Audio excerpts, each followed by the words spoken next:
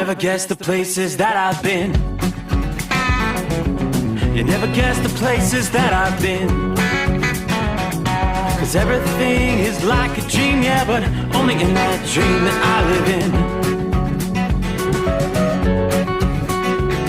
I'm never gonna let the day begin. Never gonna let the day begin. 'Cause everything is like a dream, yeah, but only in that dream that I live in.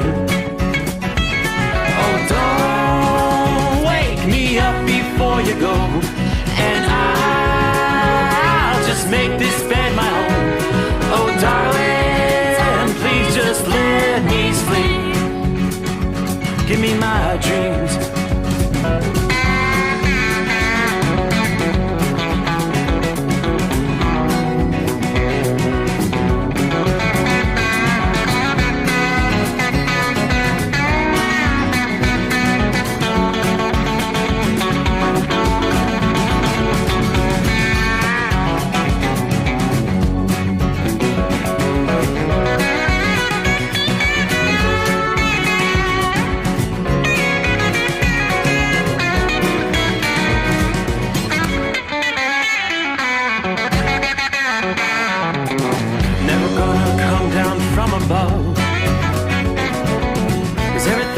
Better from above. Nothing's ever as it seems, yeah, except in that world that I dream of. Never gonna lose the ones I love. Never gonna lose the ones I love. 'Cause everything is like a dream, yeah, but only in that world that I dream of. Oh, don't wake me up before you go, 'cause I can't face this day alone. Oh, darling, please just let me sleep. Give me my dreams. Give me my dreams. Give me my dreams.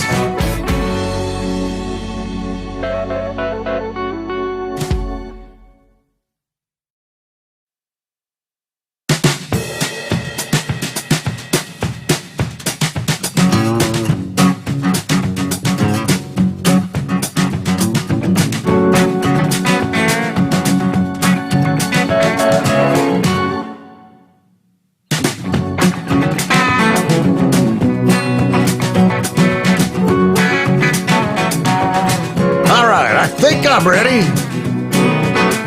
Everything working? Looks good here. All right, we're ready to roll. How's your week going? Ready or not, here comes Hump Day. There we go. Oddly enough, we hadn't heard from Horse Feathers in 2 nights. Now look up at the screen and something about Mike. It goes on and on. Mike. Okay. Yeah, we're all set to roll here. Finally, a night in our neck of the woods where it's not snowing. Now, granted, we didn't really get buried. We just had several consecutive nights of just enough light snow over a period of time to make the roads kind of slick, dangerous on the bridges and overpasses. So. At least tonight in this region of the country, we are high and dry, clear skies, which, of course, that allows for temperatures to drop. Going to be a cold night.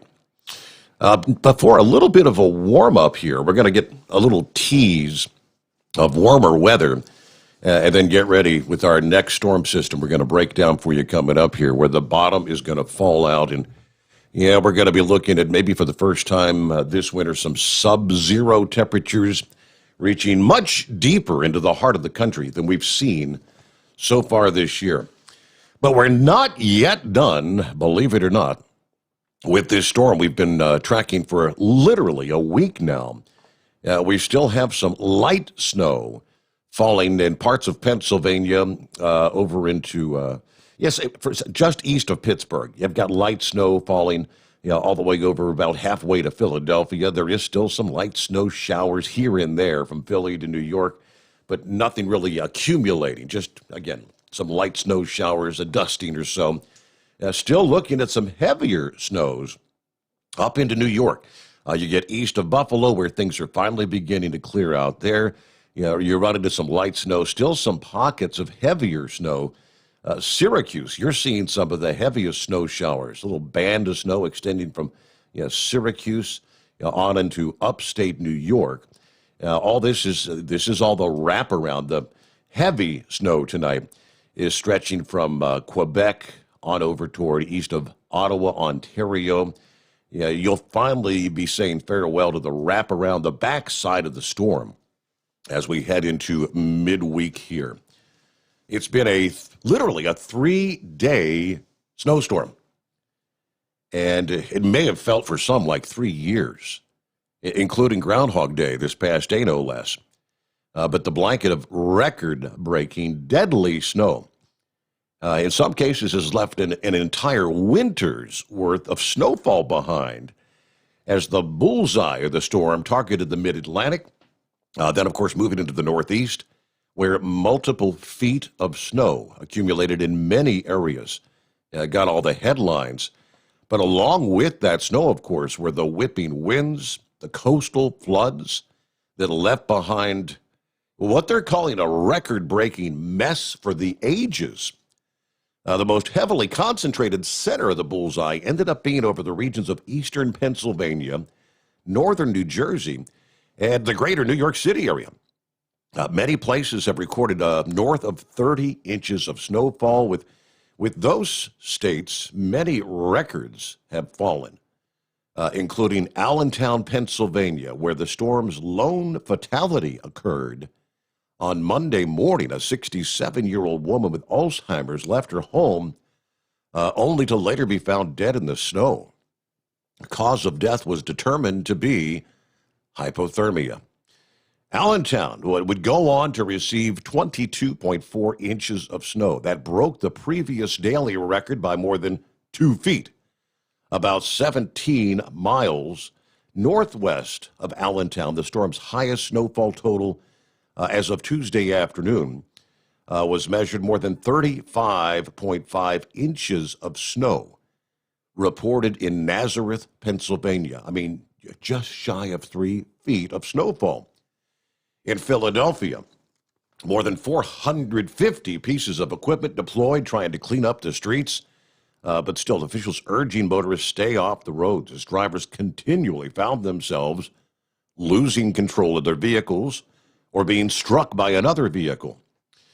Philadelphia International Airport, where they recorded nearly 8 inches of snow, forcing the cancellation of at least 130 flights there.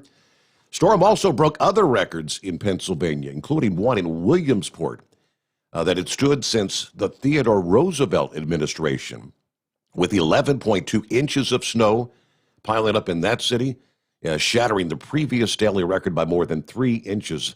That's a mark that stood for 113 years, if you could imagine. About 80 miles to the south, the capital city of Harrisburg tied their 113-year-old daily record.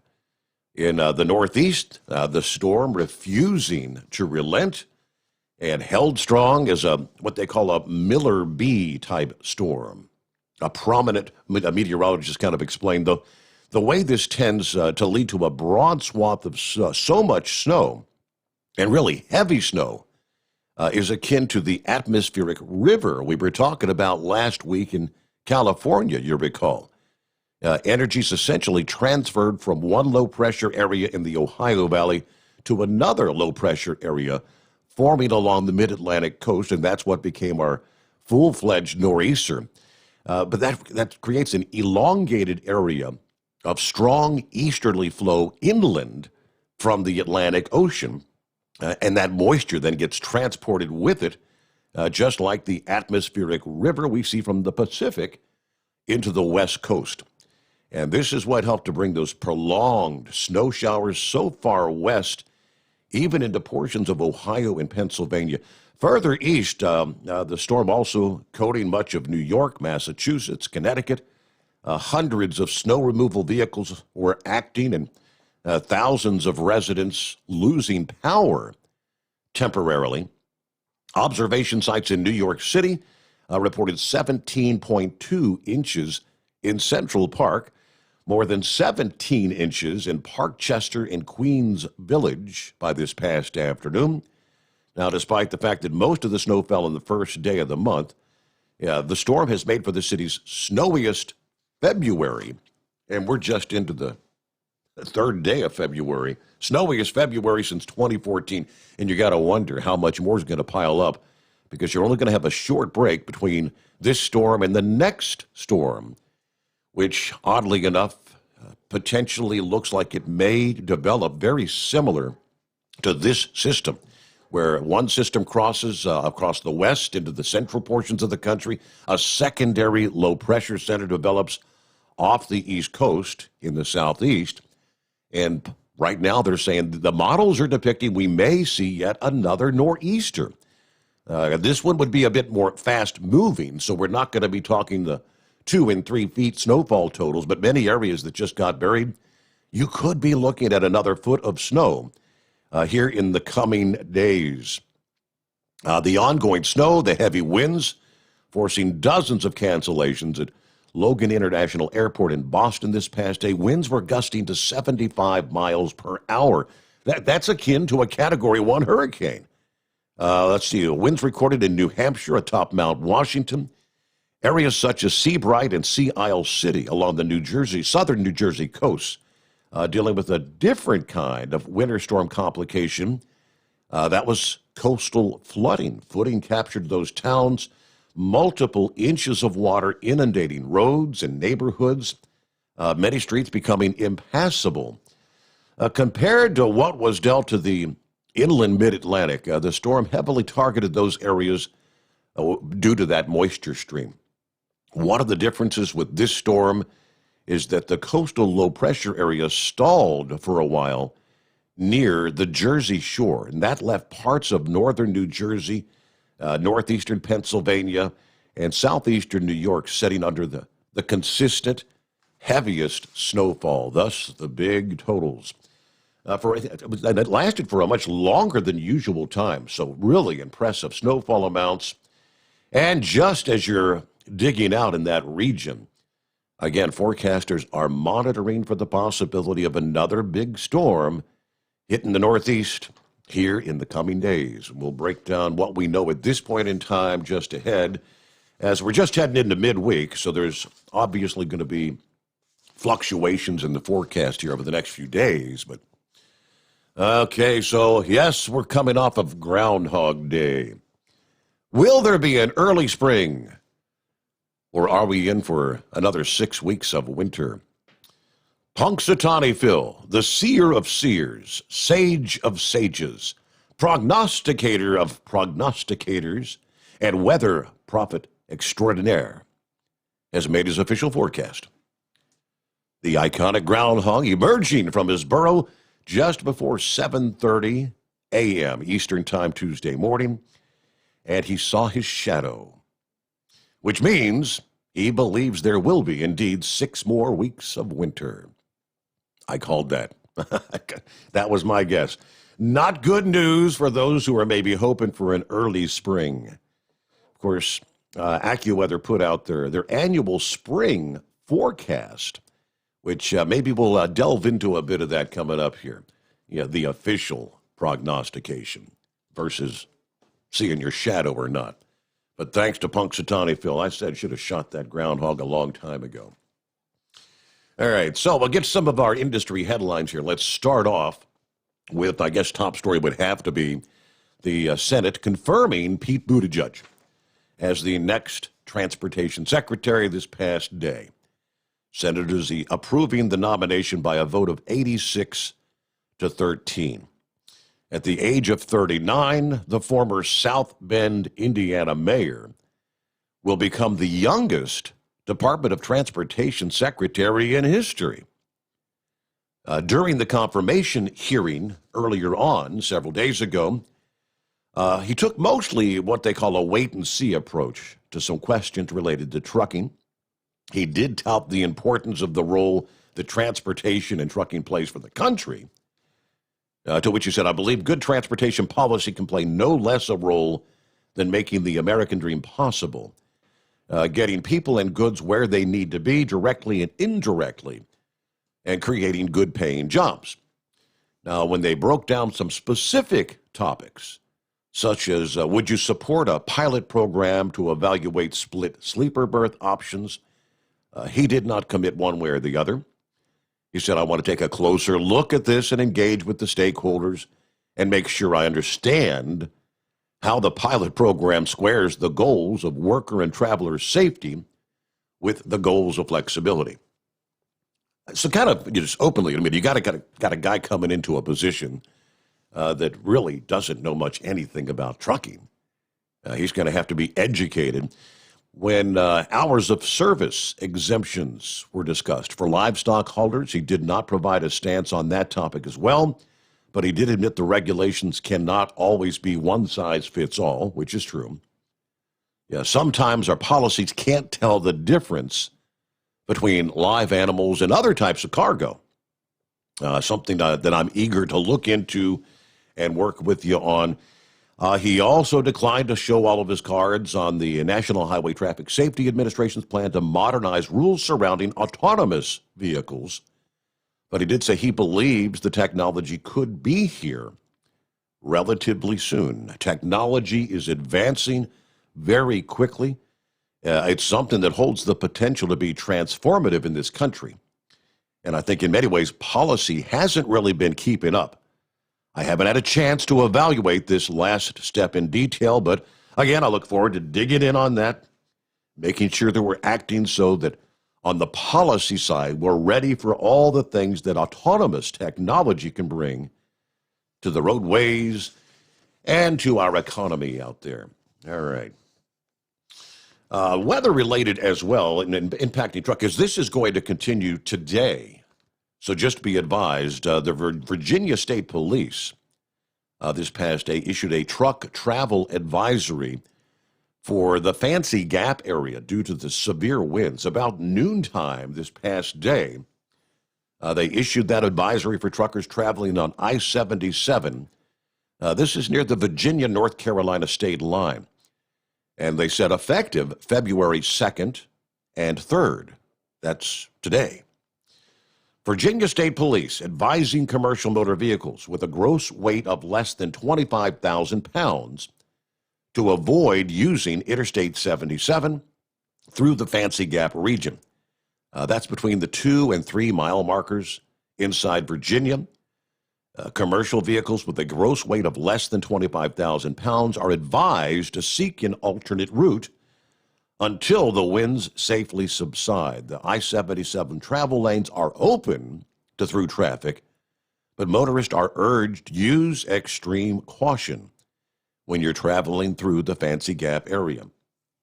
We had a total of at least 4 trucks overturned by the winds there on I-77 near the mile marker 2 this past morning. The first blowover was a little after 5:30 in the morning. A truck traveling north on 77 toppled by the winds, causing the truck to land on a guardrail. Truck driver, thankfully, was not hurt. Then about 6:20 a.m., a second truck overturned on northbound I-77. That driver was taken to the hospital, but non-life-threatening injuries. A third tractor trailer overturning right about 7:45, then a fourth just after 9 o'clock this past morning. Now, neither of those drivers were injured as well. But for whatever reason, I'm assuming the wind should be beginning the process of dying down by now. But for whatever reason, they did issue that advisory for the 2nd and the 3rd. So just be careful. It's not like they're saying there's a ban, but they're recommending if you've got a light load, an empty trailer or whatnot, you might want to take an alternate route. Lastly, under our industry headlines out of the box heel, right on the heels of a major acquisition that we were talking about last week, Canadian hauler TFI announcing the purchase of another trucking company. On February 1st, TFI announced the acquisition of Brampton, Ontario-based trucking company Fleetway Transport Incorporated.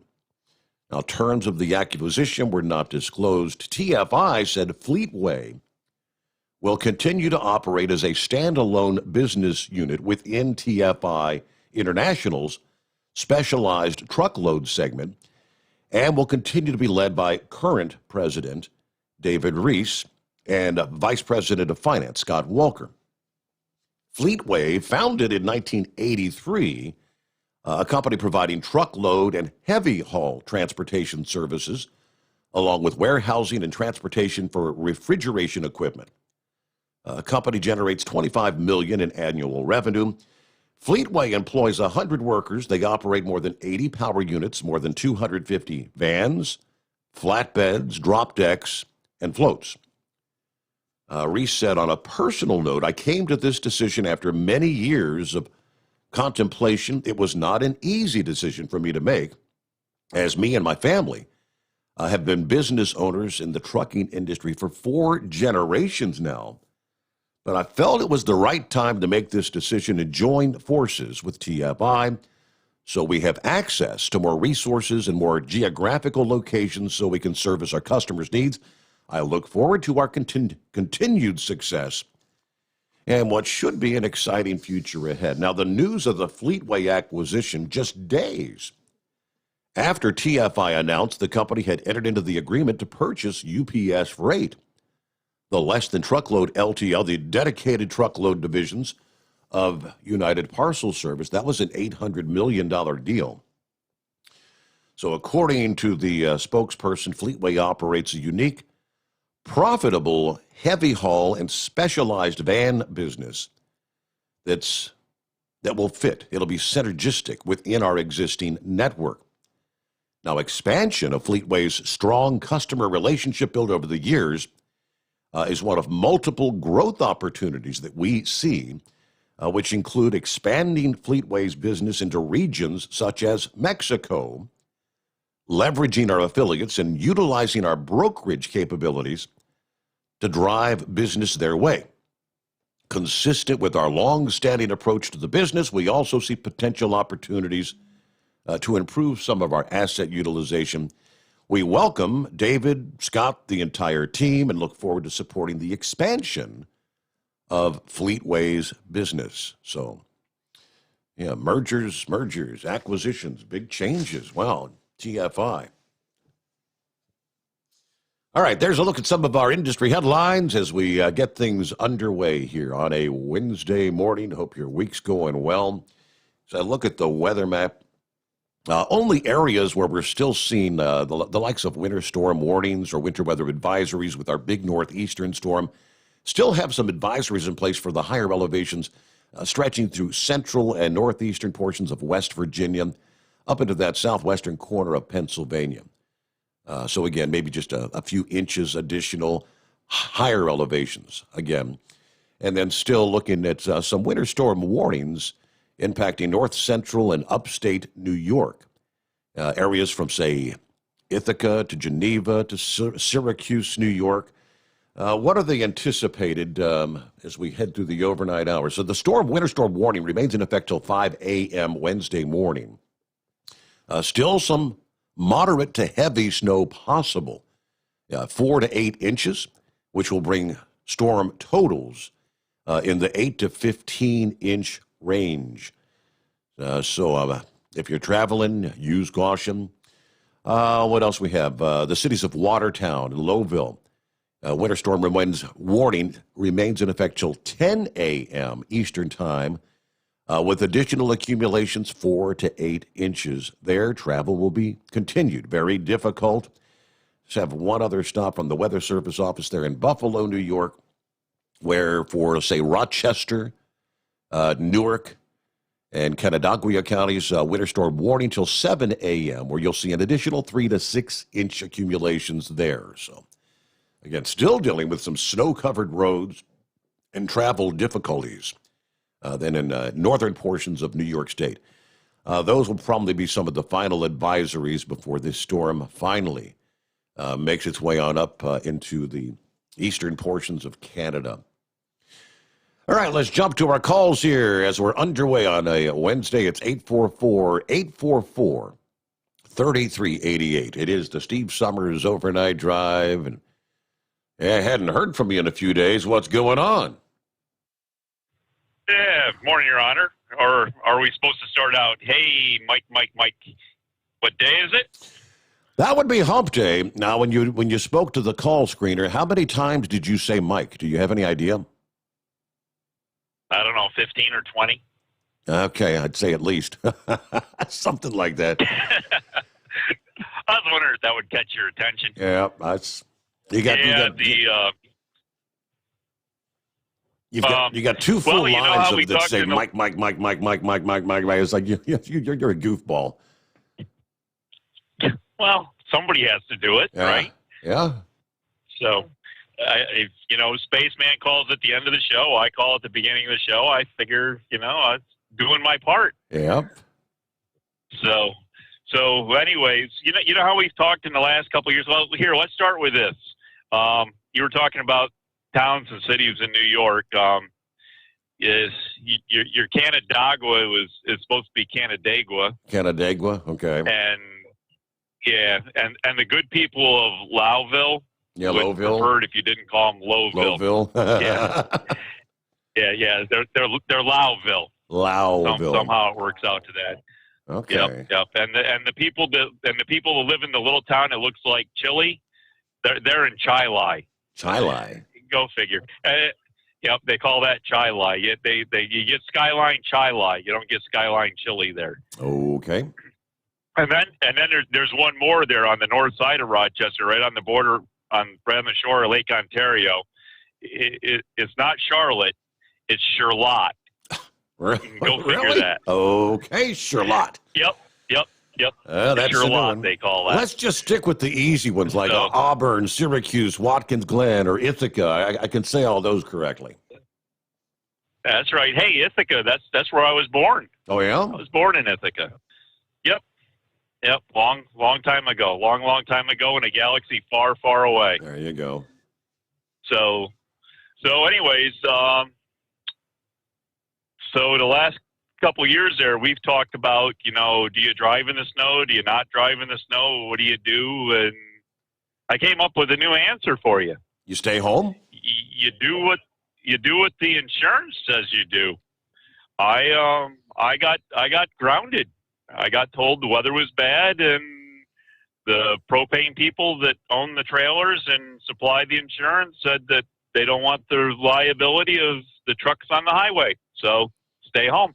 How about that? So, So two nights in a row. It wasn't my choice. Yes. So do you get paid, or was that like unpaid leave or whatever? Or? Oh, Oh, you're funny. okay. Hey, you're just a regular comedian out here. Yeah. I No. guess so. The answer is no. Okay. Yeah. No, I get paid for what my production. So this Pete Buttigieg there, wasn't he the first in the mayor? Wasn't he the first gay mayor or something? That wasn't that the way they put it when he got elected? Right. That's why he came up with the nickname butt plug. That's what they all called him. So. Yeah. So are they announcing that he's the first gay transportation secretary, or I'm not seeing that. How's that work? They didn't highlight that, oddly enough. Because they haven't missed talking about the first woman this, or the first black this, or the first Latino that. I can't believe it.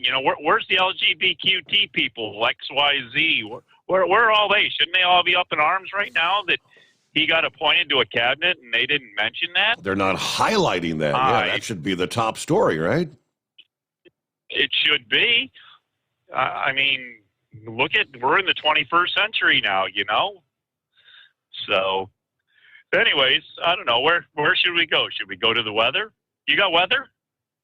We had a little bit of weather here. About 10 inches of weather here, upstate northern Maryland there. Mm-hmm. So now, since the propane hasn't been moving for the last few days, are we going to see some shortages coming into play here? I mean, it's been mighty cold. I'm sure consumption is up, and get ready for this. I mean, big time Arctic blast. Everybody's going to be firing up the furnaces late in the weekend into early next week. I would imagine that there's going to be a want for it. But I'm not sure with the amount of weather we had, how many trucks were actually able to get out there and deliver through this past few days. You know, the local home delivery trucks, they were pretty well grounded too from, you know, what you're saying there. I mean, if they had 30 inches of snow up in the Allentown area, there's no way people were getting out and about on the road. And even if they could get out on the road, they're not getting into people's houses with that amount of snow on the ground. So if people want propane deliveries, they got to make sure their tanks are cleared out, that, you know, that the drivers can pull the hose to them and make the deliveries. So yeah, there'll be a little bit of increase here at some point. And I don't know what's going to happen, you know, because you're talking about another storm coming through on Friday, and then the far out forecast I saw said another one for Sunday. Yeah. And it's going to be interesting here for the next couple of weeks in the gas and oil business. So speaking of furnaces and that, how's the Princess doing? Is you guys got done burning up all the furniture in the house to stay warm, or you guys got some installation of a new heat pump and air handling unit, or where are you at with all that? I'm still patiently waiting, Horse Feathers. I called them, day before yesterday. They said the parts should be here today, and then called them this past morning. Yeah, but they opened at like 8 o'clock in the morning. I'm right out of the box. No, the parts still haven't arrived yet. I said, well, you will call me as soon as that part arrives, right? I don't have to call you every 2 hours and see if it showed. No, we're living on space heaters. Okay. So you're going to be able to repair what you had. You don't have to replace it. I think that's what they're looking at. The motor obviously burned up, so motor, and that needs new wiring. I don't think the control board. I hope it didn't short out, because we had that replaced like 6 months ago. Something called a drip pan. I don't know what a drip pan is. I guess that's to keep the water from dripping down from the top to the bottom or something. Probably something like condensation, because you have central air, right? Correct. Yeah, so probably something like condensation to keep moisture or something off of something. But but anyways, nope. So I'm back out here until I guess the safety people or the bean counters say that it's too much of a risk to have their trailers on the road, and we'll go from there. So fair enough. Anyways, hey, I got a guy coming, so I can get going on my propane loading rack, and have a smoke. I guess we'll chat at you a little later. Don't forget, have a smoke while you're out there on the loading rack, okay? All right, let me see here. I got a couple quickly before we get a quick timeout. It's 844-844-3388. Looking at one of our messages from Gary, who says, so good to have my hero on the air. I've never called or never called the Bozo, but I listened from back in the 80s. Legendary family. Well, that's quite a compliment. Gary, thank you so much. Hobblers. Steve, yesterday on the program, you stated that you were by yourself in the studio. That's not good. All the crackpots in town are going to be looking for you. We need to start a GoFundMe page so you can get your furnace fixed. Do we need to? No, I mean, it's slated to be done. Yeah, it's going to set me back about $900, I think, but yeah, Hobblers, just kidding. Keep up the good work. Yeah, we'll be fine. We'll get through. And I got an update from our friend Tater in Sweet Pea. I guess Moose is probably on his way out there right about now, because he was going to head out like 2 o'clock yesterday morning, wasn't it? Tater said, after several phone calls and several hours, we were able to make some progress with the insurance company and Caterpillar of Dayton. We had an out-of-frame complete overhaul done in September of 2019, and they're willing to work with us on getting a replacement engine. We don't have all the details yet, but the plan is we're going to get the truck back to Dayton, and our insurance company is going to soften the blow, they tell us, to our wallet a little. Well, we want to thank everyone for their concerns and the well wishes. We've had a ton of calls and emails from everyone. It's nice to know that our friends out there, when you need them, and a special thanks to Moose, who's turning down paid freight to come to our rescue. and to Popeye for loaning us the tow bar. Now, these old street beaters are truly class acts. Thanks again to everyone. Stay safe, and we'll update you again soon. We're expecting Moose to be here maybe Thursday night, Friday morning. Until that, we're holed up in the hotel. All right, so Tater and Sweet Pea, a couple days off. And, well, I guess the good news is the engine repair shop's going to work with you. The insurance going to work with you. But, boy, there's nothing like that kind of a hit when it comes to him. Yeah, he sent me a picture this past morning. And, it was not pretty. You got a rod blown through the side of the engine. It's toast. All right, we'll get a quick break in. It's 844-844-3388 as we make our way into a Wednesday, hump day, as we like to call it, the Steve Sommers Overnight Drive, live from the Hot Shot Secret Studios. The Overnight Drive with Steve Sommers, live from the Hot Shot Secret Studios. Call Steve now, 844-844-3388. That's 844-844-3388.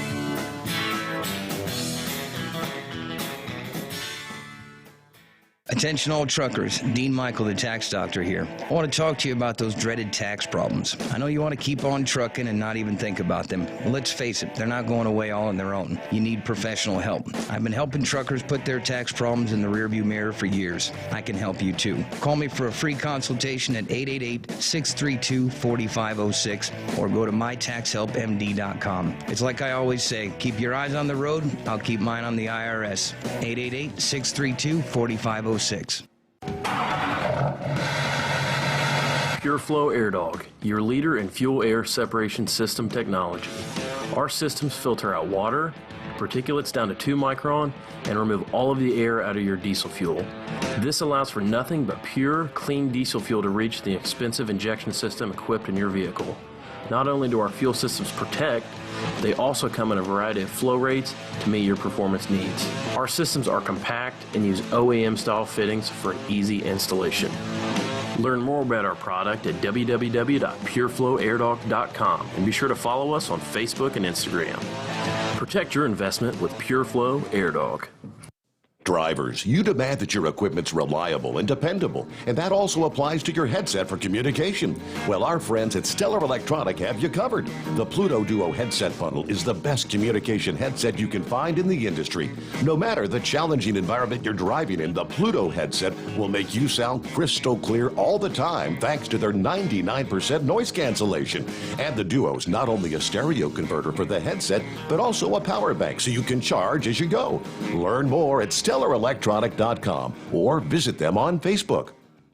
At Hot Shot Secret, we share the science behind common diesel problems. For example, Ultra-low sulfur fuels. fuel has 2 purposes, combustion and lubrication. Ultra-low sulfur fuels have diminished the fuel's ability to lubricate. Hot Shot Secret Everyday Diesel Treatment with LX4 restores lubricity, protects your engine, and optimizes performance. Everyday diesel treatment is available at truck stops, Tractor Supply, O'Reilly's Auto Parts, and online at HotShotSecret.com. Hot Shot Secret. Powered by science. And now, back to the Steve Sommers Overnight Drive, live from the Hot Shot Secret Studios.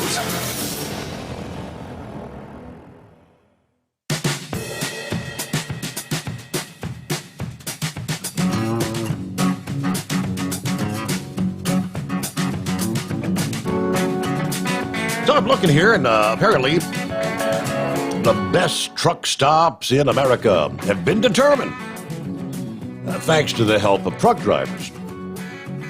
The truck stop rankings, first determined by ratings and reviews from what they call the Trucker Path app, which they then use to create a top 20 truck stop list. Then drivers voted on which truck stops deserved to be the top 5. Feedback from more than 1 million drivers helped to compile the final top 5 list. So that's a lot of drivers participating in that survey there. So I guess these must be the best of the best, according to the feedback. The best truck stops ranked as follows. Now, when it comes to independent truck stops, coming in at number 5, GC's Truck Stop, Toledo, Washington. Number 4, the Tennessean Truck Stop, Cornersville, Tennessee. Third place, Russell's Truck and Travel Center in Glen Rio, New Mexico. Number 2, the Big Apple Travel Center in Joplin, Missouri. And taking first place, Noble's Restaurant and Truck Stop in Corinth, Kentucky. How about that? Tip of the hat. Then when it comes to the big chain truck stops, coming in at number 5, Mr. Gas Travel Center, Jerome, Idaho. Number 4, the Flying J Travel Center in Mesquite, Nevada, center number 1171. Third place goes to Sapp Brothers Travel Center in Harrisonville, Missouri. Number 2, the Loves Travel Stop, number 763 in Hampshire, Illinois. And number 1, according to the drivers, the Mach 1, number 12 in Frankfort, Illinois. We do all we can to accommodate drivers with ease of access and a variety of services and payment options, and by making sure we're on every available fuel card network, according to the CEO of Mach 1, which was ranked number 1 on the list of chain truck stops. We cater mainly to owner-operators and make sure we have the lowest diesel price around, according to Sam Patel, the owner of Noble's Restaurant and Truck Stop, that placed number 1 on the independent truck stop list. We are all about food, fuel, and family because we know drivers are away from home. So we try to be that home away from home. We try to make them feel welcome. So each nominated truck stop will receive, you'll see a window decal commemorating their placement on the list. Yeah, voted number 1 by drivers all around the country. Okay, so congratulations. Now back to our calls here. What's happening this morning? The Adonis of trucking on the line. SB, how are you, Steve? Doing okay. Happy hump day. Hump day! Exactly. Washington, PA, out to New Stanton, it was snowing bad. Covering the road, left lane messed up, right lane open, speed slight down to 45. Get on the pike from New Stanton to about Somerset. It's just wet, but the snow's coming down pretty hard. Had to slow down between New Stanton and Somerset here and there. And then I just dropped down off of that last hill with the two tunnels through it, coming down into what is this? Where Carlisle and Harrisburg and all that's at, that valley. And the winds are picking up. The snow is still coming down hard, but the road's just wet. They've been salting the holy smokes out of this road. Okay. I've been at it since I left Columbus earlier this afternoon. And anyway, there you go. I thought I ran over a speed bump or something, but I think it was just Punxsutawney Phil. Oh, Punxsutawney? Yeah. Speed bump. Oh, yeah, right. I can't stand the whole concept, but whatever. Okay, 6 more weeks of winter. Yeah. Just what I did not want to hear. All right. Well, whatever. It is what it is. I enjoyed hearing what Q-Ball had to say last night. And sounds like he grew up in New York or something, like New York City. Yeah, he's a New Yorker. He's a New Yorker for sure, yeah. Yeah, I could pick that up. I heard a little bit of Brooklyn in there, and that was kind of cool. So tip of the hat there. And I'm going to get off the phone and get back to my concentration here because the wind is getting really whippy. It's starting to blow lots of snow around. So. All right, so still snowing. Holler at me later. Snowing and blowing there. All right, in parts of Pennsylvania. Thanks for the road report. Appreciate the update. And I'm sure the drivers out there appreciate that as well. What are we looking at is 844-3388. So they did a test of the SpaceX Starship SN9 prototype. And just like the launch that occurred in, December, the launch, everything went good going up. It's coming down where they're having the problems. They can get it up, but they can't get it down. Another Starship has flown high and come down hard. Now, the Starship vehicle soared on the test flight this past day from the South Texas site on the Gulf near the small community of Boca Chica Village. The stainless steel SN9 lifted off at 3:25 Eastern Time. We're talking a 165-foot tall craft. Flew well, shutting down its 3 Raptor engines sequentially as planned. They did reach the target altitude of about 6.2 miles. Then they performed a complex horizontal flip, as it would be doing during what they would do if they had to do a re-entry into the Earth's atmosphere. But then came the landing. It did not manage to slow itself down enough or get vertical for the landing.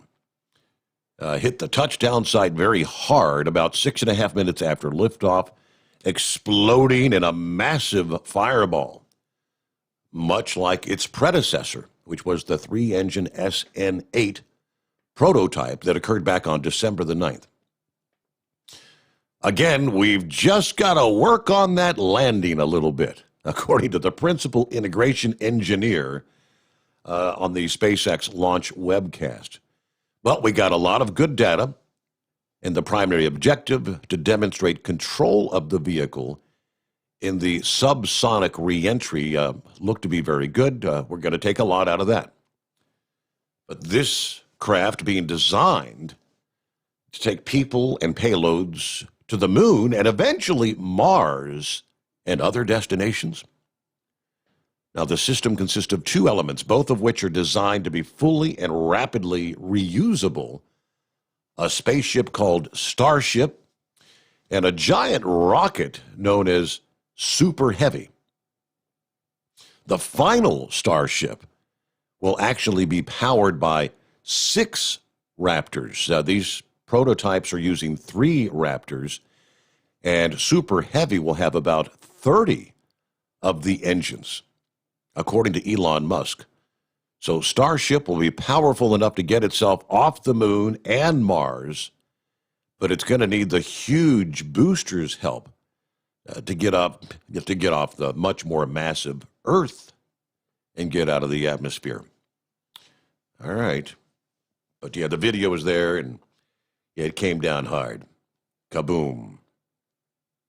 Houston, we have a problem. All right, let's get back to our calls here. It is 844-844-3388 as we make our way into the early hours of a Wednesday. What's happening with Eagle this morning? What's going on? Yeah, well, I'm one of the lucky drivers out here tonight because I'm down in Texas right now, so we don't have none of that snow.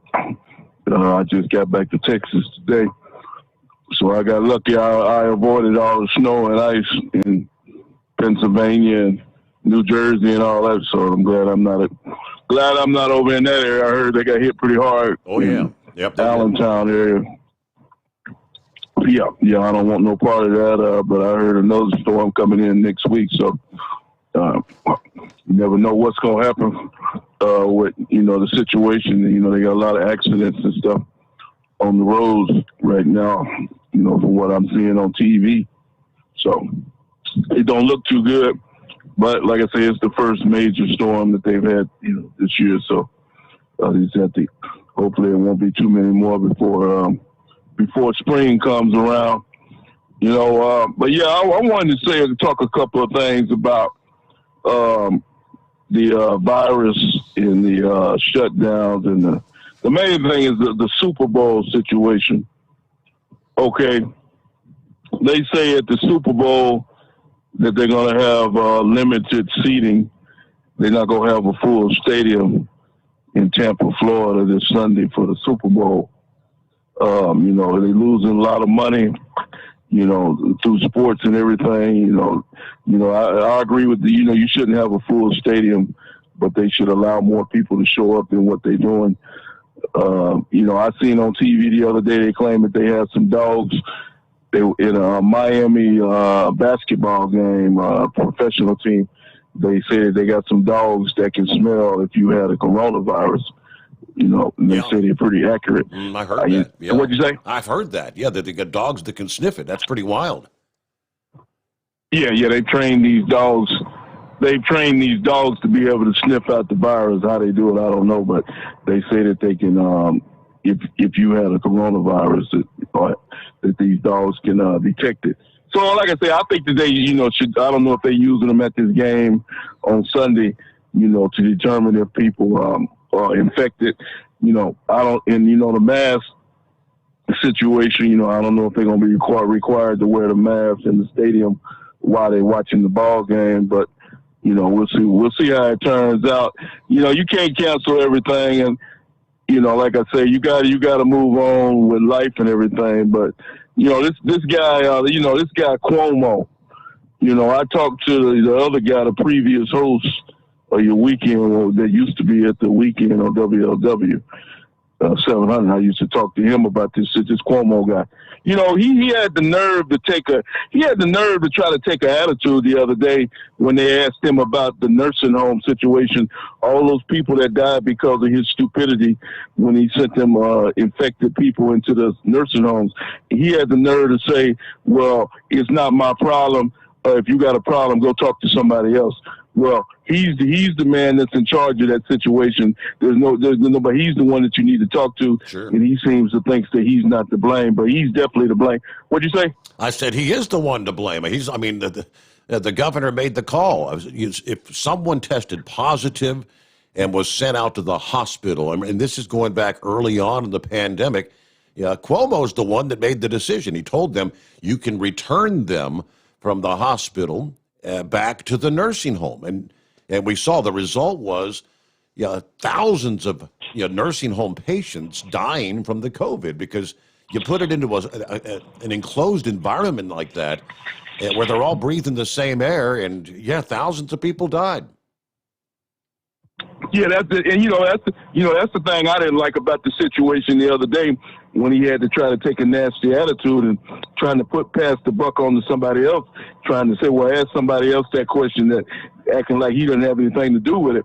This guy here, I knew he's no good to begin with, and he had the nerve to try to confront Donald Trump, and Donald Trump did all he could to try to help New York and everything. And Cuomo, he gave Cuomo everything he wanted, Steve. He sent the Navy ship there when the virus first hit.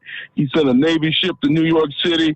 He made sure that they had all the doctors, masks, respirators, everything they could get. And Cuomo still turned his back on Donald Trump after all that Trump had done for that man, and he still turned out to be a piece of garbage. So, like I say, it's a shame, the treatment that Donald Trump got.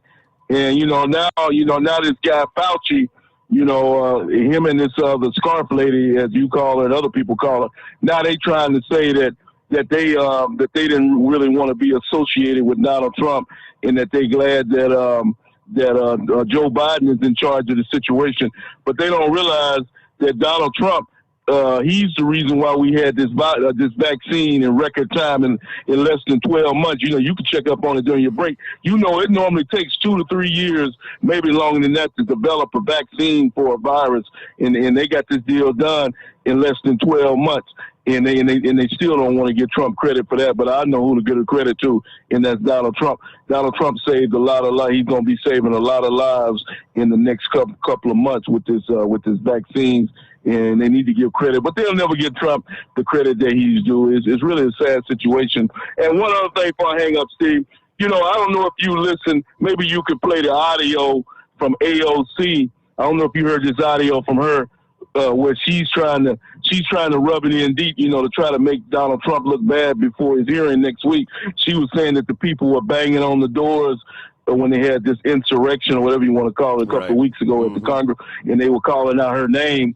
And she says that she had been raped before when she was younger, and she felt like her life was in jeopardy because the people were looking for her. These people banging on the doors, and she said that she's trying to put on a sob story to try to rub it in deep, make it seem like Donald Trump and his people were out to get her. But it's nothing but a lot of those people. Those people were not associated with Donald Trump. Those people who did that had nothing to do with Donald Trump, and they used it as a way to try to impeach Trump. But that's going to be a failure too, Steve. They've already determined that they can't get enough Republicans to support this thing, and it's going to it's just basically a waste of time and money. Nothing is going to come of this so-called impeachment, and Donald Trump's still going to come out clean, just like he's done every time before. They try to screw him 4 or 5 times, and every time he came out on top. So I'm pretty sure it's going to happen again, and thank you for taking my call, Steve. Eagle, good to hear from you. Thank you much, and we'll chat another time. All right, this is more of a kind of a local news item in my hometown of Cincinnati, Ohio.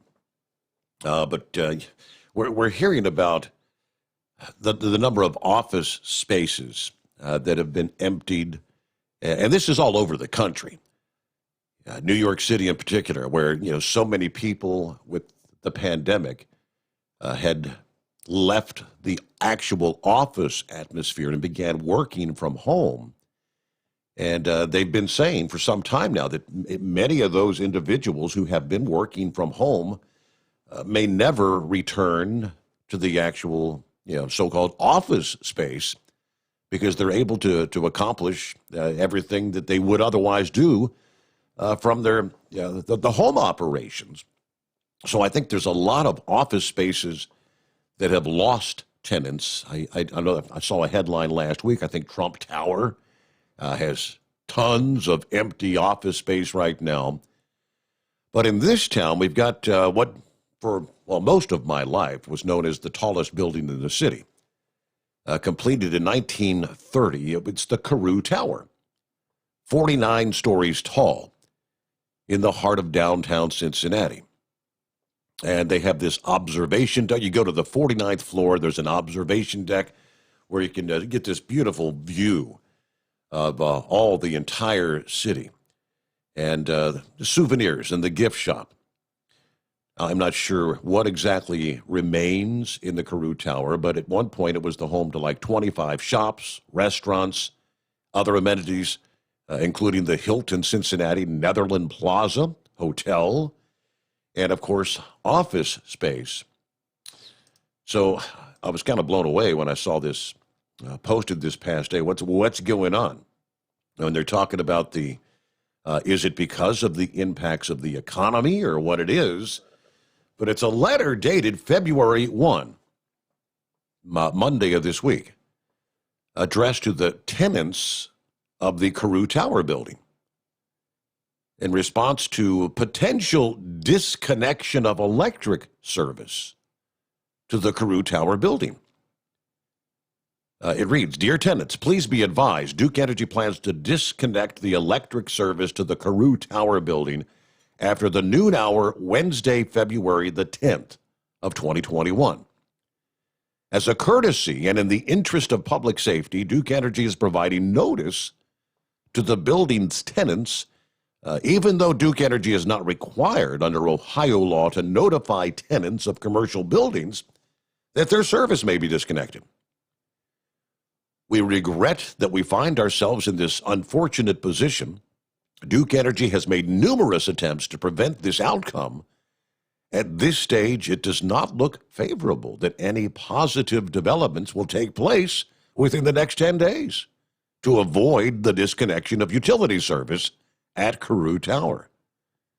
If you have questions pertaining to this matter, please reach out to your landlord, as Duke Energy cannot volunteer specific customer account information publicly.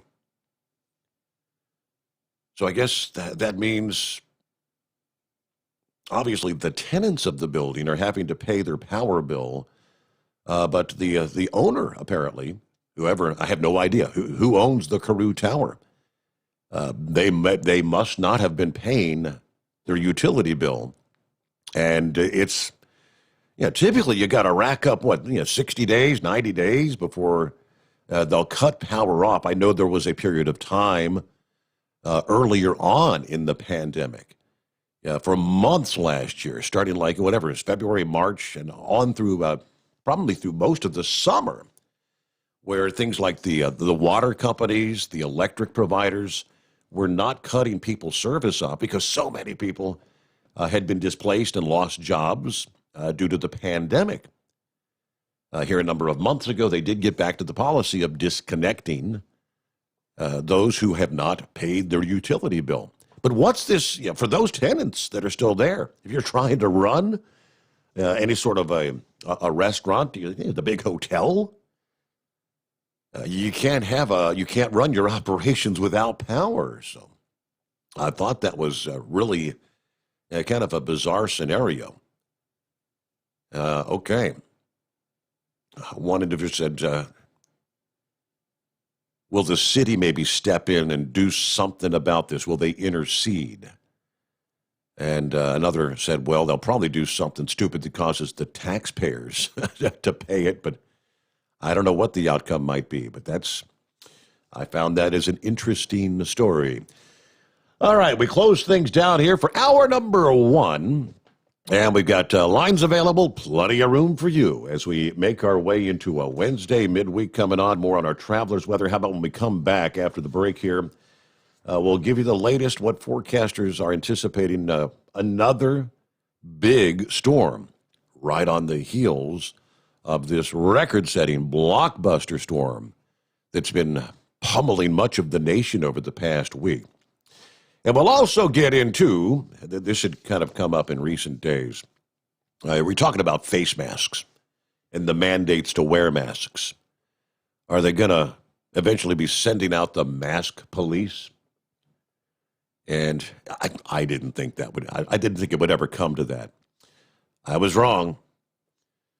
Cue the federal mask cops, as we're now required to wear a mask in planes, trains, buses, subways, taxi, car services, boats, transportation hubs, per the new order from the CDC that took effect this past day. The mask cops are coming. Like I said, we'll give you more on that. Again, it's 844-844-3388. The Steve Sommers Overnight Drive, live from the Hot Shot Secret Studios. You're listening to the Overnight Drive with Steve Sommers. At Hot Shot Secret, we share the science behind common diesel problems. For example, Fuel additives. the purpose behind most fuel additives is to impact performance of your diesel or provide protection to your fuel system.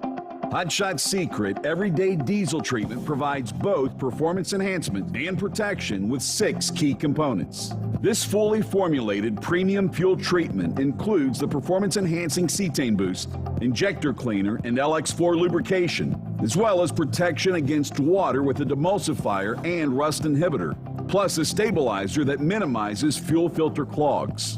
Everyday Diesel Treatment delivers a 6-in-1 premium fuel treatment for every fill-up, every time. Everyday Diesel Treatment is available at truck stops, Tractor Supply, O'Reilly's Auto Parts, and online at HotShotSecret.com. Hot Shot Secret, powered by science. PureFlow AirDog, your leader in fuel air separation system technology. Our systems filter out water, particulates down to 2 micron, and remove all of the air out of your diesel fuel.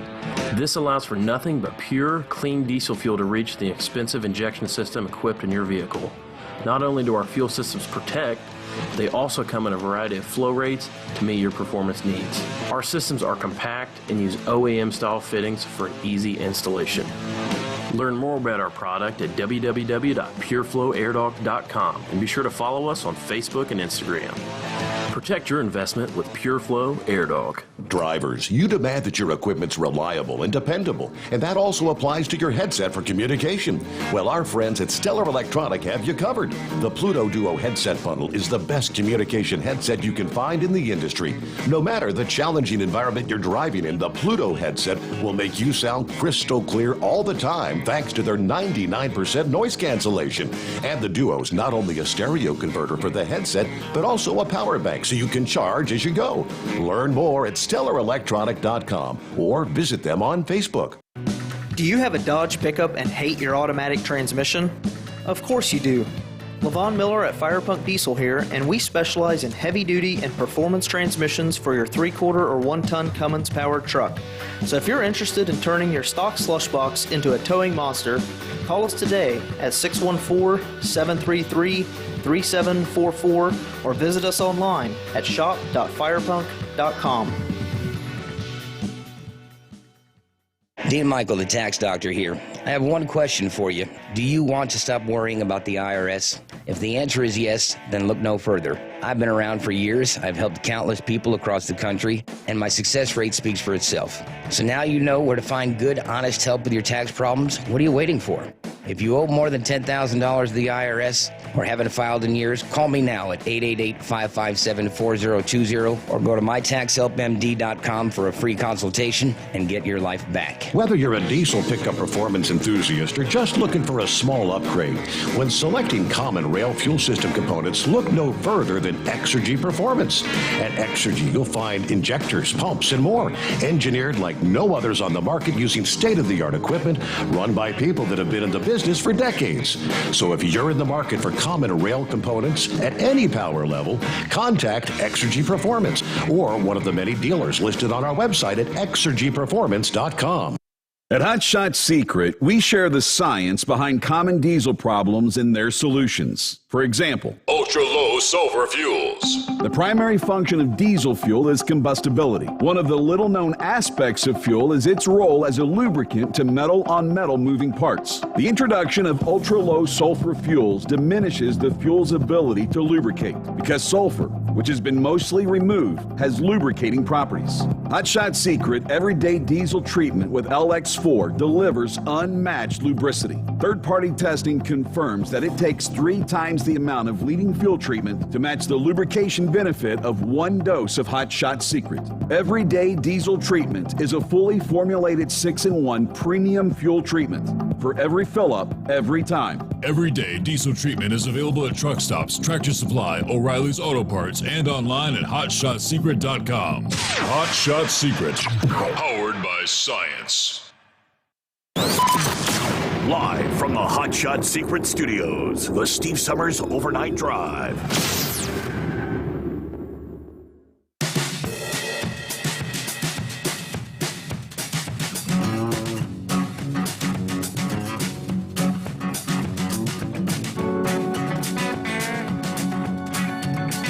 All right, we'll call it round number 2 here on a Wednesday. Good to have you with us. Hope your week's going well. Again, as always, it's 844-844-3388. Have you gone to Overnight Drive Radio and got yourself registered? Now click on the contest page. This week's contest. Yeah, the more times you can enter every day, and once you just put your email address in, and then it'll take you to another page where you can share via social media platforms and get numerous entries. For this week's Friday morning, we'll be announcing, this would be week number 2. Top prize, the Stellar Electronic Pluto Duo headset. State-of-the-art, 99% noise-canceling headset. Keep all that truck noise out of the way. And second prize, the Hot Shot Secret Big Rig Duo. That's two 64-ounce bottles of Hot Shot Secret Stiction Eliminator and two 64-ounce bottles of Hot Shot Secret Diesel Extreme. First and runner-up prizes coming up Friday morning. And again, very simple to enter. Just go to overnightdriveradio.com. You can't win if you don't get registered, though. Under our traveler's weather, okay, record-setting snow. It's not even in the rearview mirror yet for the Northeast. But yet this past day, Groundhog's Day, no less, forecasters are already analyzing an upcoming pattern that may yield yet another major snowstorm. A storm could form in the same area as this last storm with the potential for it to chug right up the East Coast, bringing another shot of heavy snow to areas that are still trying to dig out. There's a chance big cities along the 95 corridor, Washington, D.C., Philadelphia, New York, and Boston, and those surrounding areas could endure another significant snow event, really adding to the significant snowpack that's already on the ground in some places. Now, and top it off with a blast of Arctic air that's going to ultimately plunge nearly 2/3 of the country into the deep freeze, some of the lowest temperatures we've seen this winter. Now, for at least the next week, the weather looks pretty tumultuous for the eastern 2/3 of the country. AccuWeather forecasters say it's going to take days for the pattern to take shape that could spawn a whopper of a storm along the East Coast. And it's all going to be set in motion by a winter storm that's going to sweep into the plains starting Thursday into Friday. The flow's going to change. We're going to be looking for another big dip in the jet stream behind that first storm. And this is the dip in the jet stream that's going to bring the coldest air mass of the season across the Midwest and especially into the Northeast. Anytime you get an injection of cold air, you have two chances for snow. First on the front end and then on the back end. Well, we're going to have a chance for two storms on the front end of this one. So the first storm occurs along the leading edge of the cold air across the Midwest starting Saturday. And as that system moves off to the Northeast, the big changes are going to come into play. And all the ingredients may come together for another hard-hitting winter storm. As the cold air continues to spill southward, we'll get a secondary storm developing off the Carolina coast once again. And this is the one that has the potential for being another blockbuster snowstorm. However, the secondary storm could head out to sea without having a huge impact as a snowstorm. And that's where the uncertainty comes into play right now. As is typical, there's a number of pieces in the atmosphere that are going to be at play, determining where this weekend storm tracks. One particularly important piece will be a weak storm moving through the Ohio Valley and the Great Lakes ahead of the big storm. Now, this storm could draw the coastal storm westward, or it could, as we just witnessed with this last storm, it could phase with the storm, which would lead to a track closer to the coast, and likely that's where you'd see the blockbuster snowstorm for the east. But at the same time, they said the same storm could instead help to push that next larger storm further off the Atlantic coast, which in turn would cause it to bypass most of the East Coast. So two possibilities. Now, there will be at least some snow spreading from the Ohio Valley into the Northeast with that first disturbance. So even if the big storm bypasses the region, there's still going to be some slippery travel conditions. Yeah, the primary storm will at least occur no matter what, referring to that first storm. So we'll be looking for accumulating snow occurring from Kansas City and St. Louis into western Pennsylvania, slippery travel along routes like I-70 this weekend. If that bigger secondary storm does come to fruition, forecasters say many that are already digging out may see another round of double-digit snowfall totals, which would be major disruptions. In that scenario, where that secondary storm kind of hugs the coast, Heavy snow could also break out from the Appalachians through New England, with a full-blown blizzard likely to unfold in the Northeast. Just what you wanted to hear. Now, if the storm moves further west still, then we could be talking different problems along the eastern seaboard. A storm tracking closer to the coast or even just inland would mean more rain and wind for those near the coast. It could also bring a prolonged flooding threat from both rain and surf action. So they tell us, regardless of how the pattern plays out, one thing that all the forecasters seem to agree on is this Arctic blast that's going to first target the plains and then be pushed eastward, bringing in some bitterly cold air for this weekend. How cold, you say? Well, forecasters say North Dakota, northern Minnesota may be flirting with minus 40 degrees. You heard that right. And that is not a wind chill. That is actual air temperature. Wow, 40 below zero. And then you add the wind in.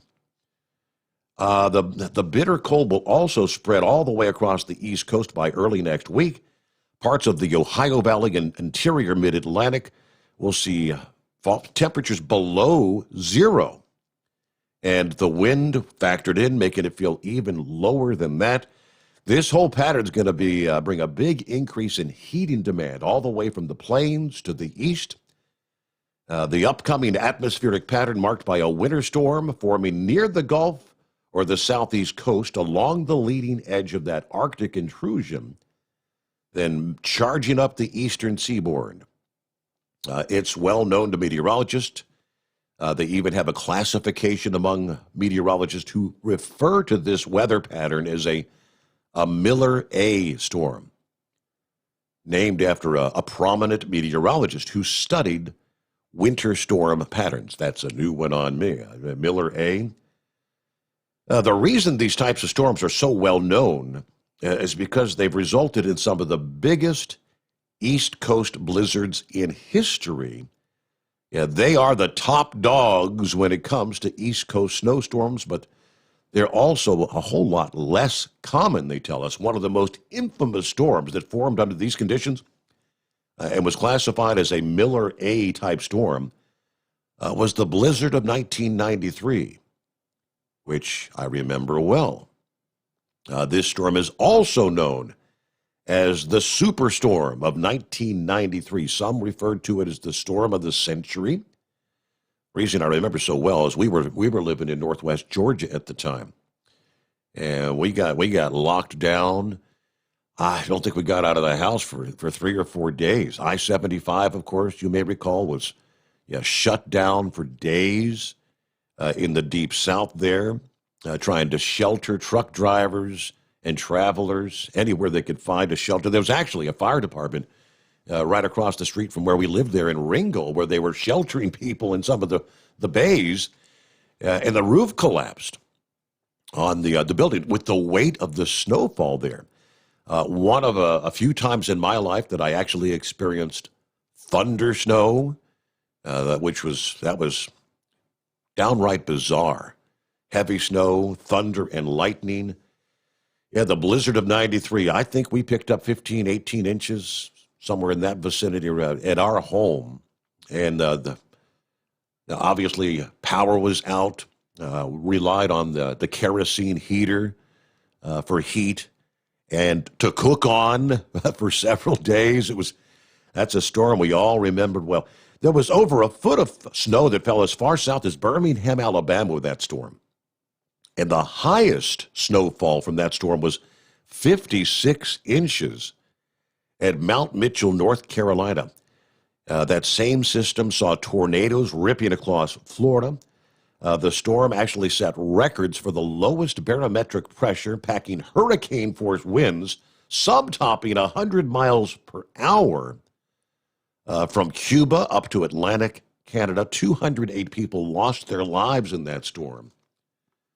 Now, forecasters say this storm is not likely to become anything like that, but it still could be a powerhouse storm if it does come to fruition. Blizzard of 93 was different. a completely different magnitude. When it comes to other storms in this category, there's a reason that storm is called the storm of the century. And it's still being studied by meteorologists to this day, they say. The storm was a precedent to how powerful they can become. Still, some of the peak snowfall totals, 2 to 3 feet, and hurricane-force winds just off and along the New England coast are not uncommon occurrences when these kind of storms occur. I was doing morning radio, working there in Dalton, Georgia at the time.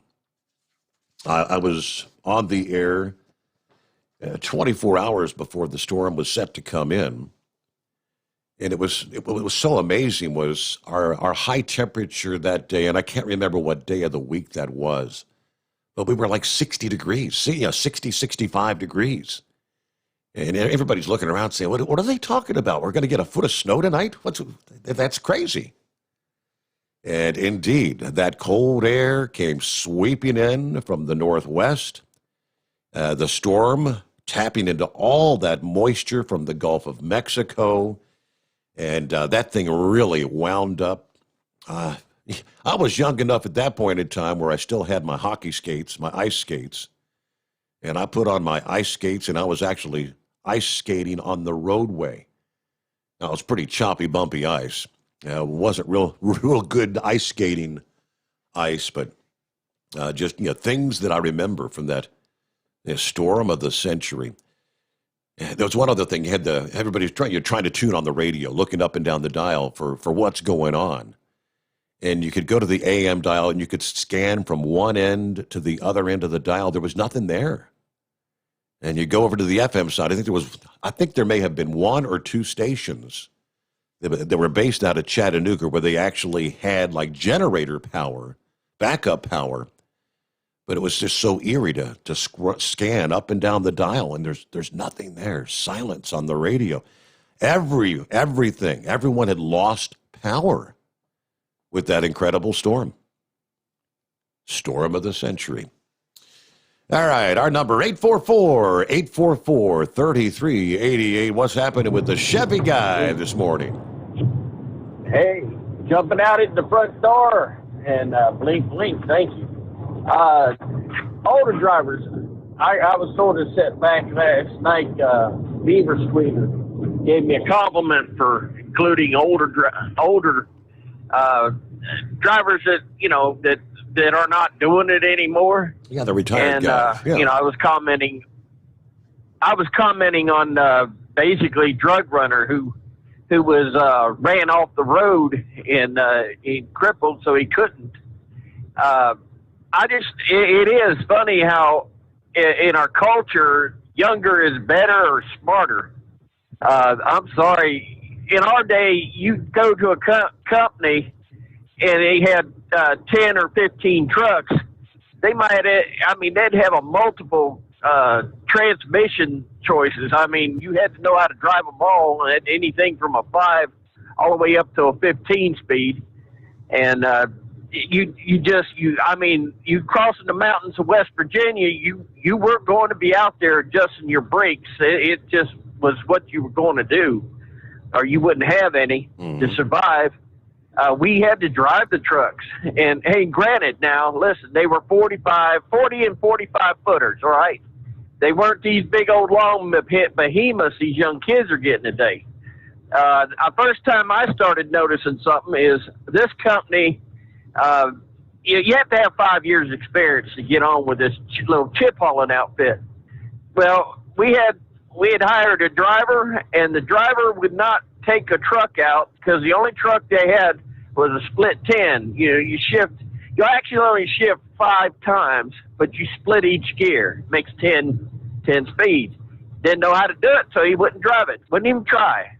Let the truck sit there, and you scratch my head. I think, man, I'd have been in it and just have learned how to do it.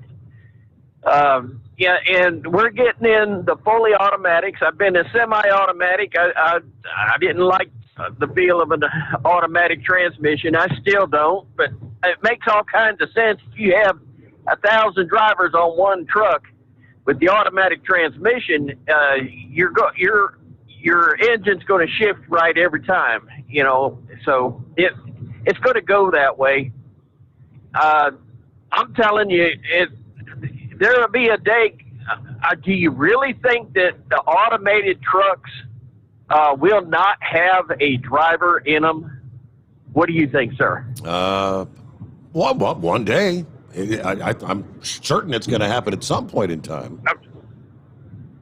Okay, I fully believe there will be a operator in that truck. He may not have a steering wheel. I mean, I could see a day. Trucks have changed so much in the 42, 43 years that I've been in a truck. I can see a driver that's just now getting into the business today, and 40 years down the road, I could see operators coming up to him and ask him, what was it like to shift gears and have your hands on a steering wheel all day, steering a truck?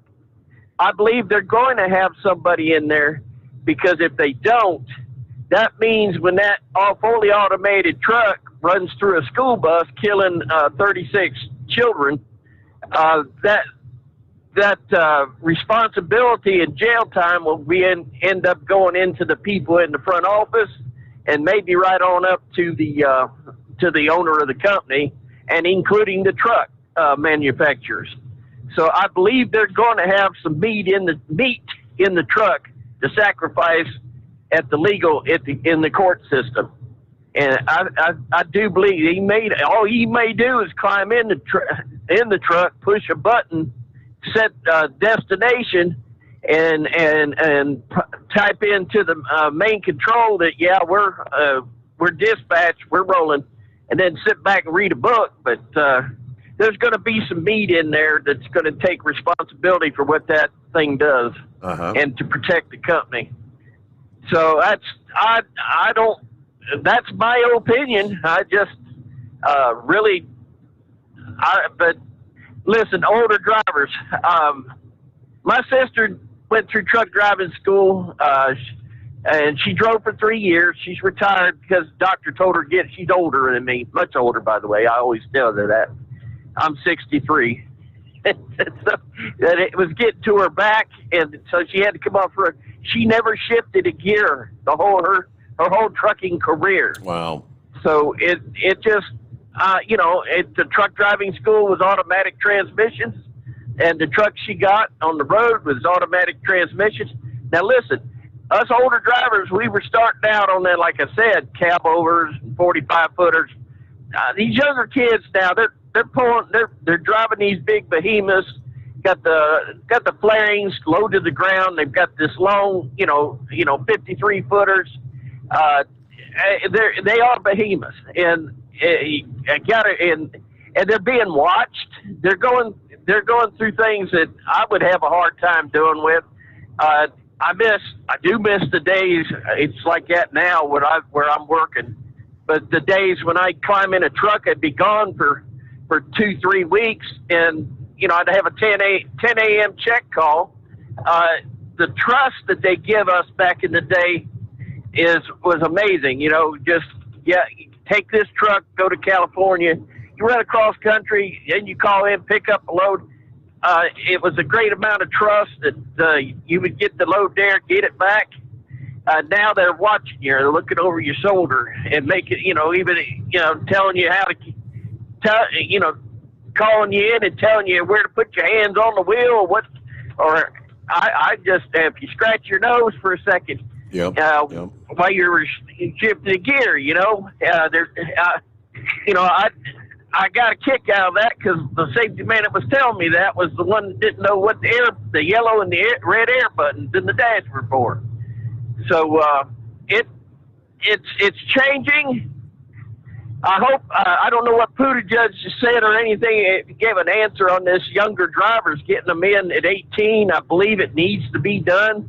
At least get them in working as team drivers, getting them broke in, because seriously, I'm coming off an icy mountain in Pennsylvania one day, and just give you a thought. You seen this big old, we won't name the company, Swift, coming off behind you. Everybody is staying in the wheel tracks, and we're easing off at at 45 miles an hour in a steep grade, and you see a Swift flying out there in the left lane, just letting it roll, blowing past you, and you got to wonder, like my sister, did he train in the summertime, and now this is his first time ever on ice? It just the experience older drivers bring to this stuff is amazing, and it just hey, we're not out as long as you've been out here and you drove anything from a S10 pickup all the way up to a Ute truck. You know how to do it. You've got that experience, and you got something to share. Just because you went home, and especially if it wasn't your choice, it was your health or something happened to you. Lord, our country doesn't respect our elders, and that's what it comes right on down to. That's plain and simple. That's about all I've got. I'm going to let it slide back in the rocket chair and copy the mail, Tim Ford. There you go. All right, Chevy Guy, back on the road again, as they say. Yeah, this is a battle that's been going on literally for years now, but on and on it goes. And as we all recall, going back before Donald Trump actually was elected President of the United States. Remember the whole debacle of the video, the interview that mysteriously surfaced after years. It'd been around for the longest of time, but Donald Trump speaking, I forget who he was even talking to, but the whole term of grabber by the, came into play. Grabber. There's a guy whose name is Grabber. Grabher. That's his last name, Lauren Grabber. And he's had a personalized license plate for 30 years with the name Grabber on it. But going back to 2016, with that whole thing of Donald Trump and Grabber by the hoo-ha came into play, some busybody apparently made an anonymous complaint. That's offensive. It's hatred toward women. No, busybody, it's the guy's damn name. Lawyers for a Nova Scotia man fighting the decision to revoke his personalized license plate bearing his surname. Grabber. Say it's about fundamental rights and that it's not a trivial matter. Lauren Grabber's Nova Scotia plate, which again he had for nearly 30 years, revoked by the Registrar of Motor Vehicles in December of 2016 after they received a complaint. Grabber, who was represented by the Calgary-based Center for Constitutional Freedoms before the Nova Scotia Court of Appeals, which reversed its decision on Tuesday, maintains that the province infringed on his freedom of expression.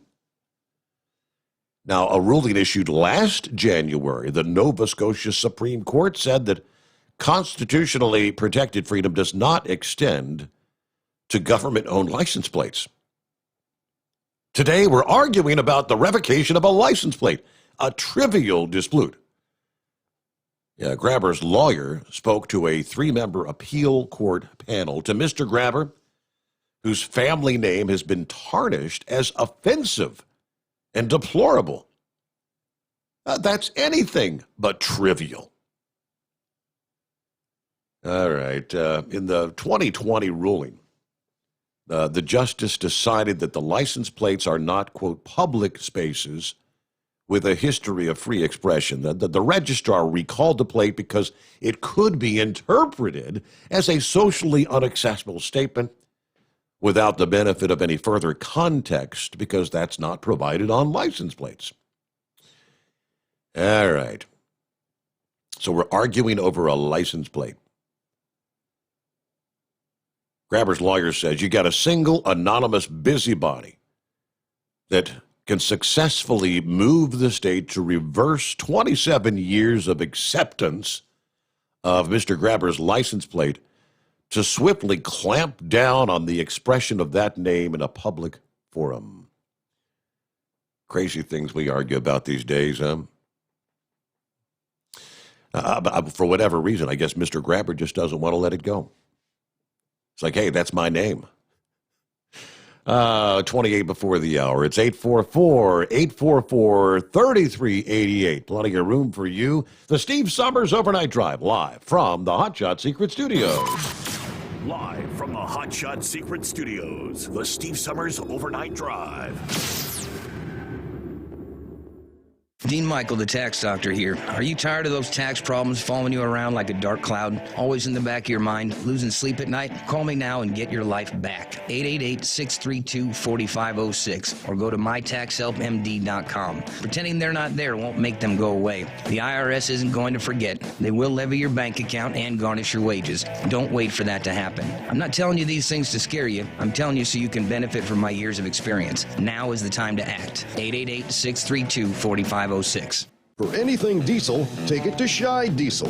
They provide a wide variety of services and diagnostics to determine what the problem is with the latest technology. From simple oil changes and preventative maintenance to fuel system diagnostics and repairs, engine rebuilds and cylinder head repairs, and rebuilds with our in-house machine shop. They also have on-site DPF cleaning for exhaust issues and DOT inspections. If your diesel is asking for some attention, Shy Diesel has the specialist you need for anything diesel. Located in Terre Haute and Lafayette, Indiana, and Effingham, Illinois. Shy Diesel has you covered. Getting a good night's sleep while on that long haul can be quite the challenge. That's why Commercial Vehicle Group has partnered with Serta Mattress to bring you the Bostrom plus Serta Mattress for the best night's sleep possible while you're on the road. The Bostrom plus Serta Mattress, manufactured with Serta's patented Cool Gel Memory Foam, acts to dissipate body heat and eliminate pressure points, which reduces the tossing and turning that can be so disruptive to your sleep. The Bostrom Serta mattress comes in two thicknesses, 7 and 10 inches, offering support to drivers of all shapes and sizes. The mattress comes in the standard 80-inch length with 4 widths, 32, 36, 39, and 42 inches. For more information on the mattress or where to buy, call us at 800-459-7328. That's 800-459-7328. At Hot Shot Secret, we share the science behind common diesel problems. For example, Fuel additives. most fuel additives either impact performance or provide protection. Hot Shot Secret Everyday Diesel Treatment provides both performance enhancement and fuel system protection. Everyday Diesel Treatment delivers a 6-in-1 premium fuel treatment for every fill-up, every time. Everyday diesel treatment is available at truck stops, Tractor Supply, O'Reilly's Auto Parts, and online at hotshotsecret.com. Keep the bugs off your glass and the smokies off your ass. This is the Overnight Drive with Steve Sommers.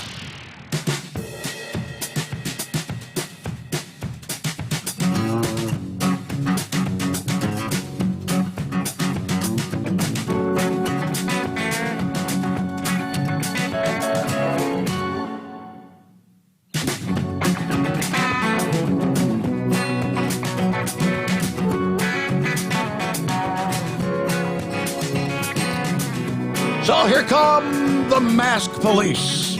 That's no kidding. Seeing as we're now required to wear masks, planes, trains, buses, subways, taxis, Ubers, boats, transportation hubs. Masks must be a style approved by the federal government, and they must fit properly. Failure to comply will result in your being prohibited from traveling. You may be booted from the transit in question, and potential criminal penalties.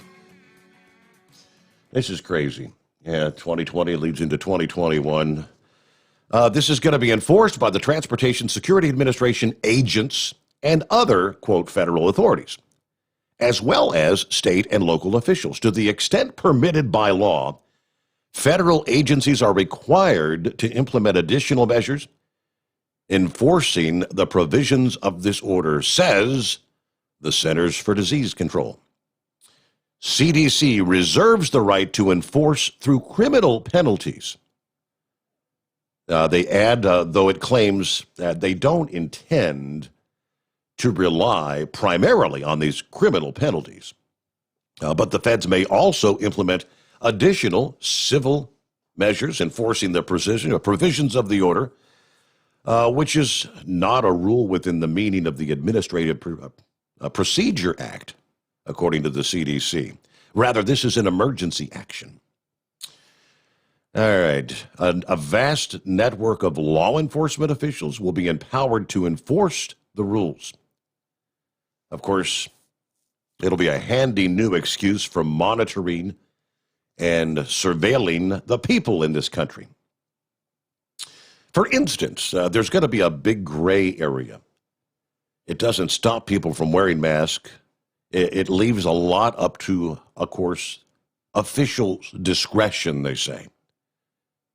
So travelers can take masks off while eating, drinking, or taking medication, leaving room for a lot of individual judgments of what is a reasonable or appropriate amount of time to not have your mask on. It's all subject to interpretation. All right, what about what type of mask? It has to be a certain kind of mask. It cannot be a bandana, a scarf, a ski mask. It cannot fit too loosely or too tightly. Now, it cannot contain the exhalation valve. It cannot be made from knitted fabrics, leather, plastic, or vinyl. Once again, that leaves a lot of room for authorities to kind of pick and choose who they're going to target for enforcement. The crazy world we live in, but get ready for the mask cops. Here they come. And then Dr. Fauci, I don't know, I think I printed that story up. Dr. Fauci now is suggesting we might need to double up on our masks. Mask on top of a mask. Because we've got these new variants, these mutated versions, the UK version of the COVID, the South African mutated version. Now we're going to double up on masks. All right, with that, it's 844-844-3388. You can't make this stuff up, I'm telling you. The Steve Sommers Overnight Drive. What's happening, Cool Breeze? Hey ho, Steve Areno. How you doing tonight, sir? Hanging with him. What's going on? Oh, same old, hanging around the house. I'm officially disabled, retired now. I finally got a ruling after 3 tries to get disability. I had the little court thing on the phone court thing a couple days ago, and the judge ruled in my favor. And I believe it'll be a couple of months. I'll be completely on Social Security disability after 45 years of driving big trucks. Wow. Long time. Never was in an accident that anybody had to go away in an ambulance. Never been in an accident like that. That's a pretty good. I've been in some little accidents. Good record. That's. I mean, the more time you spend behind the wheel, the more likely you're going to be involved. You're not necessarily at your fault, but maybe someone else's fault. But I've always heard that it takes. It's almost like my dad used to say they never want to approve you for disability on the first attempt. That it always takes 2 or 3 tries to actually get approval for whatever reason. That's true. I think they just automatically turned you down the first and second time. Mm-hmm. And but I had actually applied 3 times, and then I got an attorney involved the last time, and then they said, well, they turned you down the 3rd time, and they said, we're waiting on your court date to come up, and I got it. I'm pretty sure I got it. I think the judge ruled in my favor for sure. my little stint in the United States Army worked in my favor because the judge just happened to be an old Army guy, retired Army guy. So that went in my favor a little bit, I think. But that was just a coincidence, I believe. But yeah, it could wear your body out riding up and down the road in a big truck. It flat out will do it, especially when you've been through as many different changes as I have over the years. I mean, the seats used to just be basically bolted to the bottom of the cab, you know, and if you felt the bump, if there was a little bit of cushion in the seat you were sitting on, that's the only springs you got, you know. But now, I mean, I drove some trucks that were brand new, and just before I retired, that it's like sitting in a spaceship chair. I mean, the thing's got 15 different adjustments on it. I know there are probably guys out there listening right now. You can reach back there, and one of the buttons, you hit it, and it actually massages your lumbar in your back while you're riding down the road. That was huge to me. That was like, oh, this is nice. And it's also you could sit up behind the wheel that many more hours and make that many more miles, you know. And Chevy guy was kind of touching on some neat stuff in there, the stuff that we've been through over all the years. You know, I basically watched it go from 40 footers when I first started, and then we went to 45s, and not long after the 45s come into play, we went to 48s. And I could remember back in the years when I drove for Jack's Cookie Company. It was back in the 70s. I drove over there for a long time. I just used to go back and forth from Tampa down here to New York City and back down here every week. I took a load of cookies up there every week. But I can remember pulling a brand new 48. I went somewhere and picked it down off the rail spur, I think, and brought it back to the cookie company that I worked for, and backed it into the dock. And it was the first new 48 they had bought. And I remember going up on the dock, and here was the owner of the company and my boss, the shipping boss, and they're all standing at the back of the trailer with the door open, looking at it with their mouths hanging open. They, God, look how big it is. A 48-footer. And subsequently, in the years after, I mean, it just went from there to 53s. One company I drove for over the road out of San Antonio, Texas, Southwest Motor Transport. Mm-hmm. Probably a lot of guys out there might be listening to the show right now. They're driving up down the road for SMT lines. 55 footers is all they pull. They got 55 footers.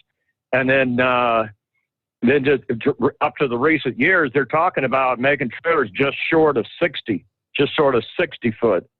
And then add your tractor length on after just the trailer length, just short of 59 and a half feet. But then I heard when the 53s came out, I remember when 53s first come out, they said, oh, we'll never use those in the city. Those will only be for over the road. Right. We'll never use those to deliver inside the city. But then, lo and behold, it wasn't but 2 years later, here I am pulling the 53, making a delivery in downtown Chicago with a 53-foot trailer. Yep. You know, that's it. I mean, they say one thing and then something else would happen. It is always, they just continually to make things larger and larger. And the automated trucks, I mean, there's already companies around that are running 8 or 10 trucks back and forth from a manufacturer to a warehouse out west that they're running some miles, but they still have 1 or 2 people sitting up in the cab, and they're just monitoring what the automation is doing, you know. And we've got automated vehicles in downtown St. Petersburg, in this area I live in, they only hold, I guess, 6 or 8 people, but they're transporting people around in the downtown area over in St. Petersburg, and they're interesting because they also keep one person in those to monitor them and watch what they're doing. But automation's probably not going to take over completely until they iron out exactly what Chevy guy was talking about. Who's going to be responsible? It's all about the liability and the insurance. When this vehicle gets in an accident, who's responsible? Is it going to be the person sitting in the vehicle that's supposed to have control of it, or is it going to be these companies, because they tested them in California. They were testing these Uber cars and stuff that were totally automated, and they were getting in accidents with them, and then they all wind up in court. Well, who's responsible for this accident? Well, surely it wasn't the automated car. Well, who knows? I mean, people make the programs that run that automation, so people make mistakes in programming things too. So, I don't know. Been a lot of changes, Steve. And more to come. I've been, somewhere down the line, the day will be there where we'll see. I mean, they're already, they're making vehicles that don't even have a cab for a individual, for a person to sit in. I mean, it's just, so it's like a rolling storage bin kind of thing. Yeah. I think the day will come, whether it's 10, 15 years or that, but a lot of it is the big insurance companies. They've got to figure out that liability question, of who's going to be responsible. Is it going to be the programmer that programmed the thing, or what kind of deal? But surely a lot of changes, Steve. A lot of changes. Yeah, they're going to have built-in overrides or something. Something that's going to maybe make the vehicle stop, which that's not necessarily a good thing if it stops in the middle of a three-lane highway, just waiting for someone to come along, not paying attention, and slam into it. A lot of questions still have to be addressed. You are correct, Cool Breeze. All right, we've got plenty of room for you. It's 844-3388. Make our way into a Wednesday. Well, the executive orders just keep on coming. Joe Biden signed 3 more executive orders Tuesday. We're reversing policies of the Trump administration, actions that the critics characterize as actually reinstating incentives for people to come into this country illegally. The orders create, number one, a task force to end the zero-tolerance policy that separated families if an adult entered the country illegally with a child. They're going to review the Remain in Mexico policy, which keeps them south of the border while immigrations are being heard, something Biden had vowed to end, and another that will streamline the naturalization process while reviewing the public charge test. Biden, in signing the orders, said, quote, "We're going to work to undo the moral and national shame of the previous administration that literally, not figuratively, ripped children from the arms of their families with no plan, none whatsoever, to reunify the family who are still in custody and their parents." Now, former border officials say this is a bad move. This is encouraging illegals to come to the country. With another stroke of the pen, Biden is doubling down on his open border strategies, encouraging illegal migration, creating the next crisis to reach our borders. Mark Morgan was the former Customs and Border Protection Commissioner. He says within 2 weeks of this new administration, our borders are less secure, our country is less safe, and the mission of our frontline personnel has become significantly more dangerous. Also, the Federation for American Immigration Reform, President Dan Stein, accusing the White House of ignoring or exacerbating the pull factors over which it had full control.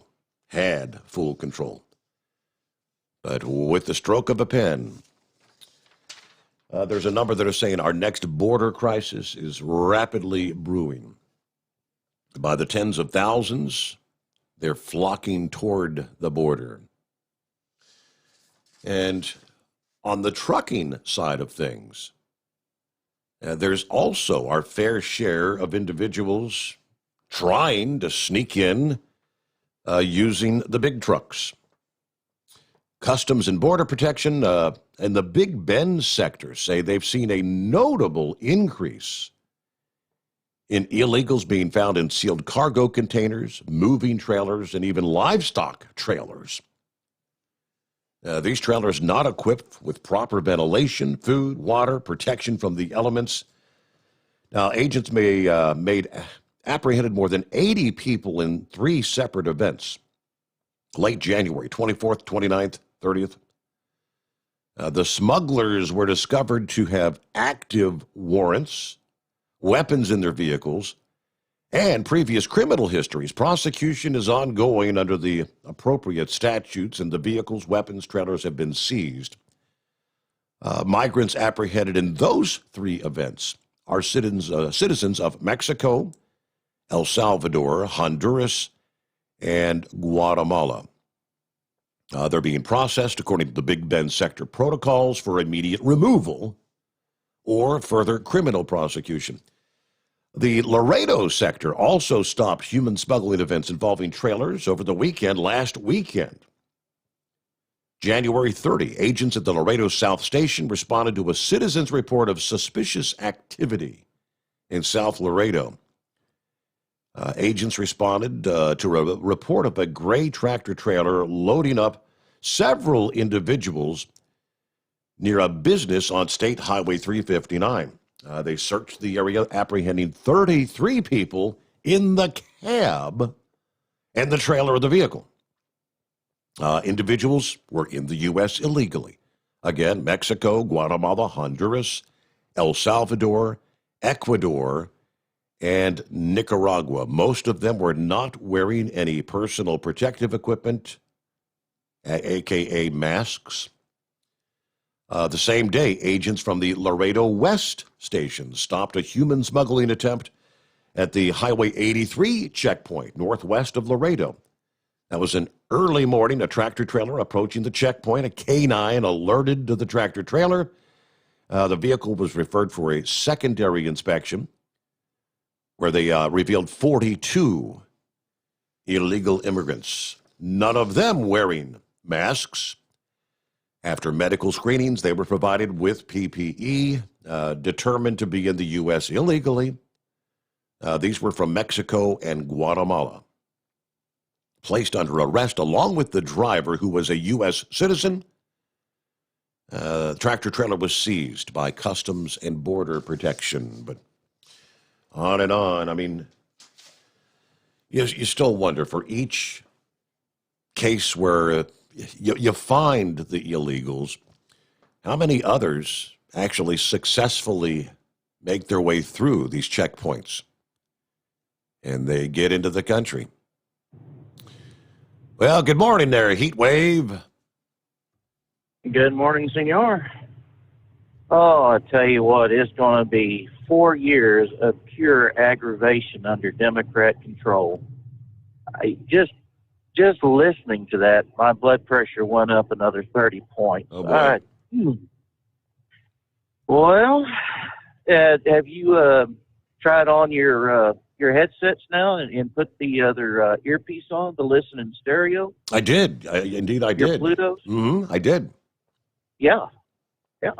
You know, I wear mine the time I get into the seat until it's time for me to get into the back. And even when I get in the back in the sleeper, well, you know, then I use them again to continue to, you know, watch a Netflix show or, you know, just listen to music before I pass out.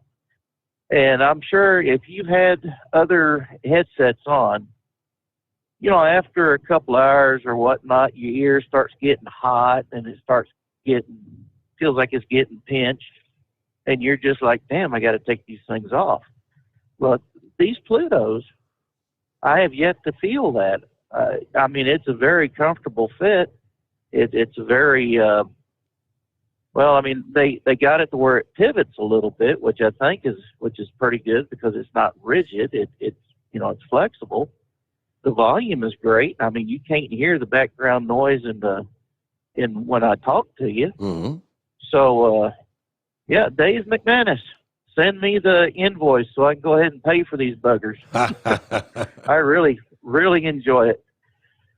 So, Yeah, we're heading up to Salt Lake City, and I know got people asking me, what's the weather going to be like out here? It's like, well, hell, I don't know.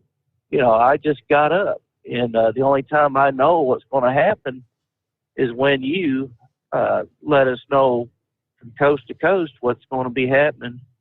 And I've got to ask you, and I know you've been complimented on the weather, but I mean, you have found, ooh, that's pretty. I guess it's a full moon out there tonight, and just looking to the north. Well, that's a big moon. Yeah, excuse me. What is your information? What is the source of your information for the weather? Because obviously, I use AccuWeather. I use the Weather Channel. Of course, I use the National Weather Service for the the various weather service offices for the actual winter weather advisories, winter storm warnings, whatever it's going to be. And of course, I'm pretty good at reading the radar myself. So yeah, you put it all together, and that's where it comes together. Yeah. Well, it seems like to me in at least the last 10 years, the weather reporting by our local stations there in Albuquerque have really gone to pot. I mean, they cannot predict the weather like they did 10 years ago for some reason. And it's very discouraging because they'll say, all right, this is what's going to happen tomorrow and in the next 3 days. Well, tomorrow comes and ain't nothing like they were predicting. 3 days later, well, the storm changed. Well, maybe you just didn't read it right. And there must be something to the European models and the style that they, figure out how the weather is going to be.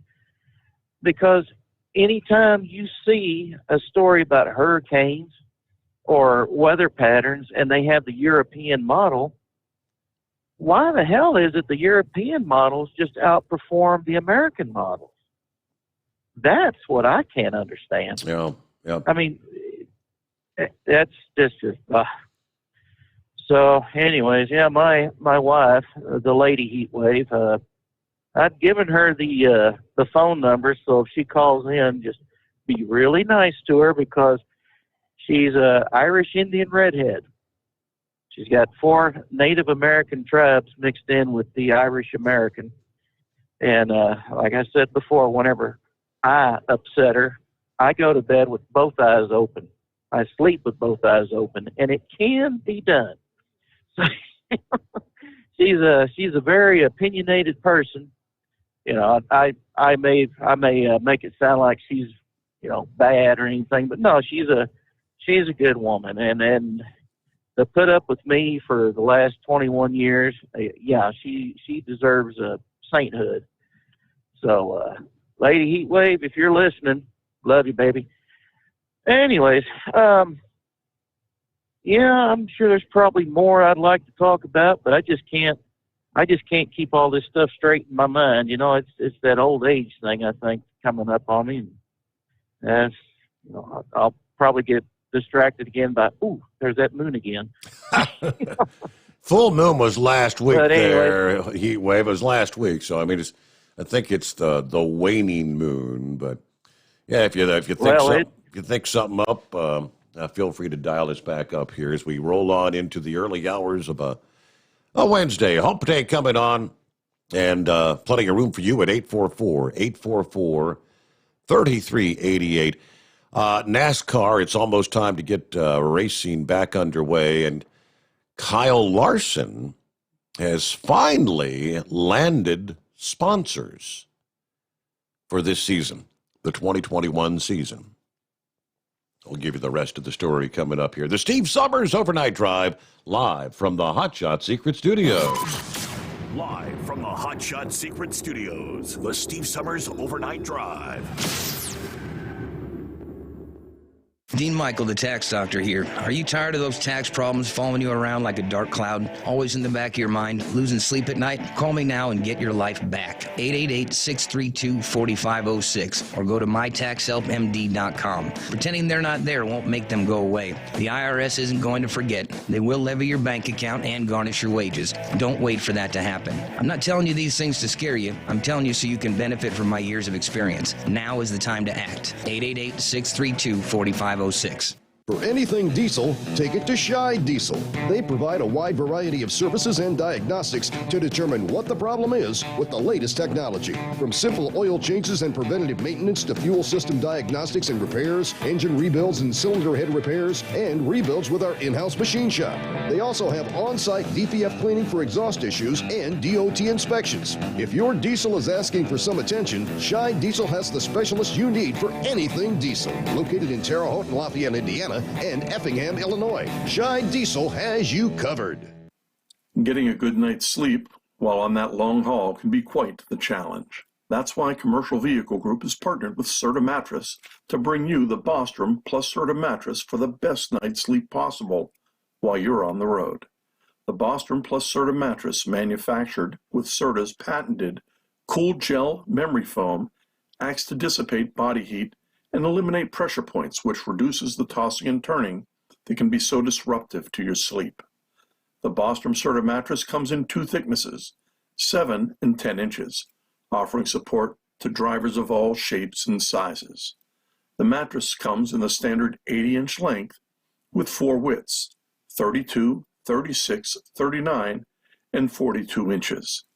For more information on the mattress or where to buy, call us at 800-459-7328. That's 800-459-7328. At Hotshot Secret, we share the science behind common diesel problems. For example, Fuel additives. most fuel additives either impact performance or provide protection. Hotshot Secret Everyday Diesel Treatment provides both performance enhancement and fuel system protection. Everyday Diesel Treatment delivers a 6-in-1 premium fuel treatment for every fill-up, every time. Everyday diesel treatment is available at truck stops, Tractor Supply, O'Reilly's Auto Parts, and online at hotshotsecret.com. Keep the bugs off your glass and the smokies off your ass. This is the Overnight Drive with Steve Sommers.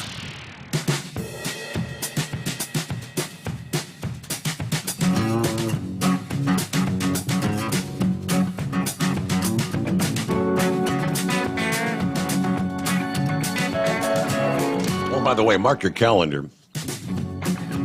A lot of you like to take off a couple days. When Road Check rolls around this year, CVSA's International Road Check, May 4th, 5th, and 6th. Mark your calendars. We'll tell you what the focus is going to be for 2021. But first, Hendricks Motorsports NASCAR Cup Series driver Kyle Larson he's competed in the Cup Series has not competed in nearly 11 months, with his most recent start coming at Phoenix Raceway early March, back before the COVID brought about a 10-week hiatus of live action for NASCAR, during which time the drivers were participating in the virtual racing, the iRacing event.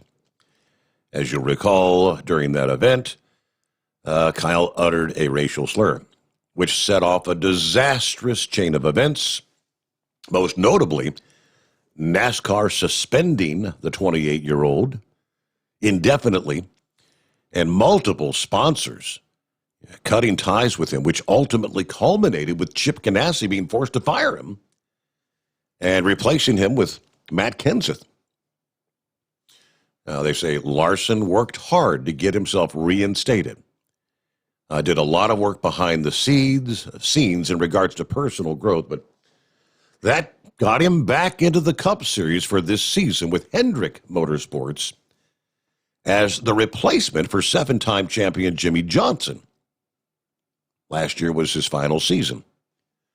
So Kyle is set to drive the number 5 Chevrolet as Alex Bowman moved from the team's 88 Chevrolet to Johnson's number 48 Chevrolet.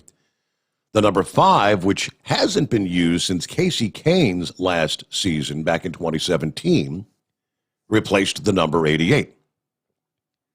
But up until now, he had not been able to land any external sponsors, which wasn't really unexpected, given the nature of what he did to end up out of the sport for almost a full year.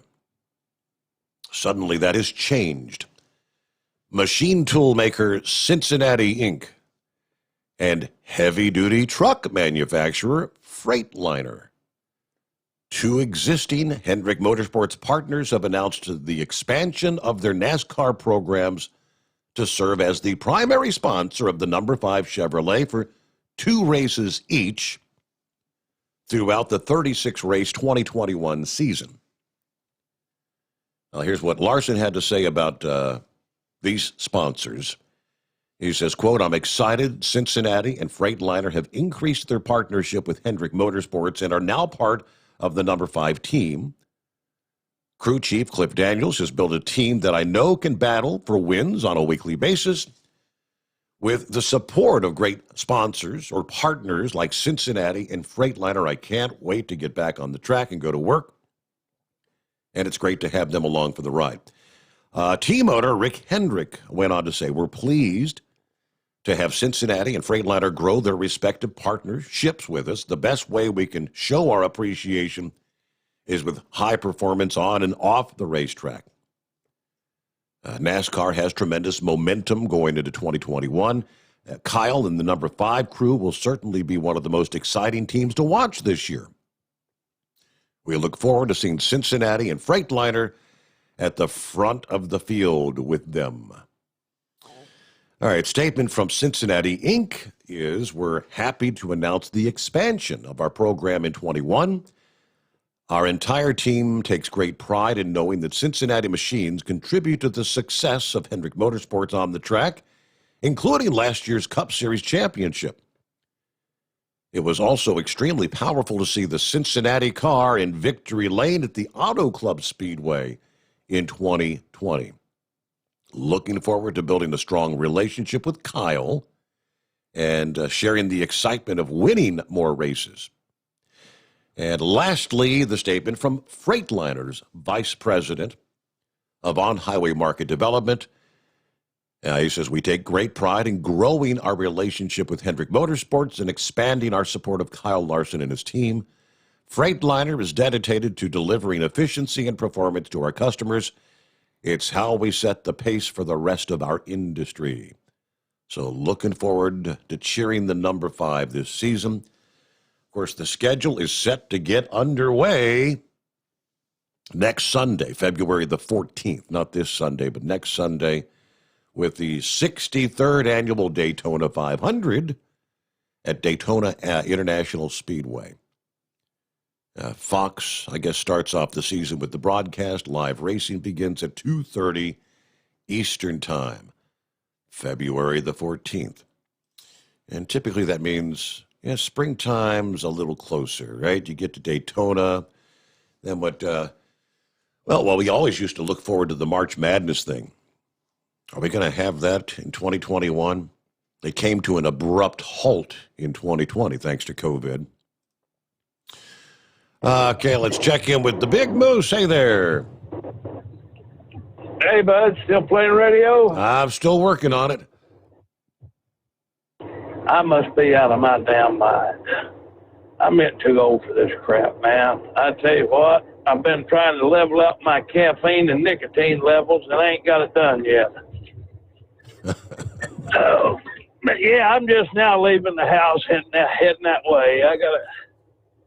We spent all day trying to get the paperwork done and get this friggin' tow bar thing mounted on the back of this truck. I've seen these things a bunch of times. I never had messed with one. Mm-hmm. And I hope if I get this thing back, I never have to mess with another one. Really? It's like trying to put a friggin' erector set together in that old greasy fifth wheel. I look like a coal miner the time I got that thing on there. But anyway, we got her 10 in the wind, letting it all hang out again, doing it to it like Pruitt used to do it to it. Know what I mean? Boy. And you got a long way to go, though, right? Where'd they get stuck at again? Where they at? Well, I was up in Ogden, Utah, but it says it's 24 hours, so I'm going to have about a 2 hour. I don't know if I'm going to do what I can. I'm just going to keep this thing hammered down, try to get out there with only making 1 10-hour break. I'm going to try my best to do it without having to take 2 breaks. We're going to see what happens. So, but I got my rehydration jug and my dehydration jug sitting here side by side, so I hopefully won't have to make too many pit stops. Very good. Yeah.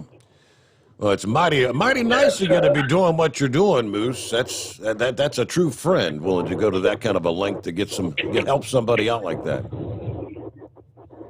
Well, he's a pretty good kid, but yeah, I'm gonna try to work this in my favor. I think if I get him bailed out of the grease, I think I'm gonna put my ICC number on the side of his truck and make some money for me for change. Okay. I've been trying to talk him into this for a couple of years, so I'm hoping this works out for everybody. But them fellas are talking about them trailers, them old 40-footers and 45-footers there a while ago.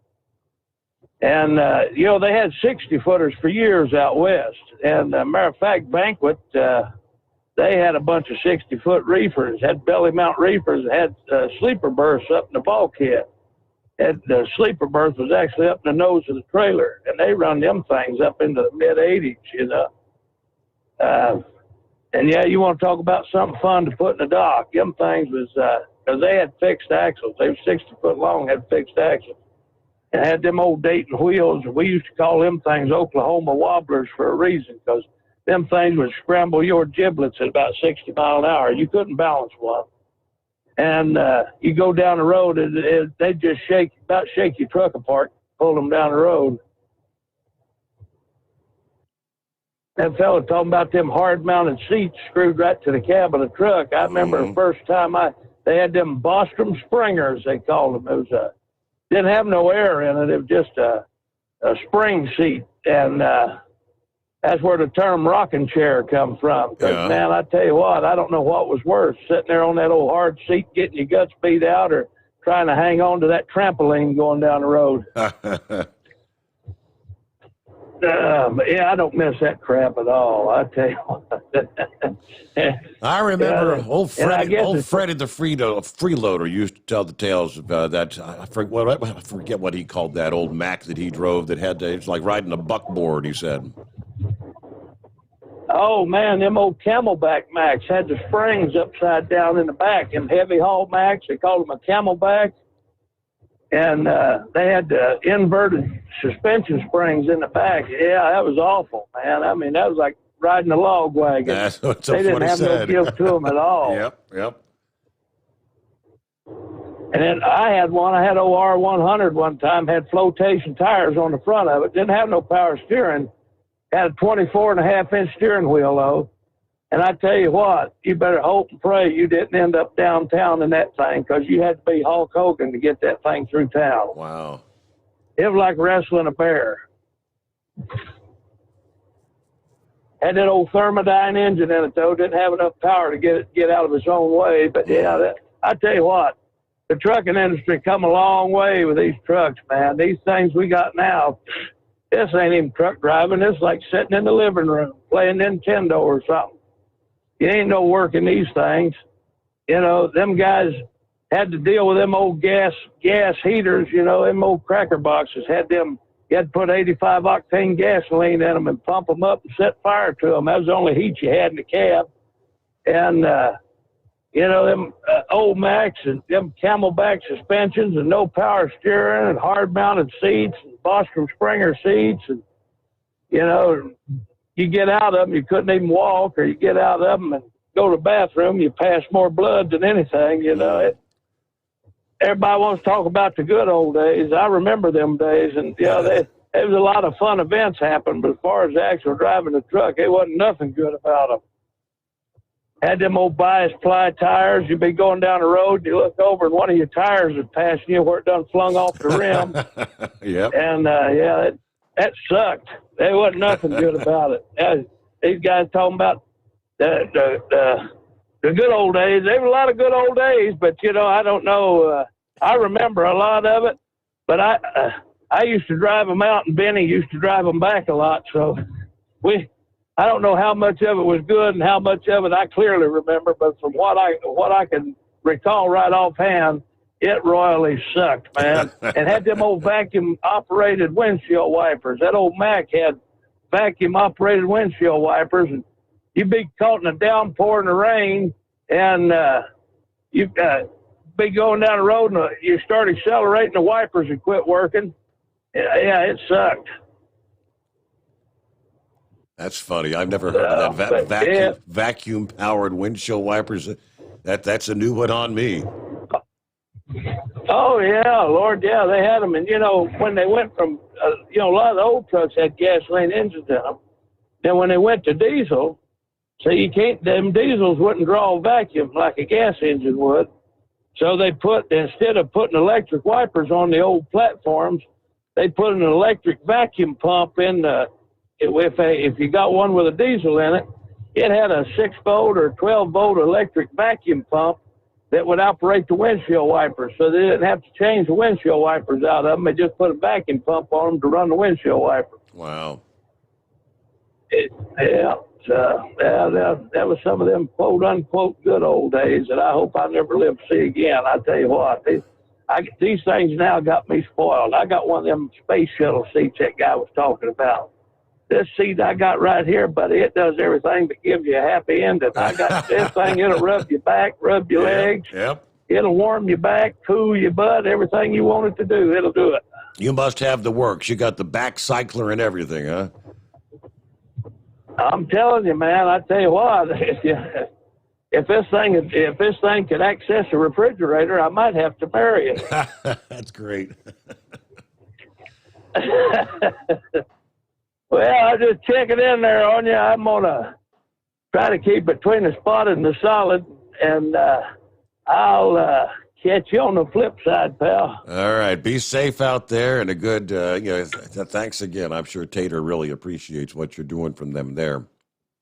Let me see. Email to steve@hotshotsecret.com.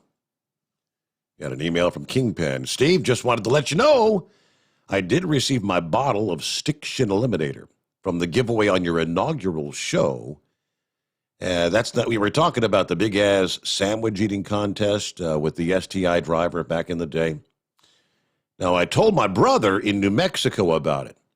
He ran down to his local Tractor Supply and got a bottle of Stiction Eliminator and a bottle of Diesel Extreme for his 2000 Duramax pickup, or as he likes to call it, his Dirty Max. I said, man, he wishes he would have known about it before because he just dropped about $3,000 replacing fuel injectors just about a month ago. Anyway, I wanted to say thank you to the Hot Shot Secret team for getting you back on the air, and especially Casey for getting the Stiction Eliminator to me so quickly. It's awesome having you back on overnights. Keep on trucking, my friend, from the Kingpin. Thank you so much. That's what the Stiction Eliminator is all about. Don't be dropping all that money replacing fuel injectors until you give it a try. At least give it a try. Yeah, for whatever it is, $50, $60, then you'll save thousands of dollars potentially. All right, who's next up here? I believe Wayne is on the line. Hello, Wayne. Hey, good morning, Steve. How you doing? Doing well.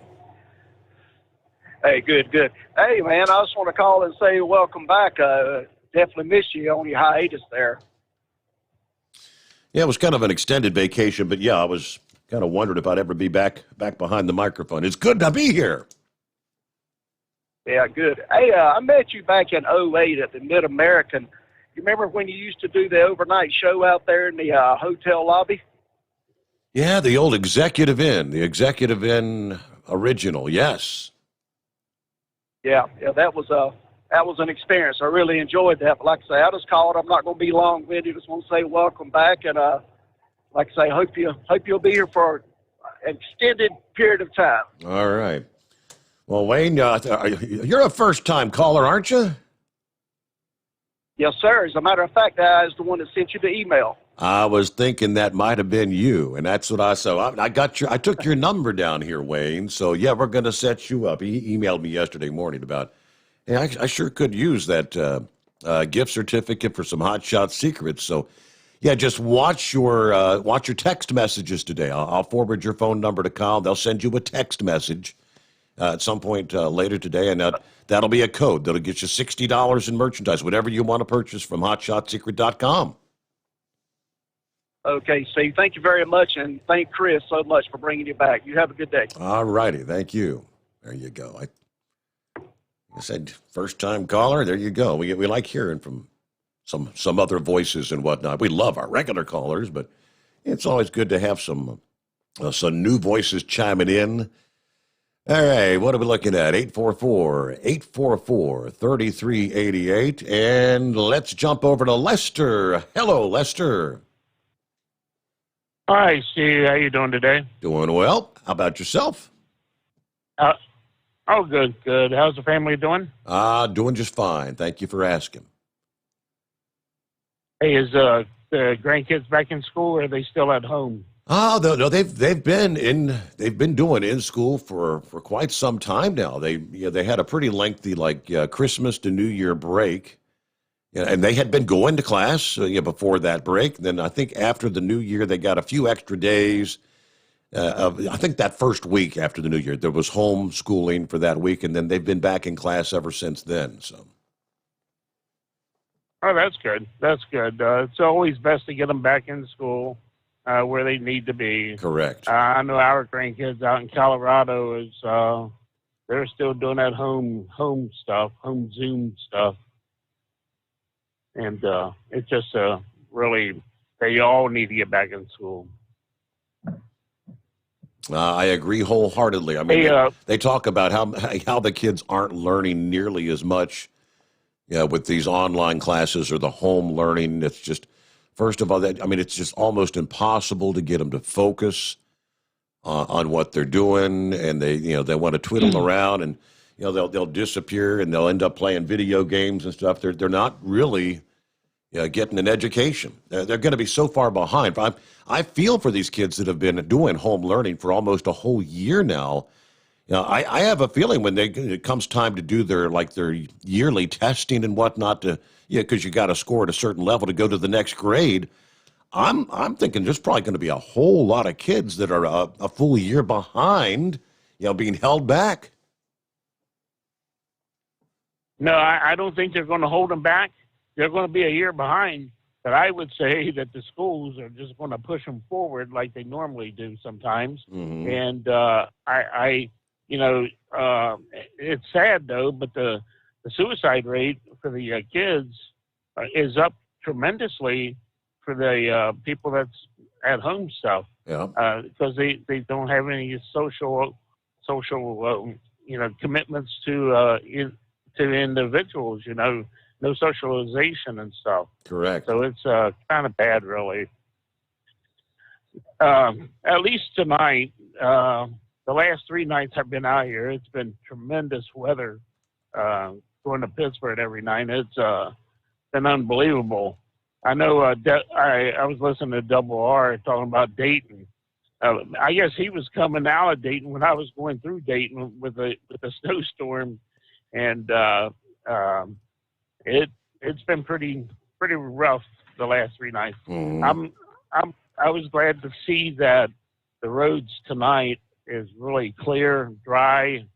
I don't know how far up towards Pittsburgh it's going to be that way, but I know on 70 eastbound up through Columbus and everything, it's nice and dry. Much quieter night. Also, go ahead. A much quieter night tonight. Correct. Yeah.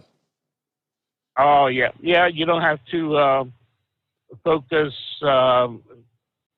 heavily on all the cars and trucks that's trying to pass you or trying to slide around you. And, all the cars going into ditches and trucks doing the same thing. But you could relax a little bit more and not be on pins and needles, so to speak. Also, you were talking about the lighting in the trucks, with the looking at, having your show on the phone and the phone being lit up. What I do is I put a hat over the phone, but there's a lot of lights in the truck anyway. You got all your dash lights, you got your CD lights, you got your ELD lights. I mean, it's a lot of light in the truck anyway.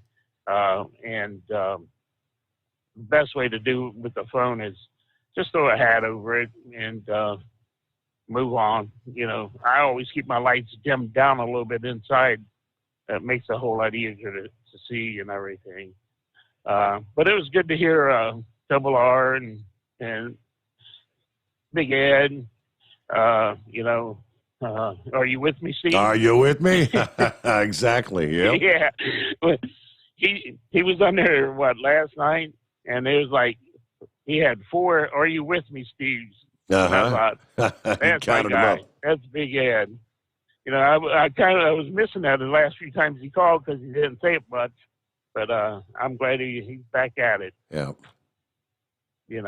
Normally, when he's talking to me, when he All says, right. "Are you with me?" he's thinking that I've dozed off or something. Are you with me, Steve? Hello.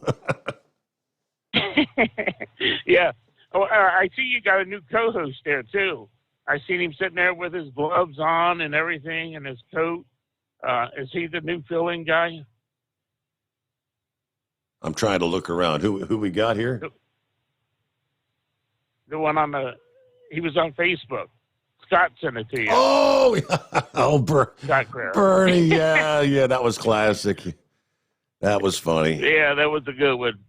Yeah, when I seen that, I was kind of laughing about He'd that. make I a thought great weekend host, wouldn't he? You'd love to have him on the weekends, right?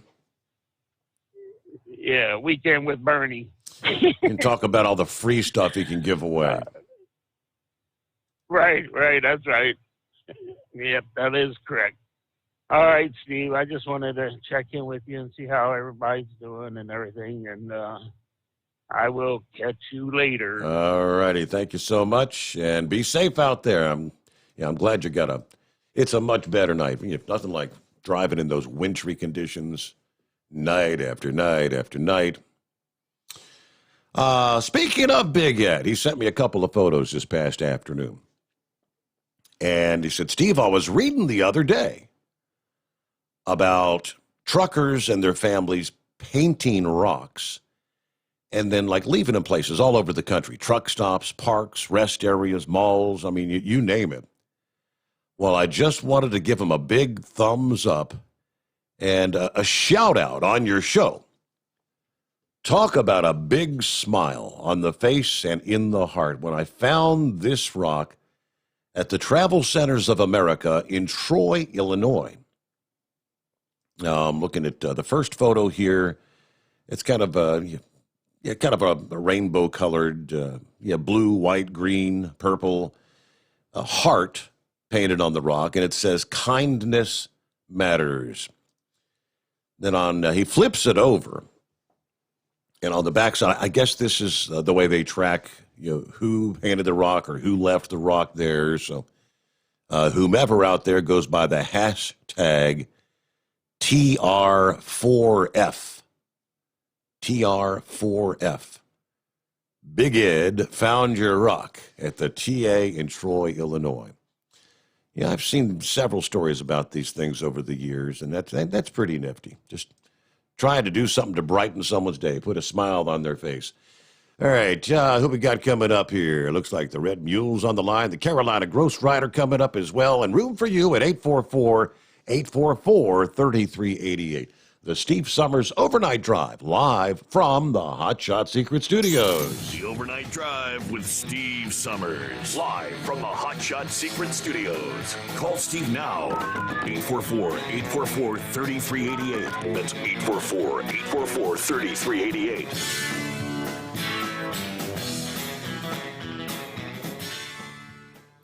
Attention all truckers, Dean Michael, the tax doctor here. I want to talk to you about those dreaded tax problems. I know you want to keep on trucking and not even think about them. Well, let's face it, they're not going away all on their own. You need professional help. I've been helping truckers put their tax problems in the rearview mirror for years. I can help you too. Call me for a free consultation at 888-632-4506 or go to mytaxhelpmd.com. It's like I always say, keep your eyes on the Flow Air Dog, your leader in fuel air separation system technology.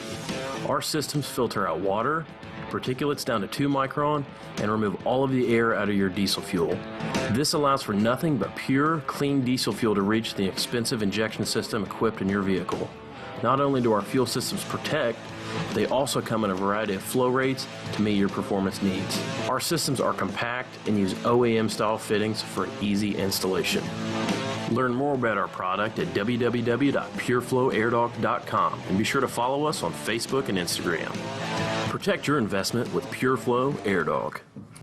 Drivers, you demand that your equipment's reliable and dependable, and that also applies to your headset for communication. Well, our friends at Stellar Electronic have you covered. The Pluto Duo headset bundle is the best communication headset you can find in the industry. No matter the challenging environment you're driving in, the Pluto headset will make you sound crystal clear all the time thanks to their 99% noise cancellation. And the Duo's not only a stereo converter for the headset, but also a power bank so you can charge as you go. Learn more at StellarElectronic.com or visit them on Facebook. At Hotshot Secret, we share the science behind common diesel problems. For example, ultra-low sulfur fuels. Fuel has 2 purposes, combustion and lubrication. Ultra-low sulfur fuels have diminished the fuel's ability to lubricate. Hotshot Secret Everyday Diesel Treatment with LX4 restores lubricity, protects your engine, and optimizes performance. Everyday diesel treatment is available at truck stops, Tractor Supply, O'Reilly's Auto Parts, and online at HotShotSecret.com. Hotshot Secret, powered by science. And now, back to the Steve Summers Overnight Drive, live from the Hotshot Secret Studios.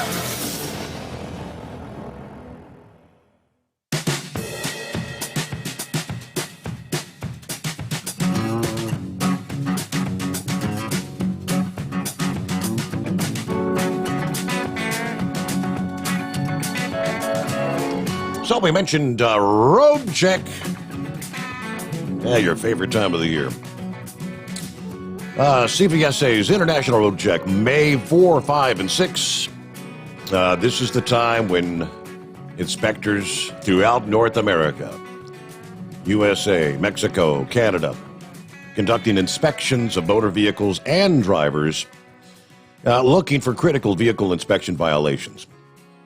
Let's see, the driver operating credentials, hours of service documentation, seatbelt use, alcohol and drug impairment, all part of the inspections, you name it.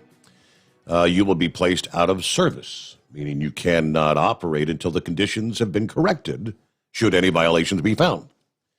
Drivers also will be placed out of service if an inspector deems any driver-related out-of-service conditions were violated. If you successfully pass inspection without any critical item violations after a level 1 or level 5 inspection, you should get the CVSA decal. Typically results in no additional inspections during the 3 months that sticker is valid. I pretty much say the same thing every year. But last year, believe it or not, lighting violations, a.k.a. inoperable lamps, were the number 1 vehicle violation. 12% of all commercial vehicles inspected, according to the FMCSA. Hours of service was found to be the most common driver violation at a nearly 35% rate. That's a big number. And I thought all this hours of service stuff was supposed to be corrected by those ELDs. Huh? No? All right, law enforcement this year also will be following the COVID-19 health and safety protocols for the International Road Check. In addition, COVID-19 vaccine shipments, if you're hauling vaccines, you will not be delayed for inspection unless there's an obvious violation that creates some sort of an imminent hazard. But that was the criteria handed down by, I think, the FMCSA or the Department of Transportation, whatever, said We want to get these vaccines from point A to point B ASAP. Do not be stopping and delaying trucks that are moving vaccines. Okay, let's get back to the calls here. And out to the land of fruits and nuts, is that correct? Hello, Red Mule. Yeah, land of fruits and nuts again. Steve, how does a person gin up a fake set of vaccine bill of lading? There might be some money to be made in that if H&H is still in business. True, right? Are you with me, Steve? Are you with me? Yep. Steve, I'm getting a lot of feedback here. Can you hear me at all? I can hear you loud and clear, yep. Okay, I did too good on there. That was a question I was going to ask you. How on earth with all these ELDs are they still getting hours of service violation? I'm missing something here, Steve. Right, that's confusing.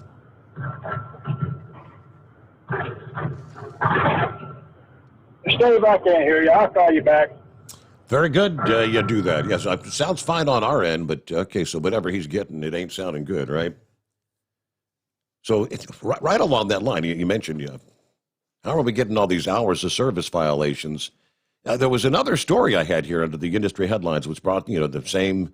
Georgia Department of Public Safety's Motor Carrier Compliance Division conducted an hours of service detail that resulted in 34 hours of service violations in 34 inspections. Going back here, January 26th, about a week ago, many truckers were greeted by the Region 5 Motor Carrier Compliance Division on Interstate 85. Officers inspecting commercial vehicles looking to see who was not adhering to the hours of service regulations. In total, 34 trucks were checked that night. 34 violations were found, according to the captain. 6 trucks did not have any hours of service violations. A variety of violations discovered by the Motor Carrier Compliance Division. Violations included 3 false logs, what they say, form and manner, the ELD not mounted, or unable to transfer ELD logs to the web server. There were 2 11-hour rule violations, 2 14-hour rule violations. The 3 drivers with false logs were placed out of service. They say form and manner violations were the most common, whatever that is, form and manner.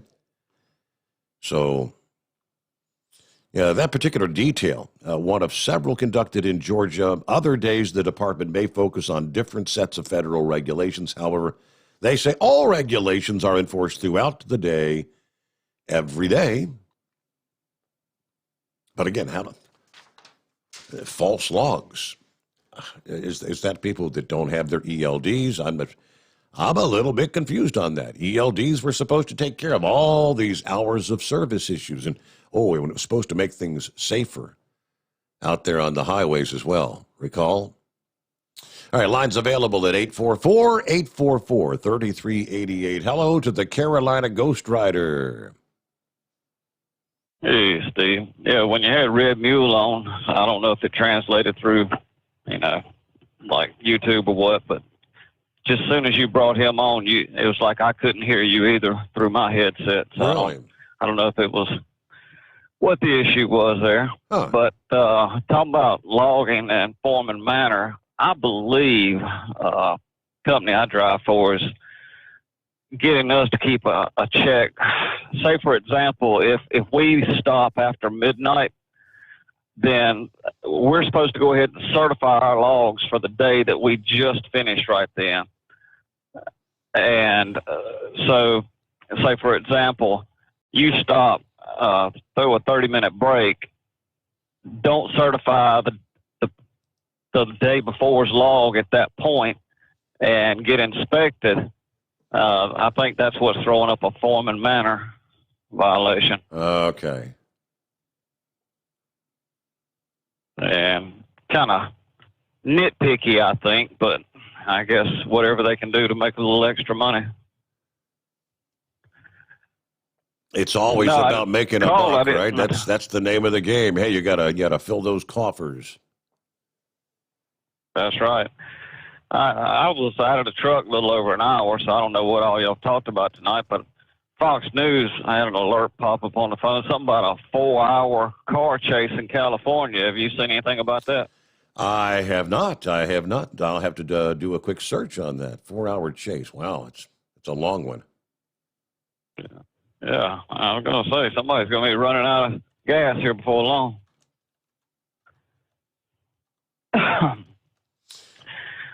Glad you made the 1,000 subscriptions on your page. I'm making sure I'm listening to you on your page now. And, I don't know if that benefits you as opposed to listening to Hot Shot Secret side of things or not, but I've said it before, really glad you're out here. You're back with us. And Moose, I tell you, I'm really taking a liking to hearing Moose. I don't ever remember him calling previously. I don't either. It's pretty wild. I mentioned that to Big Ed last evening, but yeah, it's great to hear some of them old stories.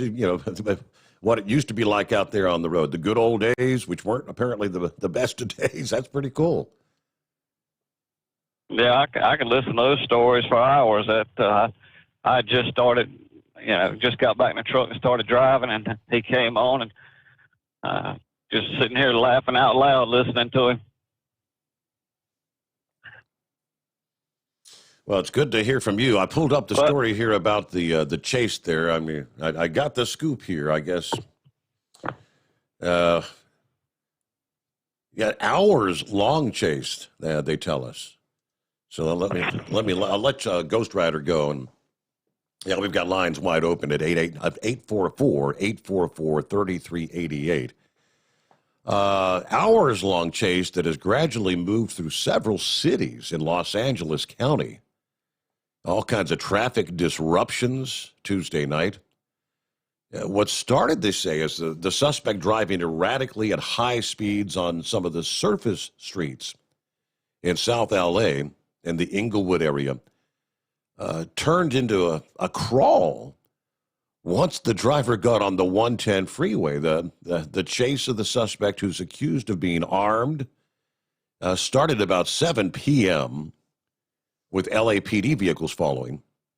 Of course, they had the helicopter overhead. Over the early part of the chase, as the driver in the silver vehicle weaved through traffic, ran red lights, cut through parking lots, drove on the wrong side of the road at one point. As many as 6 patrol vehicles close behind the driver when the chase passed a small fire burning next to the freeway.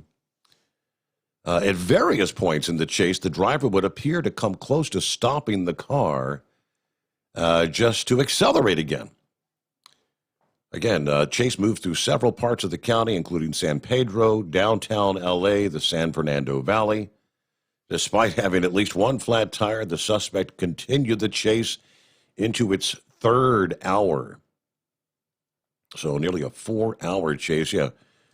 At some point, you're going to be running out of gas, correct? Maybe that's what ultimately led to the end of the chase. I don't know.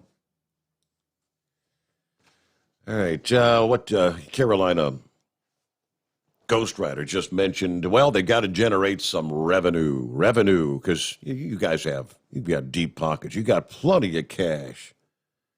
Yeah, you love making your annual donation to one state or another.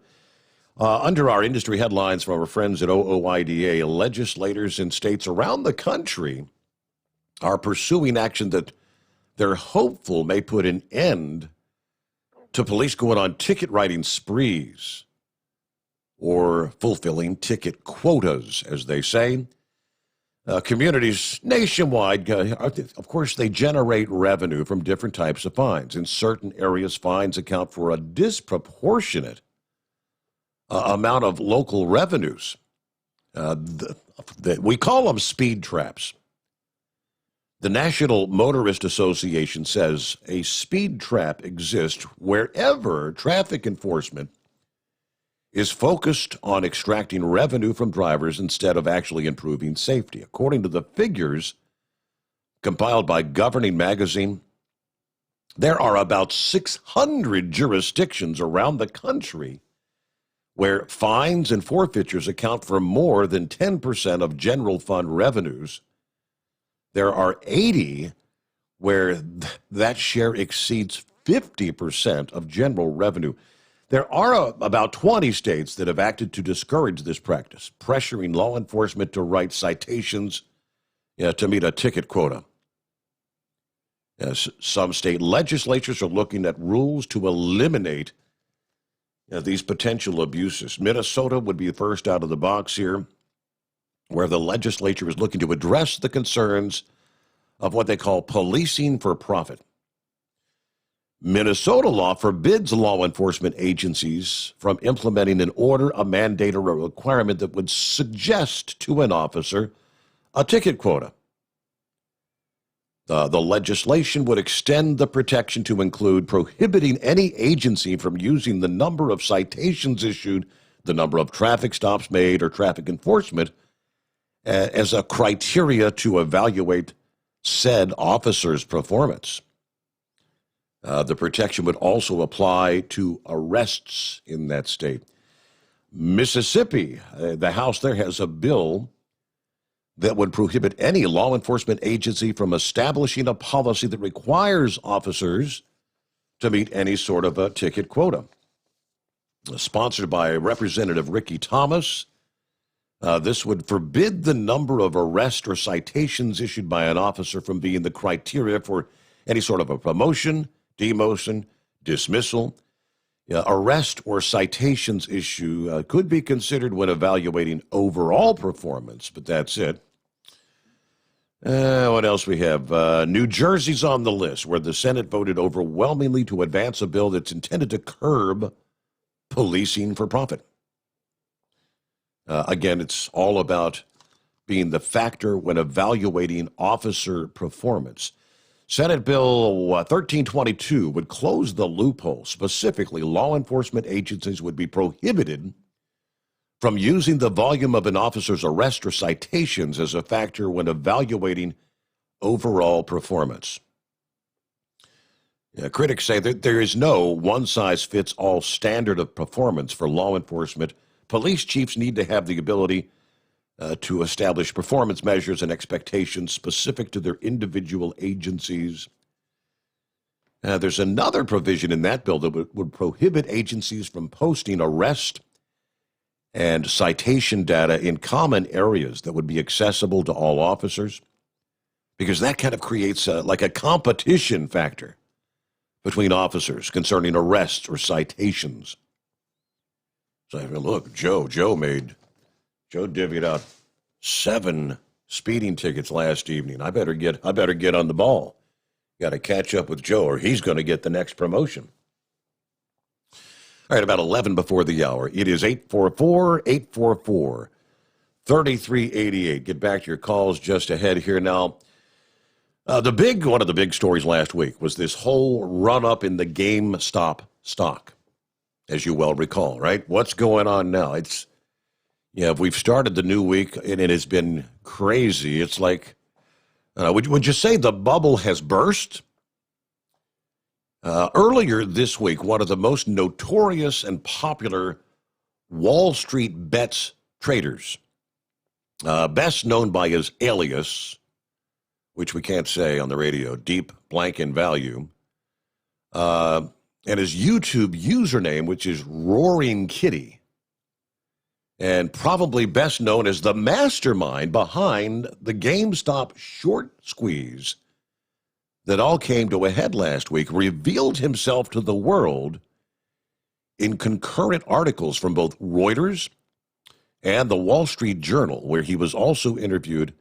His real name is Keith Patrick Gill, CFA, a title which the 34-year-old used while working in marketing for Mass Mutual, which he joined in 2019.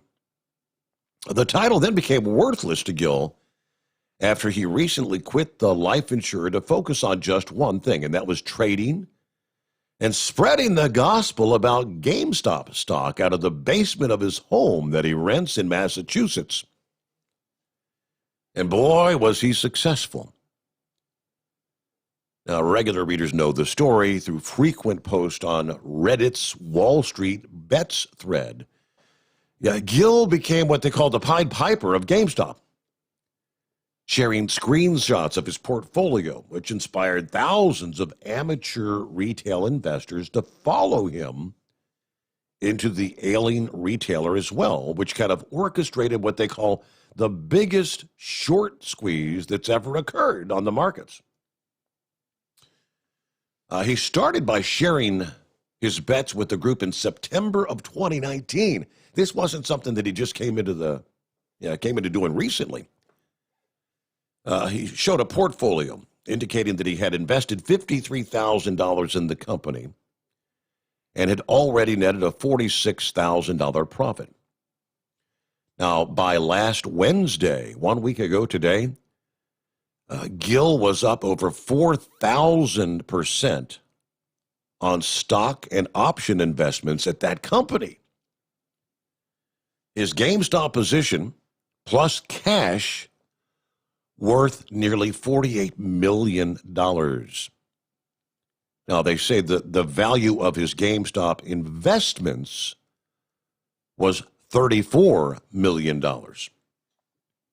Sadly for Gill, after his account peaked in the middle of last week, it has been a downfall ever since. The money that took Gill over a year to accumulate, he lost more than half of that in like 2 days' time.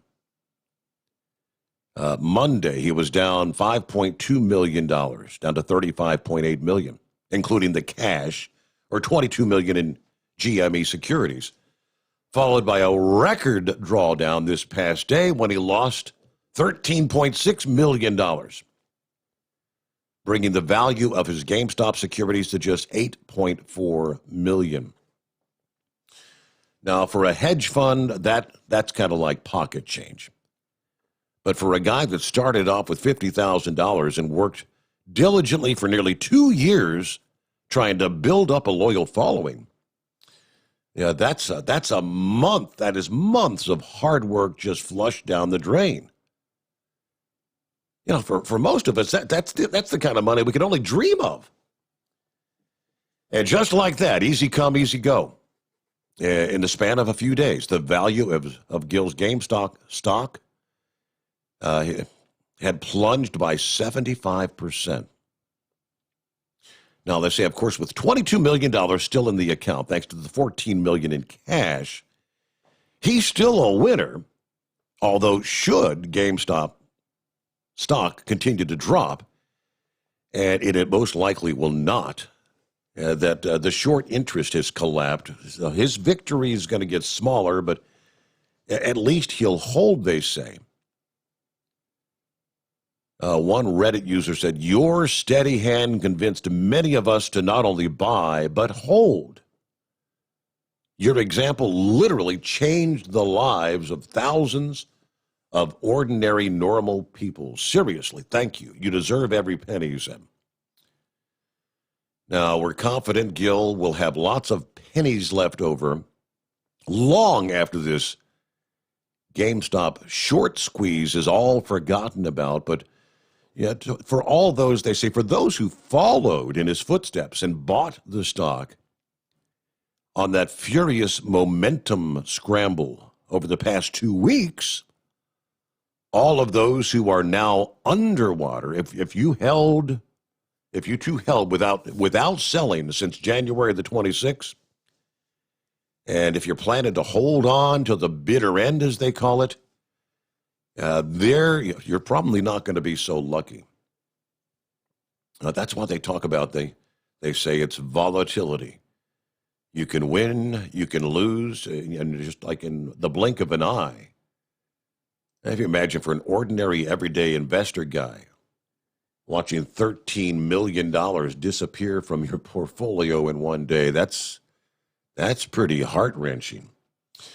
About 5 before the hour. It's 844-844-3388. Yes, Chevy guy. Yes, sir. The good old days. I don't think I ever mentioned that in my comment earlier.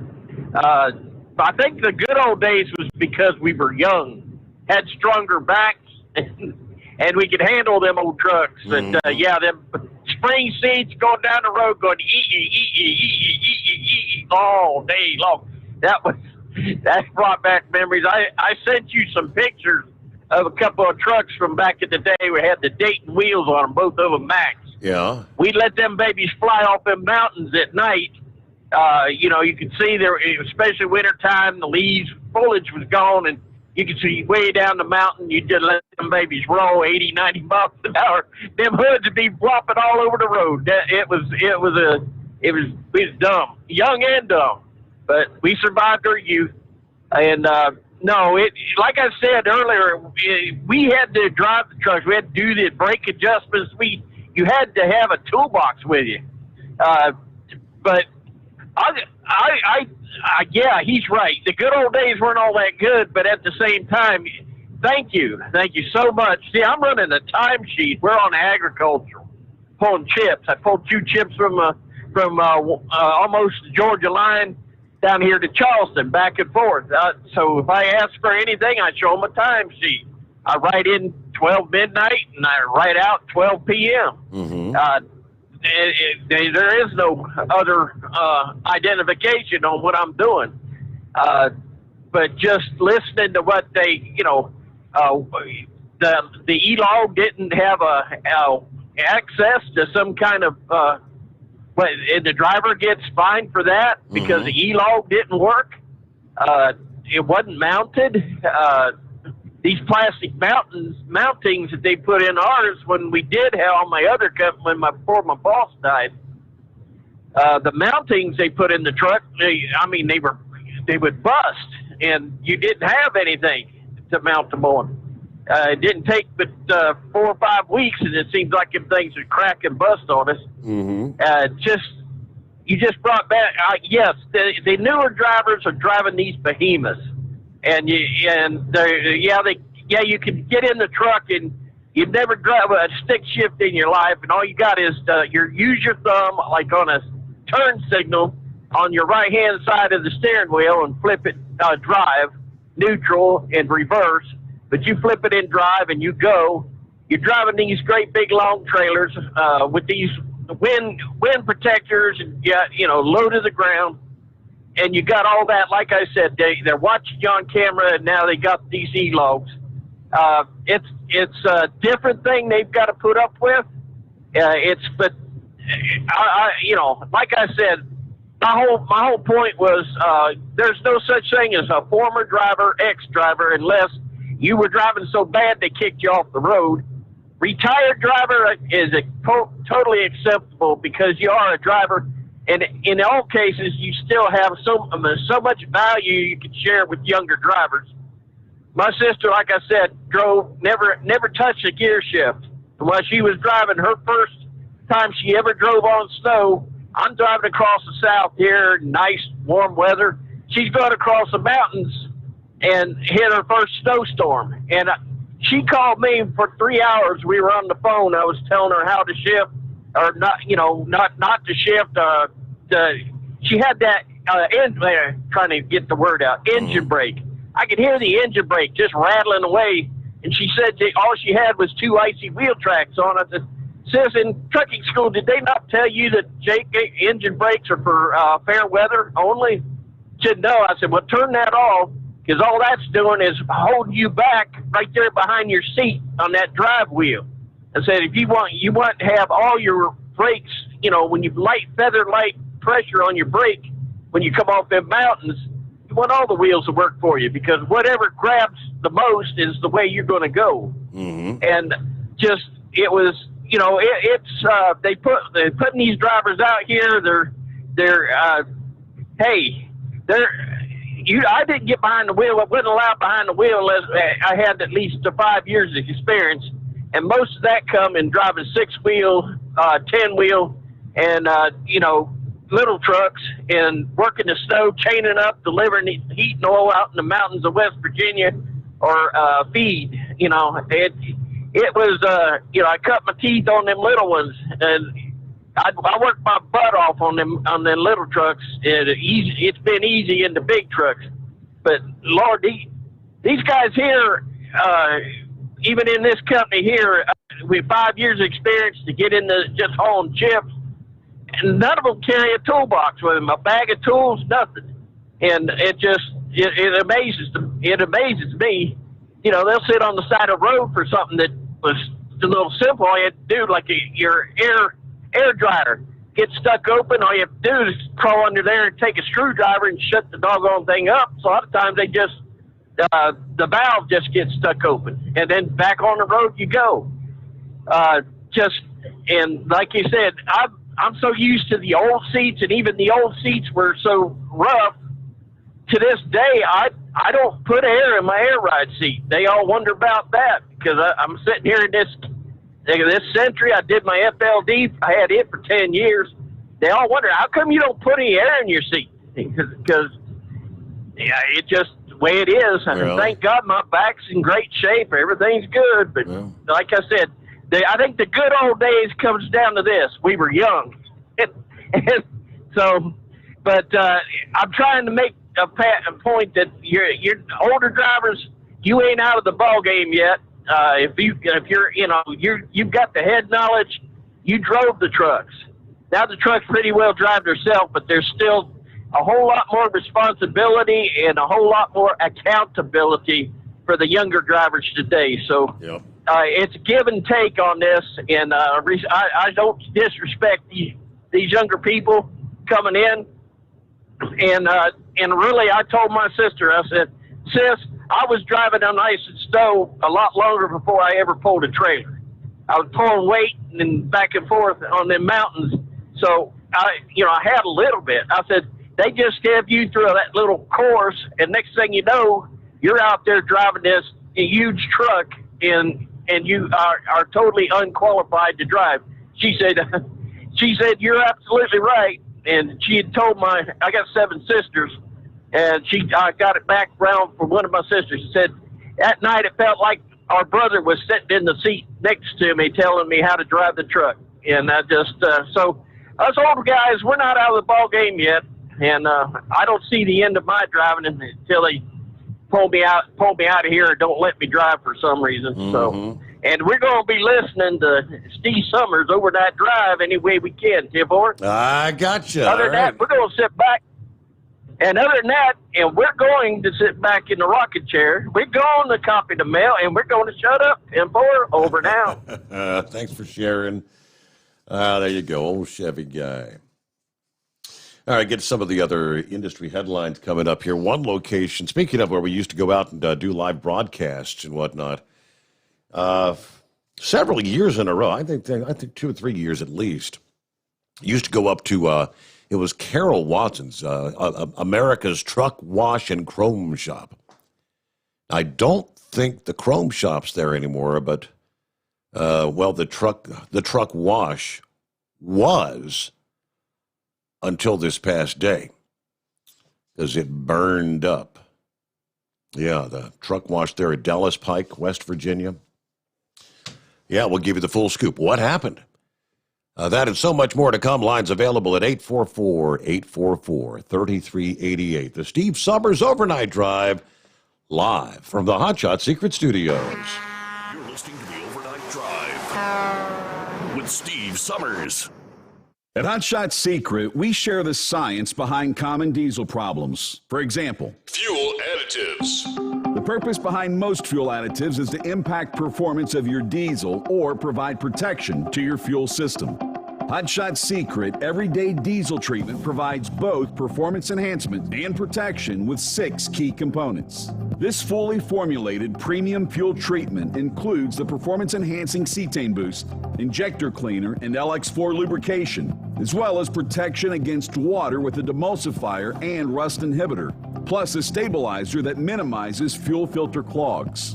Everyday Diesel Treatment delivers a 6-in-1 premium fuel treatment for every fill-up, every time.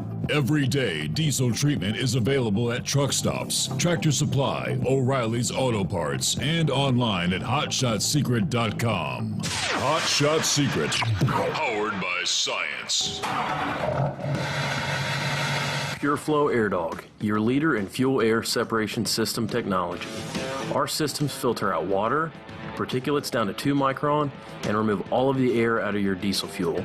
This allows for nothing but pure, clean diesel fuel to reach the expensive injection system equipped in your vehicle. Not only do our fuel systems protect, they also come in a variety of flow rates to meet your performance needs. Our systems are compact and use OEM-style fittings for easy installation. Learn more about our product at www.pureflowairdog.com and be sure to follow us on Facebook and Instagram. Protect your investment with PureFlow Air Dog. Drivers, you demand that your equipment's reliable and dependable, and that also applies to your headset for communication. Well, our friends at Stellar Electronic have you covered. The Pluto Duo headset bundle is the best communication headset you can find in the industry. No matter the challenging environment you're driving in, the Pluto headset will make you sound crystal clear all the time thanks to their 99% noise cancellation. And the Duo's not only a stereo converter for the headset, but also a power bank so you can charge as you go. Learn more at StellarElectronic.com or visit them on Facebook. Do you have a Dodge pickup and hate your automatic transmission? Of course you do. Levon Miller at Firepunk Diesel here, and we specialize in heavy-duty and performance transmissions for your 3-quarter or 1-ton Cummins powered truck. So if you're interested in turning your stock slush box into a towing monster, call us today at 614-733-3744 or visit us online at shop.firepunk.com. Dean Michael, the tax doctor here. I have one question for you. Do you want to stop worrying about the IRS? If the answer is yes, then look no further. I've been around for years, I've helped countless people across the country, and my success rate speaks for itself. So now you know where to find good, honest help with your tax problems. What are you waiting for? If you owe more than $10,000 to the IRS or haven't filed in years, call me now at 888-557-4020 or go to mytaxhelpmd.com for a free consultation and get your life back. Whether you're a diesel pickup performance enthusiast or just looking for a small upgrade, when selecting common rail fuel system components, look no further than Exergy Performance. At Exergy, you'll find injectors, pumps, and more, engineered like no others on the market using state-of-the-art equipment run by people that have been in the business for decades. So if you're in the market for common rail components at any power level, contact Exergy Performance or one of the many dealers listed on our website at exergyperformance.com.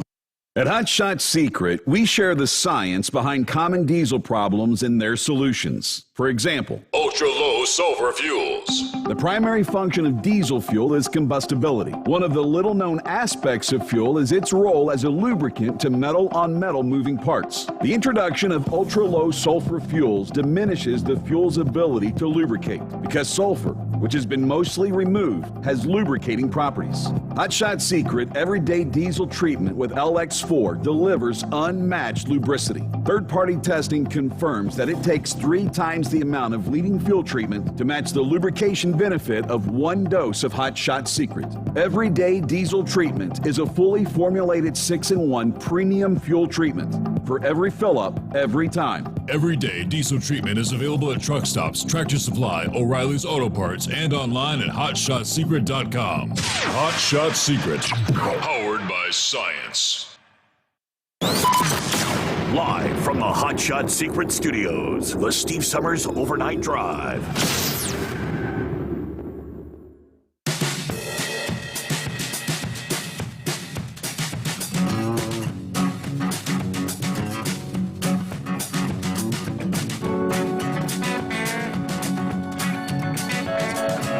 All right, a brand new day. We've got a Wednesday. I'm Steve Summers, and it is the Steve Summers Overnight Drive coming your way live from the Hot Shot Secret Studios. You can send me messages, got some traffic updates, Steve at hotshotsecret.com. You can send us text messages via the toll-free number. You can just send a message to 844-844-3388. Matter of fact, got a few messages. Let me see here. Moose was talking earlier. Says, whoever, I'm not sure who said it. Oh, she's like a phone note. Tell Moose not to confuse the dehydration with the rehydration jug in the middle of the night. Well, I guess Horse feathers. Okay. And that was the reason the song was made by, who did that? Rolaids, Doan's Pills, and Preparation H. I remember that. We used to play that. Rolaids, Doan's Pills. I remember those. And, of course, our friend Cool Breeze. Only 225 days till Christmas. Yeah, thanks for letting us know, Cool Breeze. You forgot that earlier, didn't you? All right, and then Big Ed was talking about the fact that he had found that rock there at the TA there in Illinois. Adam says, he sent me a couple of pictures as well. He just found this rock in Hebron, Indiana at the Flying J. Had no clue what it was until you were reading about Big Ed's email. So, yeah, it's a pretty painted rock, pink with some kind of a blue flower or whatever. I don't know what kind of flower that is. But on the backside, it says, Trucker Rocks for Fun. Yeah, is that the code that Ed had, TR4F? I think it is. Trucker Rocks for Fun. That's what it stands for, I guess. Well, thanks for sharing there, Adam. That's pretty cool. All right, who's next up here? Let's get back to our calls at 844-844-3388. Scrapyard is next up. Morning, Scrapyard. Good morning, brother man. Well, we're making it happen, Captain. Out here, stepping across I-40 out here, headed toward Little Rock, Arkansas. I'm born and bred here in Arkansas. We had a town here that made national news. It was a one-horse town, and there was two butchers fighting over the option over that poor sick devil.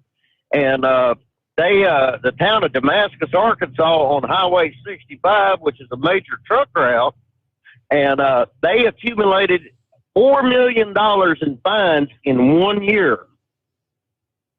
Wow! Ended up with the Justice Department. Yeah, that gave Arkansas a black eye for a while. That the state stepped in, took over control of that little bitty dinky town. I mean, if you blink, you miss it.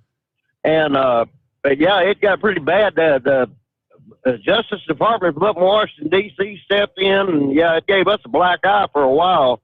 They were talking about completely busting that town up, disincorporating it. And just the main drag was built right through the middle of it. There's pretty much nothing there. Wow.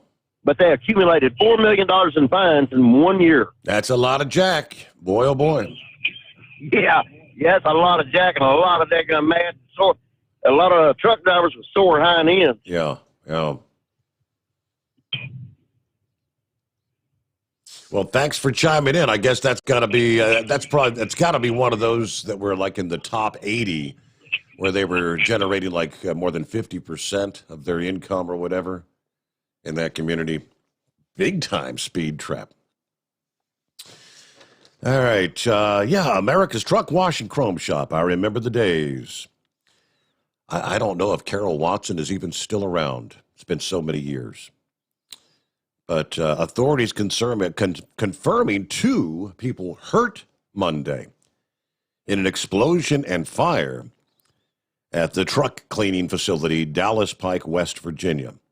I'm assuming that's the one. I don't know if there was more than one there, but that was America's Truck Wash and Chrome Shop back in the day.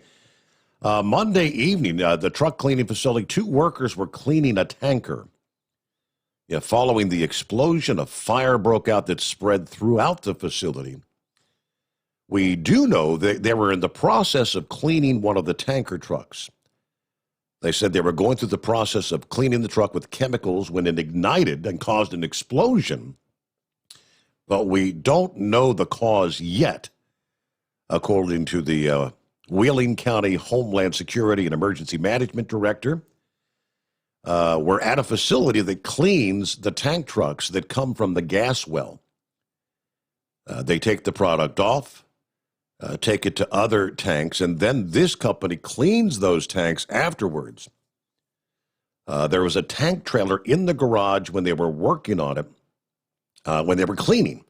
Some type of an explosion. The building was fully involved when the fire departments arrived. 2 workers suffering burns, currently being treated in the hospital. The truck driver was outside the facility when the explosion occurred. He was not injured. The building, though, is a total loss. Obviously still under investigation. There was a photograph there, and that looks like the one. I believe that's the place. We used to had the chrome shop right next door. I'd go out to get a smoke break during breaks and walk over and watch them cleaning the trucks there in the truck wash. Dallas Pike, West Virginia, stayed across the street. What's the name of that hotel? Oh, those were the days. Yes, indeed. If it don't shine, it ain't mine. That was the slogan Carol Watson used. If it don't shine, it ain't mine. Advertised with us for a number of years. And I did get a response from the Moose in regards to confusing his hydration with his dehydration. He said, don't worry, you can taste the difference. Right? I bet you can. And it was Dave Dudley. That's it, Dave Dudley. Rolaids, Doan's pills, and Preparation H. All right. And he said, hey, I forgot to thank Kyle for the care package. I'm currently running the Stiction Eliminator. I can't wait to try the Slickum. The Slickum stuff. All right, great to have you with us here. Next up, let's check in with Philip there in Florida. Morning, Philip. What's going on? Just driving to work, bud. How you doing today? Another day, another beautiful day. Yeah. You were talking about that guy losing $13 million. I wonder how much Elon Musk lost yesterday when that rocket went down. I was thinking the same thing. I mean, those things obviously aren't cheap to build, and he's lost 2 prototypes in 2 months. What the hell? Yeah, he's got everything right as far as taking off and doing what it needs to do. It's just landing it's his problem. She went over upside down. They're having a problem with those engines. Something's going on with those motors. When it gets down to the point where it goes straight down, the last one got vapor locked. And all those old drivers out there, the guy was talking earlier about old timers. All the old timers know what vapor lock is on a fuel system. This one here, it had a motor shut down. It was supposed to land with 2. It only tried landing with 1, just like the other one. The other one was a vapor lock, though. But hopefully it gets it right. They say it was pretty positive, but they were expecting to blow up a bunch of them before they got it right. So they're working on it. So what's your temperature up in Cincinnati right now? I think we're probably in the 20s. I don't know the official temp, but yeah, in the 20s. It's pretty chilly out there. Yeah, we're supposed to get down to freezing down here in Central Florida today. Northern Central Florida is going to go down to freezing. Orlando's going to be just above freezing. And that cold weather's moving down from them fronts.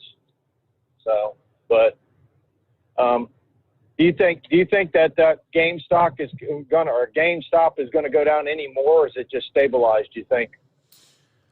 Boy, I don't know the answer to that question. According to the so-called experts, the investment guys, they're saying since all the short bets were wiped out last week, that it may actually stabilize. Yeah, well, the bubble probably busted already then on it. It's going to be a lot more of that going on. I think they are trying to get rid of the day traders. They've been trying to do it for years, but now they've figured out a way to do it. They're going to do it. So hopefully it doesn't wipe out the small guys that are trying to do it. Maybe it'll get rid of some of these big hedge funds. That's the big thing with a lot of these guys that are scamming with these hedge funds and the big, retirement's not a big deal, but some of them other guys they're just trying to get money out of folks or anything. So, but that's the market. It's all gambling anyway. It's just legalized gambling in another form. So, but that's all I got to say today, bud. You have a good one. Thank you. Yeah, I'm real quick. Are you hearing anything about the SpaceX launches? It looks like it's being delayed. Day after day after day. This current Starlink launch is, it's delayed, from the 26th. It was supposed to go up on the 1st, supposed to go up on the 2nd. I'm looking right now, and I guess they've now got it slated for tomorrow morning again. Not this morning, but February the 4th now they're showing. Well, the reason why they're delaying it, Steve, is because of our weather down here. The other day we had rainstorms running through. Now we've got this cold weather. We all know what cold weather does with rockets. I mean, you remember Challenger, right? Mm-hmm. That shuttle, space shuttle. Cold weather plays a lot with rockets, with seals and stuff like that on them. So I think a lot of it's just our weather right down there now as far as the Falcon rockets. We get, like, toward the end of the week, I think we're supposed to get up in our temperature a little bit more. So that's probably what's going to happen, is they're probably pushing it back because of weather. But the one to watch, and they're kind of nervous right now, is, have you heard about the SLS program? Do you know about that? SLS. Artemis. The Artemis program. Okay, so there's SpaceX on one side that's doing it commercially. And then you have the Artemis program, which it's commercially, but NASA, it's more of the traditional NASA setup, the way they used to make rockets and build engineering and stuff. And it's the SLS system. And they're the ones that just tested that big engine out in Alabama, and it failed. Mm-hmm. But that system there is totally government funded, whereas SpaceX is all privately funded. And this SLS system, they're kind of, the folks down here are kind of nervous right now because they haven't got the rocket here, and they're supposed to have it here pretty soon. But it all depends on if they get their engines right out in Alabama. But they're getting kind of nervous because it's a government-funded deal. It isn't like, Elon Musk, he's putting all that money out of his pocket. And if they cancel that program, that's a lot of jobs out there at the Cape. Wow. And there's not too many people, and it's all the old timers. When the program came back, when they decided to bring the program up, the government put the funding into it. They brought in all the old time guys that worked back in the day on the Saturn V's, and it's scary because they've spent a ton. I'm talking billions of dollars on this SLS system, and it's scary. The government, I don't know what President Biden's if he's going to pull anything, but if he pulls any of that, that's going to be a ton of money. President Trump and Mike Pence were both putting money into that program heavily over the years. And I wouldn't be surprised to see it get cut. I hope it doesn't get cut. I really hope it doesn't, because they need to be a backup system in case SpaceX don't work out. Wow. Because I sure don't want to go back. We don't want to go back to the Russians. I mean, I'm nothing against them, but, it's silly to be paying somebody else to take your folks up to what you could be doing, and so I'm looking here. Pretty much all I'm I looking know, here. Mark. What are the odds of having two launches on the same day? Because according to Spaceflight Now, I'm looking. The launch that was going to take place, later this morning, which it's been delayed, I guess, from the 26th or something, and it's day after day after. The schedule I'm looking at here says February the 4th. They're going to launch Starlink V1. The 18th, I think the 19th batch is what it was supposed to be, but the 18th hasn't even launched yet. They're showing 1:19 a.m. from Launch Pad 40 at Cape Canaveral, again, tomorrow morning, February the 4th. And then another Falcon line, Starlink launch, slated for 5:36 a.m. from Launch Pad 39A. So 2 launches in the same day. Can they pull that off? Absolutely, they could pull it off. Those pads they're right on the coast there. If you look at the map, the Cape Canaveral is basically, it's a cape that sticks off of the land, and they've got those rocket pads on the cape. So they're on 2 separate pads. They're probably a half a mile apart, maybe about that, something like that. The pads are about that much. They're just lined up along that little coastline there. And yeah, everything is set to go. They can launch it. It's not a problem. I mean, Elon Musk, he's got the right idea. I mean, they can do it. The idea with that one that yesterday that blew up, when they get that program going, that Starship program, they're going to be launching those things every hour. Really? I mean, absolutely. They've got some really big ideas. They're actually going to they have oil rig platforms they bought off the coast, about 12 miles off the coast of Texas from Boca Chica. They're actually going to take off the coast and land on the oil platforms and back and forth, vice versa. Wow. So the big rocket they're working on for that Starship program, I heard yesterday, you know what a sonic boom is, right, Steve? Oh, yeah. Okay, so when, when those SpaceX rockets take off over here, they're little compared to the one they're working on in Texas, but we get the sonic boom about 2 to 3 minutes after it takes off, and I'm probably, 30, 40 miles away from it. They said that the rockets they're working on over there in Texas, the sonic boom for the big rocket, if it was in Florida, it would go from Cape Canaveral to Tampa, just like you were standing next to it. So there would be it'd be the same size. You know what I mean? It would be just one continuous wave. So what they're going to do is they're putting them off the coast of Texas. So that way, when the sonic boom happens, it doesn't come on the land and break people's windows and stuff like that. Wow. Pretty incredible. The concussion from it. It's pretty amazing stuff. I mean, but Cape Canaveral has a range around it. So when they set up for rocket launches, they shut the range down to nothing but launches. That means no airplanes, no nothing flies over that area. Now, what they're doing out in Texas, the FAA has to set what they call a TSR, which is a flight restriction for the area. Like yesterday, they had to set a flight restriction. That was one of the big delays on it last week was they couldn't get the flight restrictions from the FAA for the area. SpaceX couldn't for the Starship one. But the ones over at the Cape, it's set already with the government and the military, so it's a range. It's set, and they can launch anytime they want to. All they have to do is put in the number and when they're going to do it, and that's it.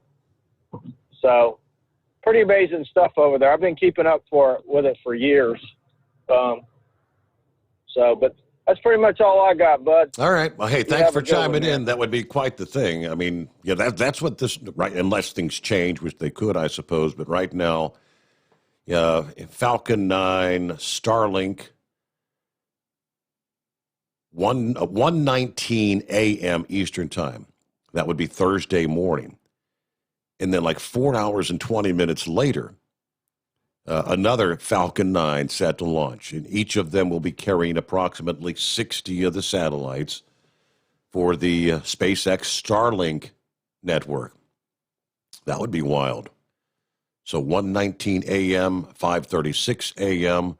I guess some people along the Space Coast may get 2 sonic booms in less than 5 hours tomorrow morning.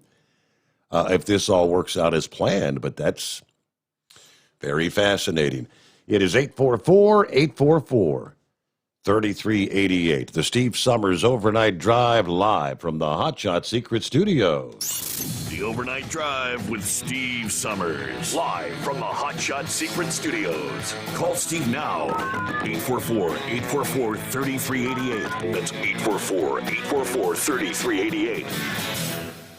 At Hot Shot Secret, we share the science behind common diesel problems and their solutions. For example, ultra-low sulfur fuels. The primary function of diesel fuel is combustibility. One of the little-known aspects of fuel is its role as a lubricant to metal-on-metal moving parts. The introduction of ultra-low sulfur fuels diminishes the fuel's ability to lubricate because sulfur, which has been mostly removed, has lubricating properties. Hot Shot Secret Everyday Diesel Treatment with LX4 delivers unmatched lubricity. Third-party testing confirms that it takes 3 times the amount of leading fuel treatment to match the lubrication benefit of 1 dose of Hot Shot Secret. Everyday Diesel Treatment is a fully formulated 6-in-1 premium fuel treatment for every fill-up, every time. Everyday Diesel Treatment is available at truck stops, Tractor Supply, O'Reilly's Auto Parts, and online at HotShotSecret.com. Hot Shot Secret, powered by science. Dean Michael, the tax doctor here. Are you one of those truck drivers that came home after a long haul and found the only thing waiting for you was a stack of IRS letters? Your significant other was gone, but your newfound IRS problem is still there. I've heard this story many times over the years. While I can't help you with your broken heart, I can fix your tax problems. If you owe more than $10,000 to the IRS or haven't filed for many years, call me for a free consultation at 888-557-4020 or go to mytaxhelpmd.com. Like I always say, you keep your eyes on the road, I'll keep mine on the IRS. Whether you're a diesel pickup performance enthusiast or just looking for a small upgrade, when selecting common rail fuel system components, look no further than Exergy Performance. At Exergy, you'll find injectors, pumps, and more, engineered like no others on the market using state-of-the-art equipment run by people that have been in the business for decades. So if you're in the market for common rail components at any power level, contact Exergy Performance or one of the many dealers listed on our website at exergyperformance.com. Do you have a Dodge pickup and hate your automatic transmission? Of course you do. Levon Miller at Firepunk Diesel here, and we specialize in heavy-duty and performance transmissions for your 3/4 or 1-ton Cummins powered truck. So if you're interested in turning your stock slush box into a towing monster, call us today at 614-733-3744 or visit us online at shop.firepunk.com. Getting a good night's sleep while on that long haul can be quite the challenge. That's why Commercial Vehicle Group has partnered with Serta Mattress to bring you the Bostrom plus Serta mattress for the best night's sleep possible while you're on the road. The Bostrom plus Serta mattress, manufactured with Serta's patented cool gel memory foam, acts to dissipate body heat and eliminate pressure points, which reduces the tossing and turning that can be so disruptive to your sleep. The Bostrom Serta mattress comes in 2 thicknesses, 7 and 10 inches, offering support to drivers of all shapes and sizes. The mattress comes in the standard 80-inch length with 4 widths, 32, 36, 39, and 42 inches. For more information on the mattress or where to buy, call us at 800-459-7328. That's 800-459-7328.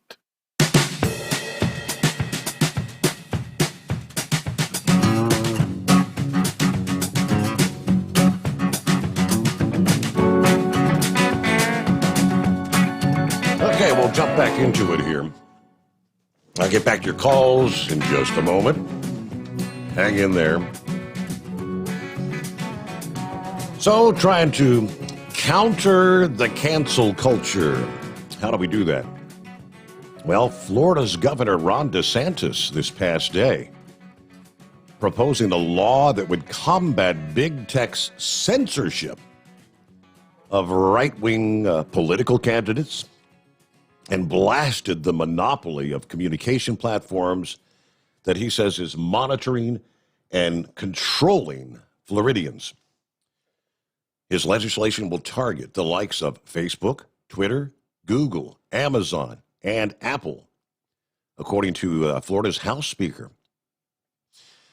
DeSantis says, quote, "What began as a group of upstart technology companies from the West Coast has since transitioned into an industry of monopoly communications platforms that monitor, influence, and control the flow of information in our country and among our citizens.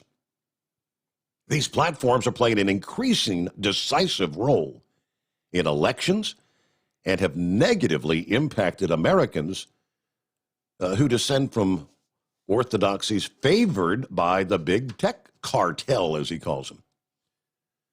Now, he cited President Trump's removal from Twitter in his final days in office, and then restrictions on social media app Parler. DeSantis says big tech has been allowed to manipulate news content and design algorithms that favor their candidates of choice.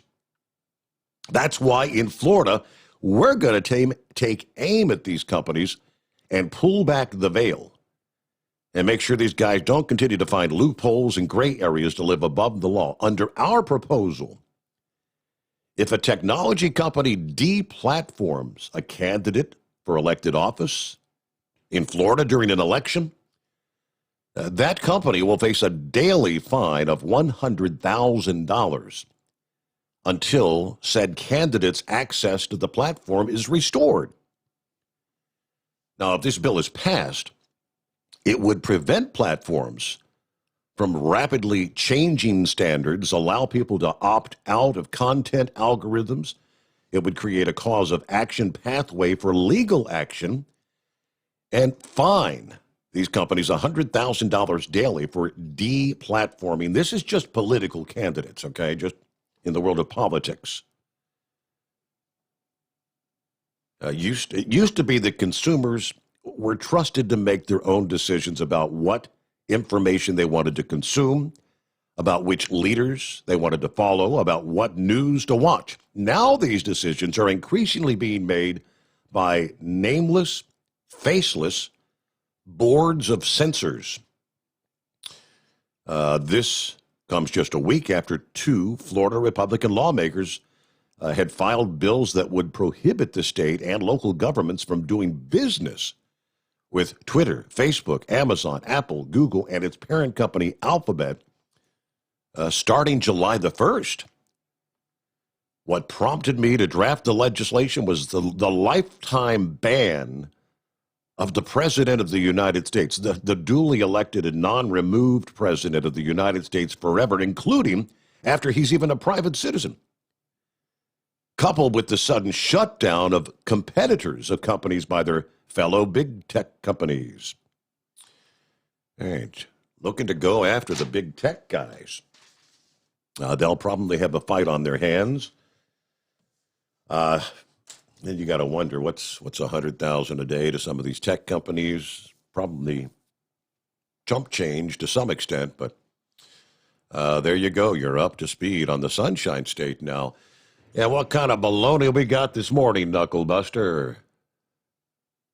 Morning, Mr. Steve Sommers. Shoot, I don't listen to any of them guys. I ain't got none of that stuff on my phone anyway. I deleted every bit of that junk there, so they can just go out of business as far as I'm concerned there. That tanker up there, he must have had that chemical on there, dangerous when wet. So that's what it does.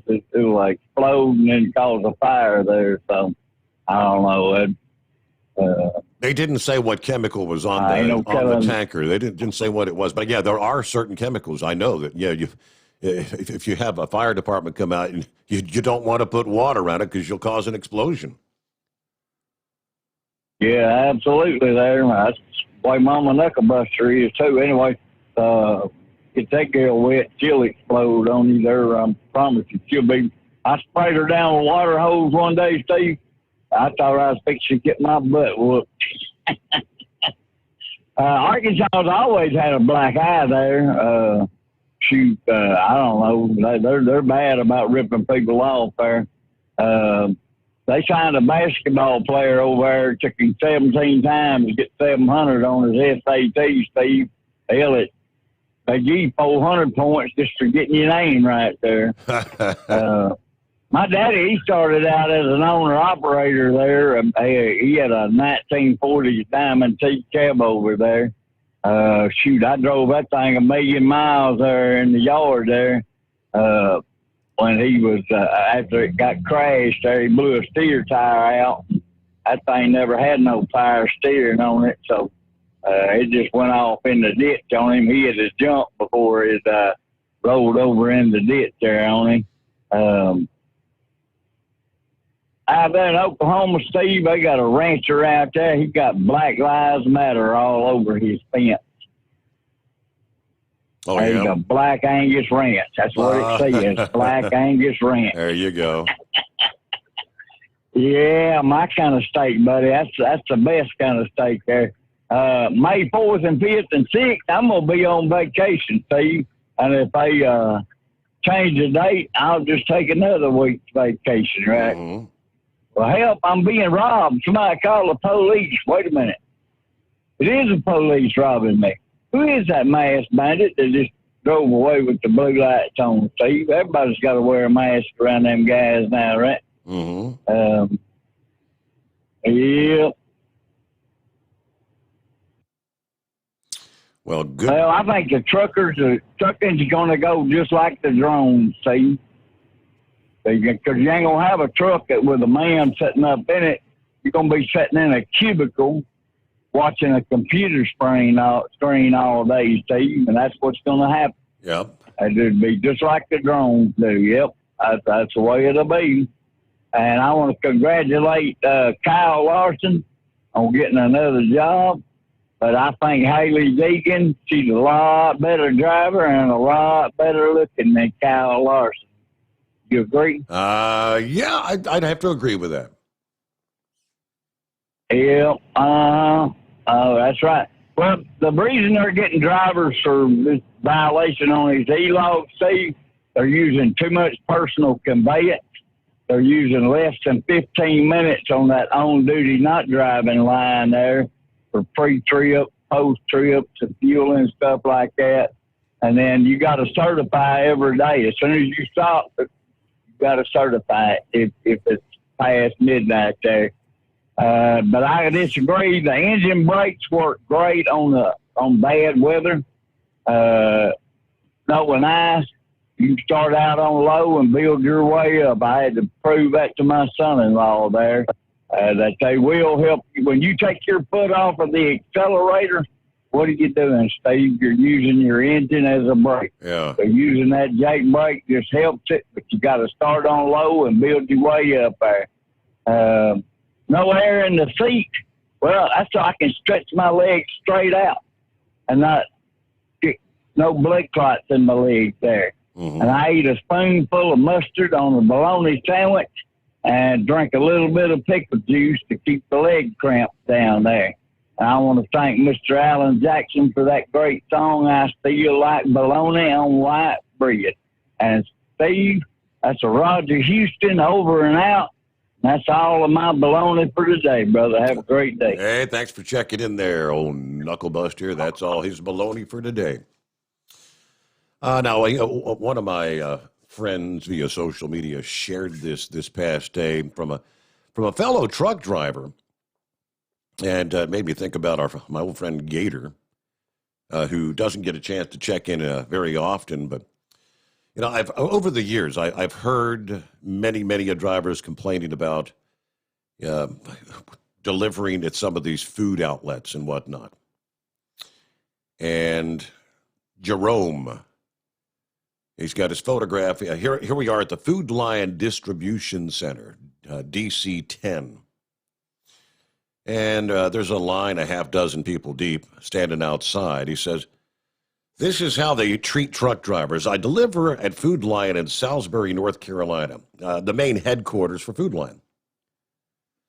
When I pulled in there, the sign says, check in at this small building in the parking lot. Upon arriving at the small building, this is the sight I see." And he's the picture of all the people standing in line. Now, keep in mind, it's 21 degrees outside. The door of the building said one driver at a time. Takes about 5 minutes per driver to check in, so I stand in line freezing, but I know better than to get out of the line or risk losing my spot. So 20 minutes goes by, and of course, every driver there is upset and cold, but it's my turn to go in. Upon entering and checking in, they charged me $194 to unload their products. The load paid $600 to the truck, and I burn about $200 in fuel. Now, that's not the reason I'm writing this rant. So if you want to figure out the profit on the load, you can. But as I'm standing inside, the first time I made a comment, I said, it's like 21 degrees outside. You need to get a bigger building or make a waiting area for the drivers. After all, it's a multi-billion-dollar company, and they can't operate without our trucks. The lady in the building tells me that, and I quote, "Well, we don't want 20 drivers sitting around in here smelling like shish kebab, if you know what I mean." He's like, I was floored. After spending all that time in line and 5 minutes inside being disrespected as a truck driver, I was told the price to unload and asked to go acquire payment and stand in line again in order to pay him. Second time I entered, I rolled video as I asked her what she thought about drivers. It's in the comments. Oh, I've been driving for about 20 years. I've been to every grocery warehouse in the country, and let me say, not all companies treat us this way. This has got to be the worst. Yeah, the best I've been to would be Lidl, L-I-D-L. I don't know if I spelled that right. Ingles would be a close second. Other than those two, we get treated about the same everywhere, including Walmart. So maybe we should think about where we spend our money. Now, to reply to what the lady said about us drivers, and if you want to know, if you know me, then you know I told her the same thing. Yeah, drivers do go a few days without a shower, and there's a few reasons. One is showers aren't always available. If we do happen to be lucky enough to find one and have time to stop, then it takes as much as $15 to use the shower. Yeah, it's free if you buy fuel, but at the large truck stops, they have showers. Fuel's always 30 to 40 cents higher than the small stops that don't offer showers. When you're buying 200 gallons of fuel every day, that can add up. That's big money. I also reminded the lady that tonight, while she's warm and cozy in her home with her family, that we'll still be out here working to make sure everything America needs to operate and feed their people gets where it needs to go. I mean, we spend days, weeks, even months away from our families, and we do that to keep this country running. I mean, would Food Lion even be in business without trucks? How would their products get to the stores? And if they couldn't sell their products, would this rude lady that wants to treat us poorly even have a job? All I'm saying is this: drivers don't need a pat on the back. We don't want any extra notice or to be hailed as something great. Yeah, that honor should go to our military. All I want is respect. We would like a clean bathroom at these warehouses because they mostly only give you a porta-john. Yeah, maybe some vending that we can have access and not be left standing in the cold by people that wouldn't even be in business without us. So I'm asking you to share this post and possibly try to shop at stores that are trucker friendly and take care of us. If you want to know what companies are good to the drivers, just ask a driver. Yeah, we're always in a hurry to get somewhere, but most are always up to chat for a minute, and we'll be happy to tell you the good from the bad. Very interesting post, but all right, Jerome. Yeah, we don't want that. How obnoxious is that? We don't want 20 drivers in here smelling like, it's like, okay. Let's see who we got on the line. Somebody wanted to talk about the old trucks. Yeah, hey, this is Gilligan. Driving up 81 again. I ain't grease jumps. Yeah, can't get lost anymore driving up and down this road. Hey, think of something. It wasn't there. Chevy guy was talking about the truck, the 10 speeds that you split the gears. You only had to shift 5 times. It were called super cats. Mm-hmm. That's when I cut my teeth in there. Oh, back in the late 90s. And they were interesting to learn, but once you learned them, they wasn't so bad. What I thought was a little nagging, and I'm sure some of the older drivers probably remember these, is the Rockwells. I had a 9-speed Rockwell in Kenworth I drove one time for a while, and that transmission was the most contrary transmission I ever seen in my life. If you didn't have it within 50 RPMs, it would not go in gear, no matter what you did. Once you got it within the RPMs, it shifted as smooth as silk. Mm-hmm. You get the shift through that gear, it was actually pulling in it. It shifted smoother than a car. Now, I'm not one of the old timers. I mean, I've been out here a while, but I ain't been out here forever. My dad drove back in the 60s and 70s. These guys talked about the seats folded to the floor and all that. I've heard stories of guys driving down the road and got an ice scraper scraping the inside of the frost off the inside of the windows and stuff. I don't think even Dad would have to do things. Mm-hmm. Yeah. Definitely a different industry even back in the late 90s when I started. I drive an automatic truck. I mean, I run up and down 81 here. There's no mountains to speak of. I'd be curious as to how these suckers would act in mountains. I used to run lumber out of West Virginia, a little old town called Webster Springs. It is right smack dab down in the mountains. I used to use a truck with a super can in down there. And, you know, I'm not so sure I'd want to take one like this down in there. You can't control the gears on this one. I drive a Volvo. It's got a push button automatic. I don't know. Because as soon as you get your RPMs up a little bit, it's upshifting. You know, you can't use your RPMs to keep yourself down. It's got jake brakes. I don't think it's as strong as the old ones. Wow. By the way, you heard from Monkey Alger since you've been back on the air? I had 2 calls in our first week, and I have not heard from him since. So we're talking about 3 weeks. We haven't heard from him. Oh, okay. I was wondering, is he the one that sees the moon pie bologna sandwiches? Is that him or somebody else? Knucklebuster does that's Knucklebuster with the bologna sandwiches. Knucklebuster cut the moon pie in half, put the bologna in. Yeah, I heard him talk there for a while. I think maybe it was Monkey Gouger with the moon pie and the bologna. Yeah, it's probably both of them. Yeah, probably. But oh well, I eat moon pies, I eat bologna. I'm wondering how that worked with a little bit of fried bologna. That might even work a little better. What do you think, Steve? All righty. I remember as a kid, one of the neighbors gave me a fried bologna sandwich. I thought I had me a delicacy. Yeah? I'd never had it before. Yeah, that's about all I got tonight, Steve. Take care. All right, Gilligan, thanks for chiming in. Good to hear from you. It's 844-844-3388. So it's going to be right about this time tomorrow night for our Thursday morning show. We were going to speak with our special guest, Brian Check from Battle Scarred Motorsports here a couple weeks ago. And he had to cancel at the time, so looks like Kyle's got him lined up for like 4:15 tomorrow morning, Thursday morning. So we'll look forward to that. Battle Scarred Motorsports. Brian will kind of explain to us what they're all about. And it's a pretty fascinating story.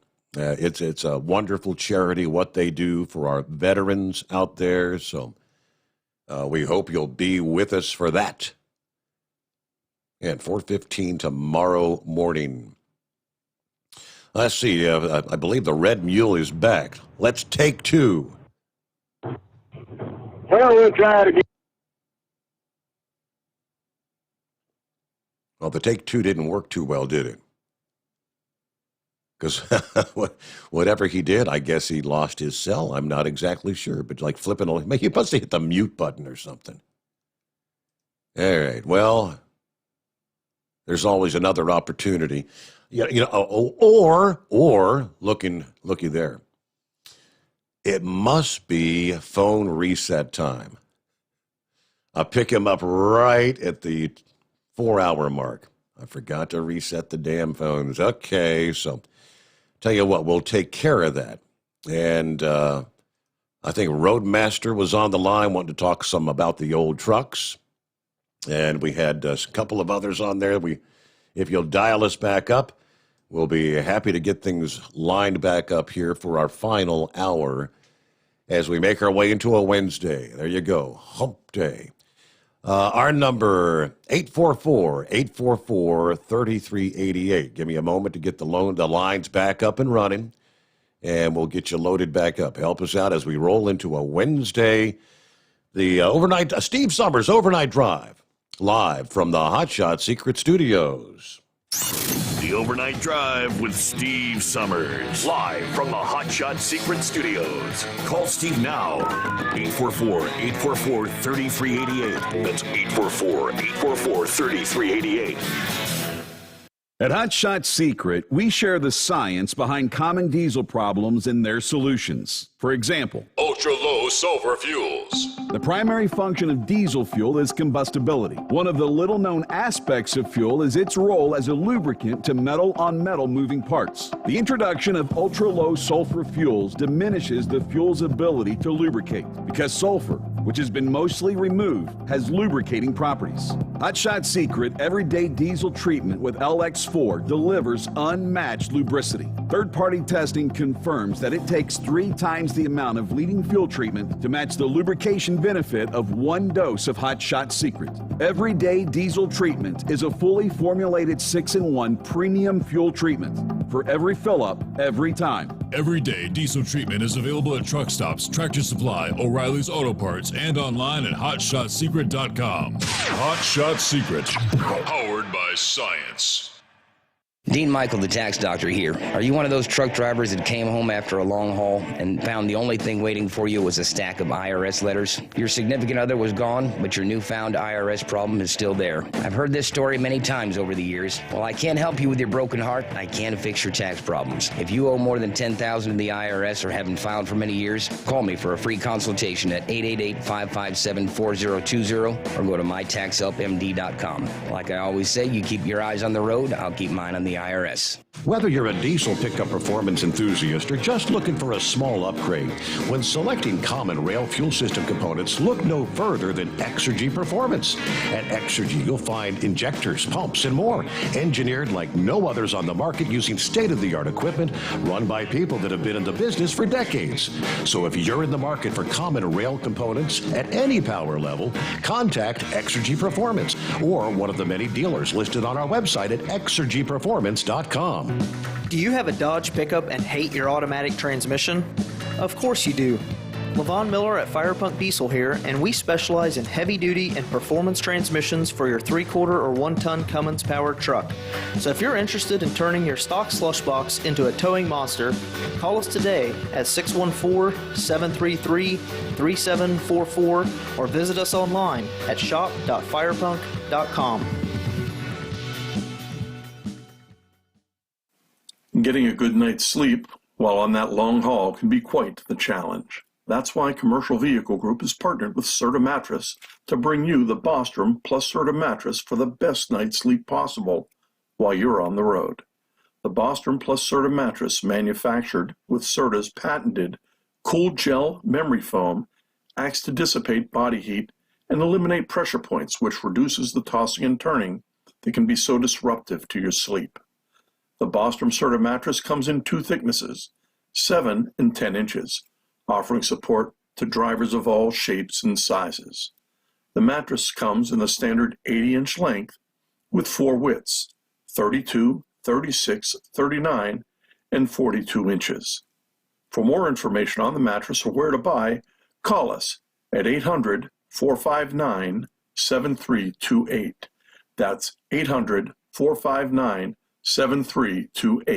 At Hot Shot Secret, we share the science behind common diesel problems and their solutions. For example, Hot Shot Secret Stiction Eliminator. Stiction, that sticky friction, undermines the performance of diesel engines and is difficult to remove from the oil system. Hot Shot Secret Stiction Eliminator is a powerful synthetic cleaner that targets stiction, contains no harmful solvents, and is formulated to be left in the engine to safely dissolve stiction for thousands of miles. It works as you drive. Our proprietary carbon nano lubricant is blended with Stiction Eliminator, filling in microscopic irregularities inside your engine, providing a smoother surface for enhanced lubricity, reducing friction and wear. Third-party ASTM testing verifies that Stiction Eliminator removes 2 times as much stiction than any alternative on the retail shelf. Use Stiction Eliminator to solve an existing problem or as a preventative maintenance. Hot Shot Secret Stiction Eliminator, available at truck stops, Tractor Supply, O'Reilly's Auto Parts, and online at hotshotsecret.com. Hot Shot Secret, powered by science.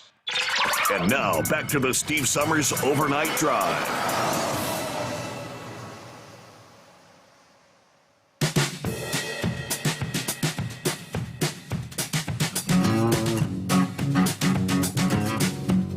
We're all set. Get that final hour. Here on a Wednesday, midweek coming on, and Glad to have you with us. And again, it's 844-844-3388. We spoke to Philip last hour, and right after we hung up with Philip, I shared the scenario about Florida's governor. And he just sent me a quick message. Steve, I have a few words to say, and that is, God bless our governor. That is all. Philip from Florida. Yeah, standing up to the big tech, the censors out there. All right, then I had a message. Don't know if you remember. Yeah, where'd that message go? Lucky Lady. Of course I remember Lucky Lady. I haven't seen her in a number of years. But, Steve, she fell on the ice, broke her leg just above the ankle. She could all use our prayers right about now. And thank you very much. Sunshine. Yeah, I believe we are Facebook friends, and I saw some of the pictures. That looked like a very painful break. Got to be careful on the ice out there. And, okay, so we get back to our calls here. Get that final hour off and rolling, and thanks for dialing us back up. Roadmaster, hi there. How you doing, Steve? Doing just fine. How about yourself? Good to talk to the legend again. We was talking about earlier, guys, talking about the old days. Yeah. I remember before power steering, before air conditioning.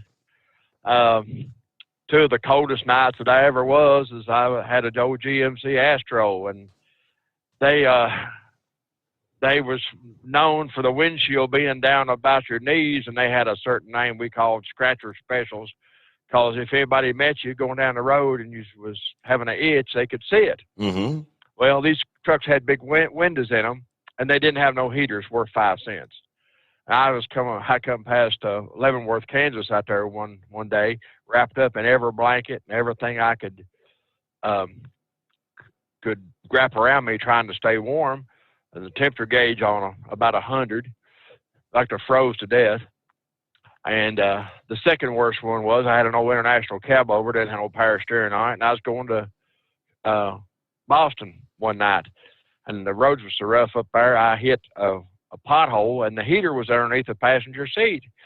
Well, all of a sudden, I smelled antifreeze, and I thought I'm in trouble. So back then, we had cutoffs. We just crawl up under the cab there and turn the water off to the heater. I thought, well, everything will be fine. I'll be all right. I ain't got an hour or so to go.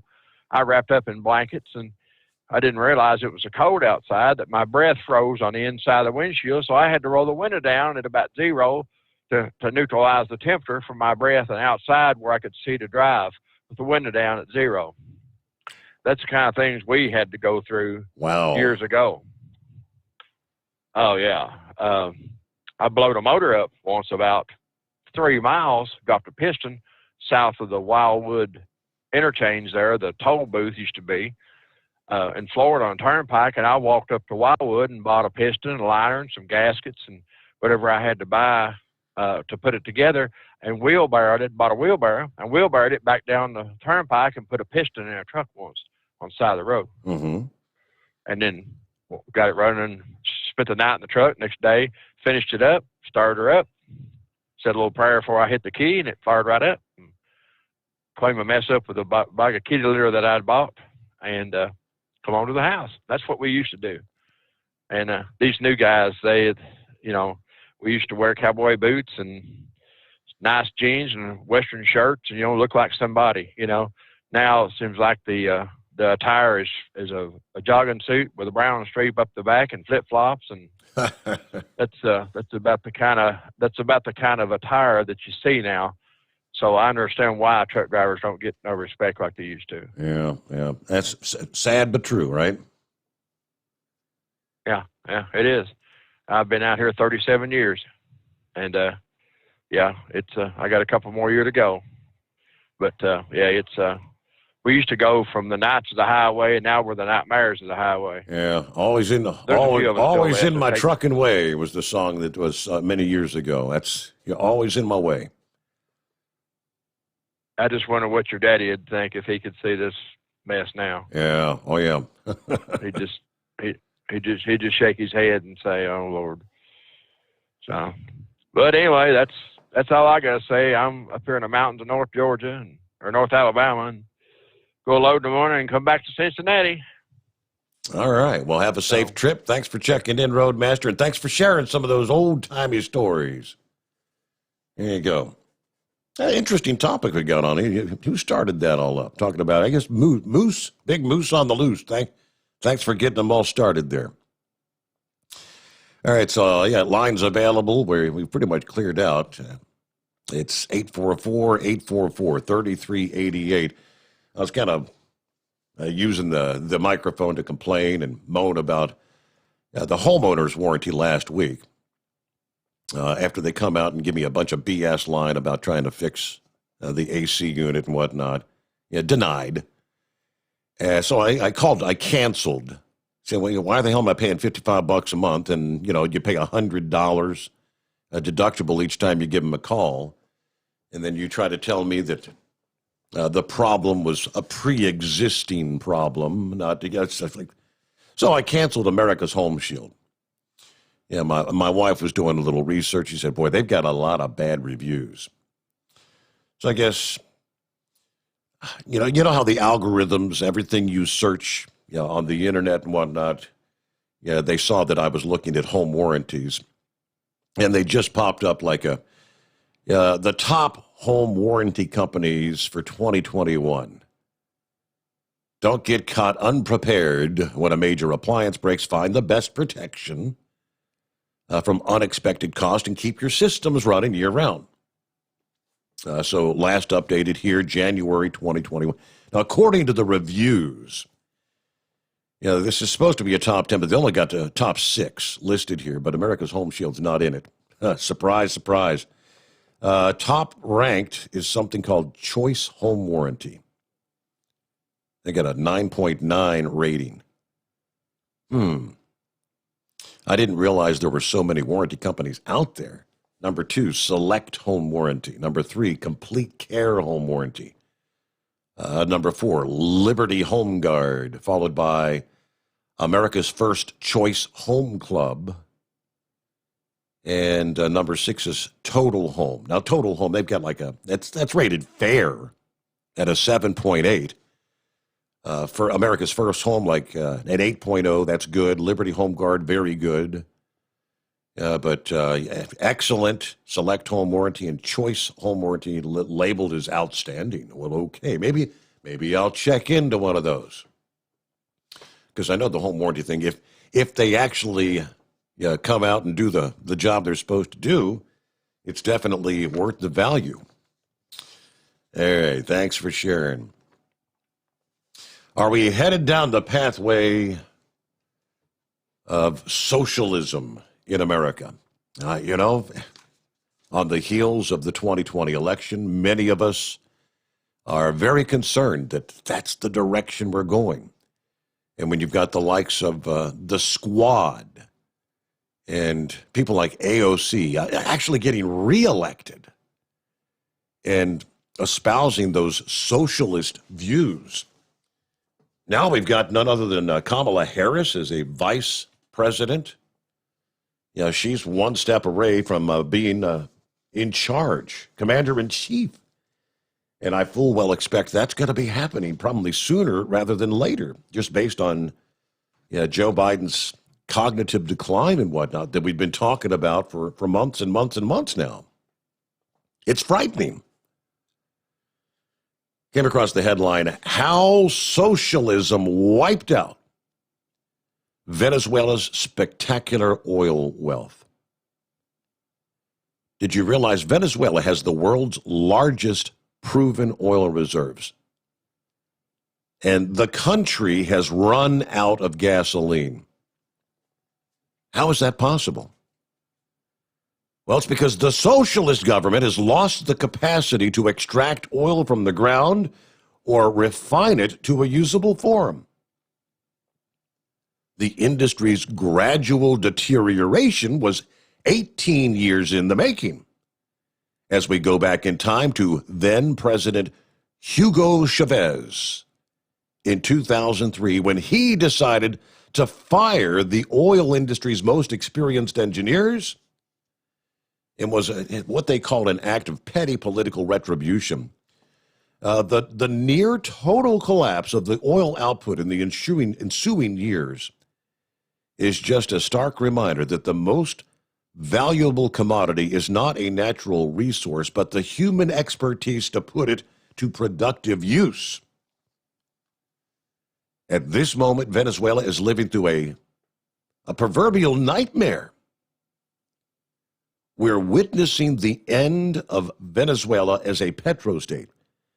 Gasoline shortages have crippled the economy. Travel within the country is prohibitively expensive. Increasing prices at grocery stores, shortages, price restrictions have given to a vibrant black market in the country. Drivers who operate gas-powered buses prefer to keep the bus parked so they can suck out the gas and later resell it on the black market. According to one bus driver, my bus runs on diesel. It uses 16 or 17 gallons daily. Nowadays, we have to wait in line, a long line, to fill up. The gas stations even have National Guards who ask for bribes before they'll let you fill up the tank because the 40 liters the government gives us isn't enough. Now, he's allowed a special access to fill up his tank because he's considered an essential city service, but earning the equivalent of $200 a month, obviously struggling to make ends meet. So he keeps his bus parked and extracts gas from the tank to resell on the black market, earning about $8 per gallon. Now, to put that in perspective, the average Venezuelan survives on less than $10 per day. And the little gas that is still available comes via periodic shipments from Iran. But the Venezuelan government doesn't officially charge at most gas stations. They use a quota system. So filling your tank could mean waiting in line for days, not hours, days. David is a mechanic living in Caracas. These days, he's making a living by waiting in line to fill up his tank and then extracting the gas to resell on the black market. My business is not selling gas. My business is meeting the needs of my customers. A lot of the clients from my repair shop are elderly people who can't stand in line for 8 hours or 2 days or 3 days or up to a week in some cases. I'm the person sacrificing my time. Clearly, I have to charge for my time because we're all trying to survive, to make ends meet. Yes, we witnessed what was one of the richest nations in the Caribbean, a.k.a. Venezuela, until Hugo Chavez decided socialism was the route to go. In less than 20 years, because they're several years into this complete collapse in society. Yeah, the value of their money is it's worthless. Let's not go that route, please. Hey there, Big Moose. Hey, Bud. That last caller you had there, Road Ranger, or what was his name there? I think Roadmaster. Roadmaster, he brought up an old memory, and I'm going to tell it on him because he'll probably hear it tomorrow when he listens to the show. But old Possum Breath, and he bought a 79 ball scratcher Jimmy. That's what they called them things. Okay. It had some big old windshield in them. And you remember that old Ford plant down there? It's been closed for years, but there's a big Ford plant down there in Cincinnati, right off of 75 there. I can't remember what that road is, but a bunch of us was down there one day, and old Possum Breath come in there showing off that little day cap ball scratcher that he bought. And he was just proud as punch of that thing. It's a little single screw, short wheelbase thing, day cab. Well, down there they had these, I don't know what you call them, a pollard, I guess, is just a pipe sticking up out of the ground about 3 foot full of concrete, keep you from crossing out of one lot into the other. And he come around through there about 30 mile an hour, and he run up on them pipes. And 1,000 Wonders didn't throw him out the windshield, but it broke the cab jack on that truck. Totally ruined that truck. I mean, he hadn't had it a day, and he hit them pipes doing about 30 mile an hour, and it twisted that bumper up. And we ragged him about that for ages, you know. But I hadn't thought that when he was talking about them old trucks, that's what brought it to my mind. Wow. And you know, old Possum Breath, he talked like a growling dog anyway. You know, I went over there. I said, "Man, you all right?" He goes, "What happened? What happened?" I said, "Didn't you see them pipes?" "No, I didn't see no pipes." You know, he had them by that time. He got the truck stopped, they was plumb up under the truck, but oh, it was a mess. They throwed him out of there, and I think they even tried to get him for destruction of property. But yeah, we had a lot of fun out of him over that. Wow. Oh, man alive. I tell you what, I'm doing everything I can't stay awake right now. That wind over here is kicking my butt. Now, you haven't mixed up your hydration and dehydration jugs yet, have you? No, but I tell you what, the hydration jug's getting a lot lighter and the dehydration jug's getting a lot heavier, so I'm going to have to stop and dump one and fill the other one up. There you go. Oh, my, the things you do. Keep it between the spotted and the solid, buddy. We'll catch you later. All right. Yeah, thanks for helping us get them all started on the old time, the good old days, as they like to call it. All right. I mentioned earlier, Dr. Fauci. Yeah, he's like back front and center here now. The Biden administration, Trump had got him to go away. Just like, shut up, dude, already. Stifle yourself. Back front and center. The Centers for Disease Control may recommend wearing not one, but 2 masks, one over the other, to keep at bay the more contagious variants of COVID, says Dr. Anthony Fauci. Now, the CDC and Fauci discussed the matter on Monday. They say they don't have the data yet to make a formal recommendation. But he says it makes common sense to increase protection. He's the guy that he's previously endorsed double masking due to the new strains of the virus. Speaking of which, what about the new strains of the virus? Public Health England is investigating cases of coronavirus with very concerning new genetic changes found in some regions of the UK, they tell us. Tests have shown a mutation called E484K that's already seen in the South African variant. Although the change may reduce the vaccine effectiveness, they believe the current ones should still work, at least to some extent. Urgent testing for the South African variant is already starting in parts of England, could be rolled out to other areas where they're seeing different variants of that same E484K mutation.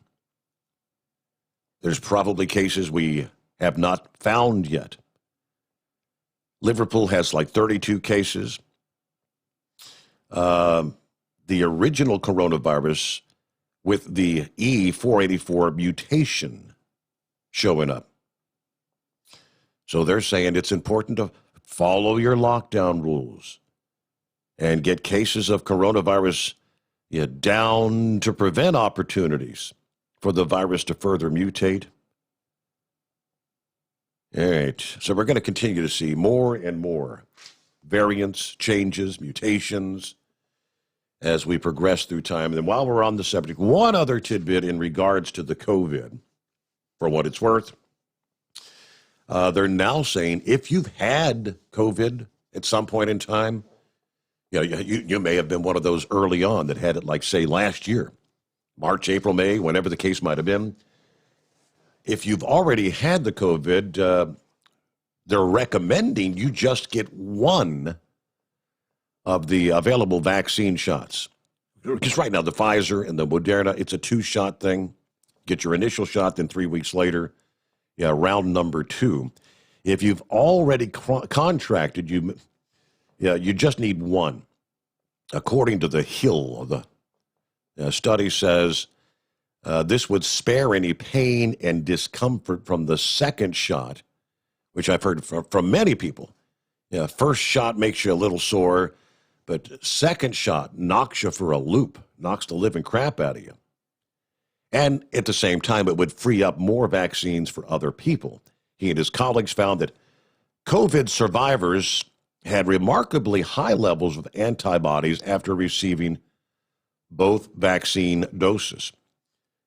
They also found those who previously were infected by the virus had more severe side effects after the first dose, things like fatigue, fever, headaches, chills, muscle and joint pain. That is not surprising, according to experts who say the immune system for those who have had COVID are already primed for attack when they recognize the genetic code of the virus. When that bit of genetic material from the vaccine is injected, the immune system responds, causing you to feel sick. So we believe one dose should be sufficient. This study was scrutinized by other scientists who kind of question whether having more antibodies actually stops the replication of the virus. Just because an antibody binds to the virus doesn't mean it's going to protect you from being infected. But with each passing day, we get more and more confusing information. I kind of wonder if that kind of goes back, because I never heard the follow-up.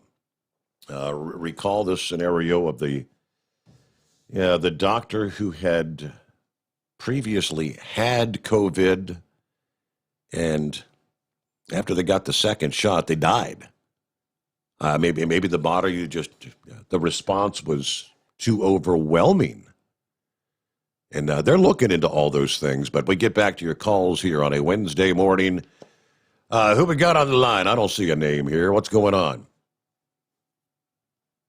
You got Big Sexy here. Big Sexy, what's happening? Oh, what'd you say the temperature was there where you are? I think we're in the 20s. I'll have to double check. Yeah, down here in Arkansas, we're in the 24 a while ago when I checked it. Says we're at 26 degrees right now. 26. Yeah. 26, but we're a little bit colder than you are then.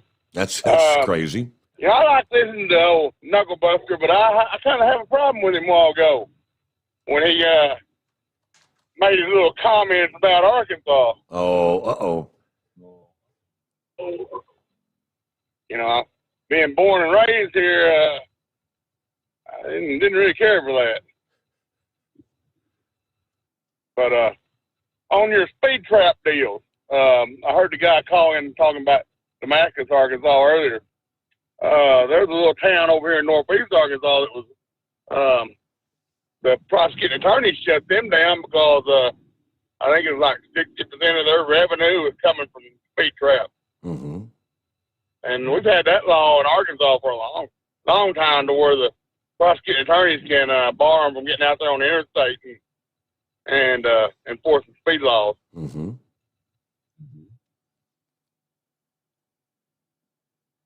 Well, you gotta love those little speed trap sounds. I mean, revenue for a town. I didn't realize that there was so many of them out there. I thought these whole ticket quota things were supposed to have been eliminated years ago, but I mean they're saying they've identified 800 communities that are considered speed traps in this country. That's quite a few. This little town I'm talking about over here is probably, maybe 200 to 300 people at the most. Mm-hmm. It's a real small town. Usually has about one cop on duty if he's on duty all night, but they'd sit out there on that interstate. Back then it was just a U.S. highway, but it was still 4-lane. They'd sit out there and they was just writing tickets left and right. And matter of fact, they almost completely shut the police force down for a while, but they still can't get out there and enforce speed laws on the interstate. They have to leave that up to the state police. Well, Big Sexy, always good to hear from you. Thanks for checking in. Right, down there in what'd you call that, Hillbilly, Arkansas? Is that he didn't take too kindly to that, Knuckle Buster. Don't be stepping on the toes of them conservatives in Arkansas. All right, I can't say for certain how true it is because it pops up, some of these social media memes and whatnot. This one says, John Kerry has 6 homes, 12 cars, 2 yachts, and a private jet. And he thinks we should take the bus and build solar panels. Now, I know he's got the private jet. I don't know about the homes, cars, and a yacht. And, yeah, he wants us to build solar panels. And our former energy secretary and former Texas Governor Rick Perry kind of called him out this past day. John Kerry is Joe Biden's climate czar, his special envoy for climate. To which Rick says, you guy sure doesn't set a good example for his new position. On Fox News this past day, Perry was asked about Kerry's suggestion that the Keystone Pipeline workers that are out of work because of Biden need to become employed by making solar panels, right? First off, John Kerry is a pretty poor spokesperson for the climate business when he hops on his private jet and leaves a trail of emissions that's about 40 times more than he would if he flew a first class on a public flight, like American Airlines, one of our great airlines. Matter of fact, they probably need the work right now. So that's one thing that doesn't square good with me. Now, they reported last week the private jet owned by Kerry produced as much carbon emissions in the past year as 36 typical passenger cars would. Of course, Rick Perry, former governor of Texas, says he believes many Americans genuinely care about the climate. And, of course, we all want to help preserve the planet, but John Kerry sure as hell ain't setting a good example. Listen, if you're going to be out there parroting this line that we got to do things to help the climate out, for God's sakes, man, get off your private jet and go travel with the rest of the folks if you're going to move forward. And then he followed up on his comments about solar panels. Solar panels that Kerry suggested the oil workers should produce. Said, well, the problem is, John, they're primarily manufactured in China. The idea that he can sit there and say, well, they can go get a job over in the solar panel business. Well, most of these folks along that pipeline cannot relocate to China, John, because that's where most of these solar panels are actually being constructed. Yeah, get a job. Get a job in China. All right, get back to, I think, Mike. We're back. Hey there. Good morning, Your Honor. Hey, you're talking about AOC. I saw something on the news about her. She's got something going on. She's claiming she was assaulted of some nature. Did you catch any of that at all? Something about, she said, I'm a survivor of sexual assault, and I haven't told many people that or something, but when we go through trauma, trauma compounds on each other. So I guess the trauma of her childhood is, being piled on by is it the trauma of the COVID? I'm not sure what she's talking about. Oh, so anyways, that must have been about 2-3 weeks ago with how old she is. And when she was a kid. But anyways, no. So so she's playing that card now to stay in the headlines and the limelight. That's the card she's out there throwing around. Yeah. But anyways, I heard that. You just don't even want to turn the TV or turn the news on anymore and hear what's going on next. You can't make this stuff up, Your Honor. No, you're right. So anyways, Hey, speaking of the old trucks there, by the way things are looking, looks like I'm going back in time there, trucks, because it looks like I'm going to step out of the one I'm in. I might be getting into 1990 here, depending on how things work out here in the next few weeks. So I guess that'd be old school trucking, right? If I get to go back to drive a 1990 every day. Mm-hmm. But you got an old time. Anyway, you got an old time truck parked at your place. What year's that truck you got? Mine's a 78. Mine's a 78. It's got the 871 Detroit in it. 8V71 Detroit. She's a screamer and a smoker. I tell you what, them climate change people just cringe when I go by them because they don't know what to do with that truck going by. Well, that's an antique, right? I mean, what was it, 25, 30 years? Yeah. It's considered an antique? Yeah. I think I got 20 years in Maryland to put my historic tags on them, and but there's a lot of them running around with historic tags here. We got Toyota Tercels, and we got Ford Tauruses, and we got Datsuns, and all kinds of cars out here that all have historic tags on them. I just haven't figured out where they're going, especially that Ford Taurus. You ever been to a Ford Taurus show? Remember the old Ford Tauruses? They had them round back windows, and they had that goofy station wagon that was like a bubble. Yep. It was worse than the AMC That was worse than the AMC Pacer. But anyways, that's So they got them historic tags on all them crazy things. But anyway, there. So my old school truck is. I'm glad to hear that Big Moose there. He's keeping track there. The dehydration and the rehydration jugs. You certainly don't want to get them mixed up there and recycle the dehydration jug. Yeah. Bingo. Be careful of that. But anyways, there. So I don't know. I guess that's about what we got for you. Still got snow flurries going on here. I'm north of D.C., so we still got bands of this wraparound snow flurries and wind, and so there's still some coming through here. Roads don't seem to be having any problems, and they apparently have, I don't know, about 50 million tons of extra salt they got to use up because there are salt trucks sitting out everywhere. So, and the cool thing about it is they don't even have to go down the road to spread the salt because they sit there overnight there all night long. And the way they got their tailgates opened up, I saw one the other day there. They always spill some out. I see one the other day there. He had a pile behind his truck that was stacked up all the way right up to the tailgate. Pile must have been almost 3.5, 4 feet tall, sitting on the shoulder of the road there behind the truck. Jeez. Oh boy. So, I guess that was a just in case pile, just in case somebody got stuck there. They could or you could come along with your bucket. You could fill your bucket up there if you needed a little emergency extra salt supply. Oh yeah, somebody probably stop on the side of the road and you bag that up. That's right, free salt.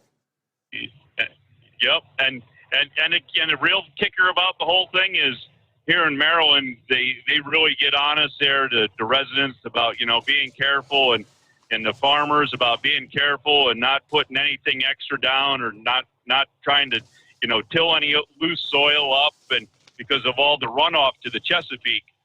But they come out here in the wintertime, and the state highway comes out here, and I mean they just pour the salt down on the road, and poor snowflakes, they don't stand a chance. They come down and they melt almost immediately on contact to the road. And you come out of Pennsylvania where there's 3, 4, 5 inches of snow on the road, you get to Maryland and the roads are just wet.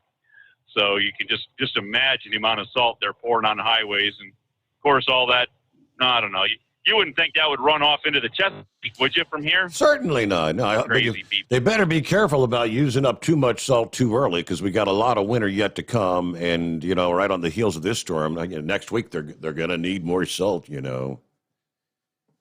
when you get into those flurry of, one storm after another, next thing you're hearing about is, hey, we ain't got enough salt to go around. We're going to have to start rationing our salt usage. All right, we'll get back to your calls just ahead here. The Overnight Drive with Steve Summers. Live from the Hot Shot Secret Studios. Call Steve now.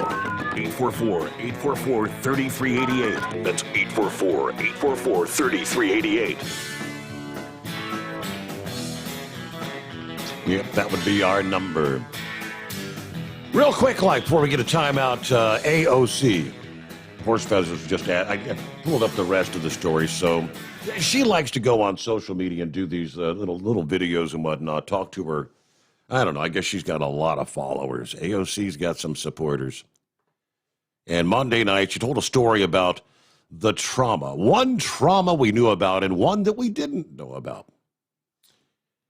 During what they described as an emotional Instagram Live, which has now been viewed 3.6 million times. She was talking about her experience of being in the Capitol when the riot occurred on January 6th. And the trauma that she dealt with. I guess she feared for her life. And that's been amplified by a previous trauma that she's never spoke about publicly, which was a sexual assault. With her voice cracking, her eyes tearing, her hands clasped, she revealed she hadn't told many people that in my life. But when we go through trauma compounds on each other. And after her harrowing account of how she hid from that violent mob because they were coming in to drag her out, she did get a bit of an outpouring of support from some of her colleagues and some, I guess, sexual assault survivors who say they can see themselves in her story. Others deny, kind of deriding her. Yeah, she's being a drama queen. She's trying to weaponize trauma for political gain. That was the statement of journalist Michael Tracy, who accused her of, in his words, she's doing what you call emotional manipulation. Trauma experts say her reaction is normal and expected. And her account kind of aligns with what we've seen, what happens to the mind and the body anytime you're under an extreme form of stress. When someone has a history of trauma, a new traumatic event, even if it's a different type of trauma, can reactivate similar feelings. Okay, so the experts say AOC's experience with sexual assault probably intensified what she endured at the Capitol. There you go, AOC. And with that, we get a quick break in here. We return. It's the Steve Sommers Overnight Drive, live from the Hotshot Secret Studios. You're listening to the Overnight Drive with Steve Sommers. At Hotshot Secret, we share the science behind common diesel problems. For example, fuel additives.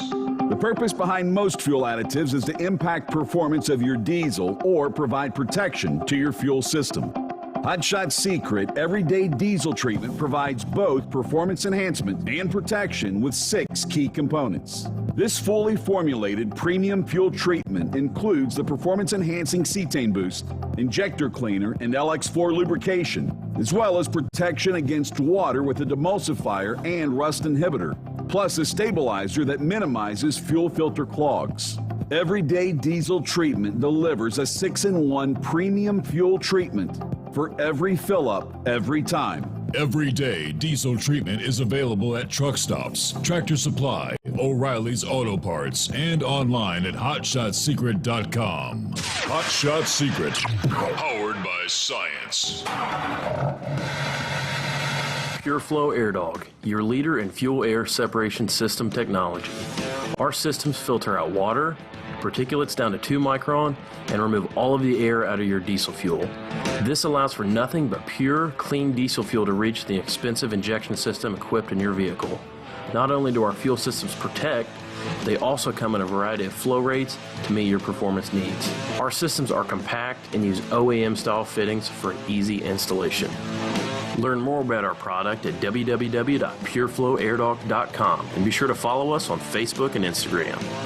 Protect your investment with PureFlow AirDog. Drivers, you demand that your equipment's reliable and dependable, and that also applies to your headset for communication. Well, our friends at Stellar Electronic have you covered. The Pluto Duo headset bundle is the best communication headset you can find in the industry. No matter the challenging environment you're driving in, the Pluto headset will make you sound crystal clear all the time thanks to their 99% noise cancellation. And the Duo's not only a stereo converter for the headset, but also a power bank so you can charge as you go. Learn more at stellarelectronic.com or visit them on Facebook. Do you have a Dodge pickup and hate your automatic transmission? Of course you do. Levon Miller at Firepunk Diesel here, and we specialize in heavy-duty and performance transmissions for your 3-quarter or 1-ton Cummins-powered truck. So if you're interested in turning your stock slush box into a towing monster, call us today at 614-733-3744 or visit us online at shop.firepunk.com. Dean Michael, the tax doctor here. I have one question for you. Do you want to stop worrying about the IRS? If the answer is yes, then look no further. I've been around for years. I've helped countless people across the country, and my success rate speaks for itself. So now you know where to find good, honest help with your tax problems. What are you waiting for? If you owe more than $10,000 to the IRS or haven't filed in years, call me now at 888-557-4020 or go to mytaxhelpmd.com for a free consultation and get your life back. Whether you're a diesel pickup performance enthusiast or just looking for a small upgrade, when selecting common rail fuel system components, look no further than Exergy Performance. At Exergy, you'll find injectors, pumps, and more, engineered like no others on the market using state-of-the-art equipment run by people that have been in the business for decades. So if you're in the market for common rail components at any power level, contact Exergy Performance or one of the many dealers listed on our website at exergyperformance.com. At Hot Shot Secret, we share the science behind common diesel problems and their solutions. For example, ultra-low sulfur fuels. The primary function of diesel fuel is combustibility. One of the little-known aspects of fuel is its role as a lubricant to metal-on-metal moving parts. The introduction of ultra-low sulfur fuels diminishes the fuel's ability to lubricate because sulfur, which has been mostly removed, has lubricating properties. Hot Shot Secret Everyday Diesel Treatment with LX4 delivers unmatched lubricity. Third-party testing confirms that it takes 3 times the amount of leading fuel treatment to match the lubrication benefit of 1 dose of Hot Shot Secret. Everyday Diesel Treatment is a fully formulated 6-in-1 premium fuel treatment for every fill-up, every time. Everyday Diesel Treatment is available at truck stops, Tractor Supply, O'Reilly's Auto Parts, and online at hotshotsecret.com. Hot Shot Secret, powered by science. Live from the Hot Shot Secret Studios, the Steve Summers Overnight Drive.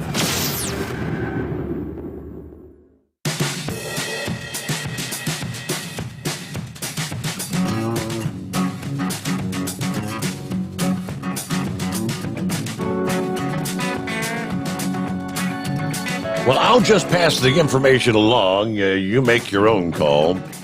I've not heard of the Silhouette Challenge. Until now. What is the Silhouette Challenge? Twitter users are warning women, do not do TikTok's Silhouette Challenge.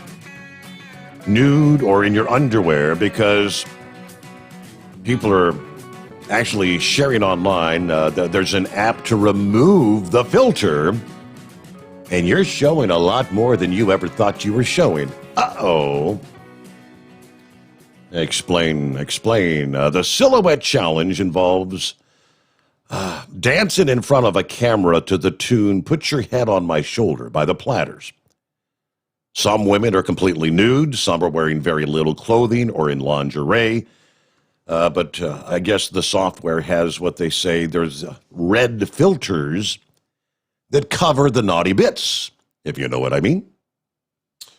But a search on YouTube turns up results of actual tutorials instructing how to use editing software to change the contrast and the color, taking away the silhouette. So if you're doing the nude thing, all of a sudden, your video where you thought your naughty bits were covered aren't covered anymore. Okay. Men are currently removing the Rogue Red filter from the Silhouette Challenge. This is readily happening across social media with little community violation response from Facebook, Twitter, Instagram, Snapchat, or TikTok. Now, women are saying, this is gross, creepy, it's non-consensual. But the guys say, hey, you're always trying to make yourself a victim. You shouldn't be putting things out there on the internet like that. Okay. Depends on what side you're on, I suppose. But, okay, I've not heard of the Silhouette Challenge, but now you know. And, of course, once it's out there in the internet world, there ain't no bringing it back. All right, who's next? Racer, what's happening this morning? Good morning, sir. How's everything doing your way? We're plugging away, doing all right. How about you? Kind of tired from this snow that was more ice than snow. Yeah. I've got a killer snowblower, but when you got ice under snow, you got slush under that. Poor snowblower says, what the hell are you doing? Right. It doesn't want to throw it. Main reason I called is I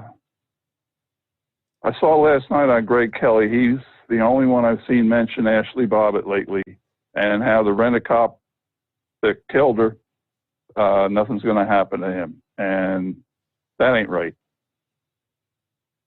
That's not right at all. Trying to remember, who was it? Ashley Bobbitt? Correct. She's a retired Air Force member. Okay. And she got shot, wasn't carrying anything on her that could harm a flea. And now they're just trying to sweep everything under the rug.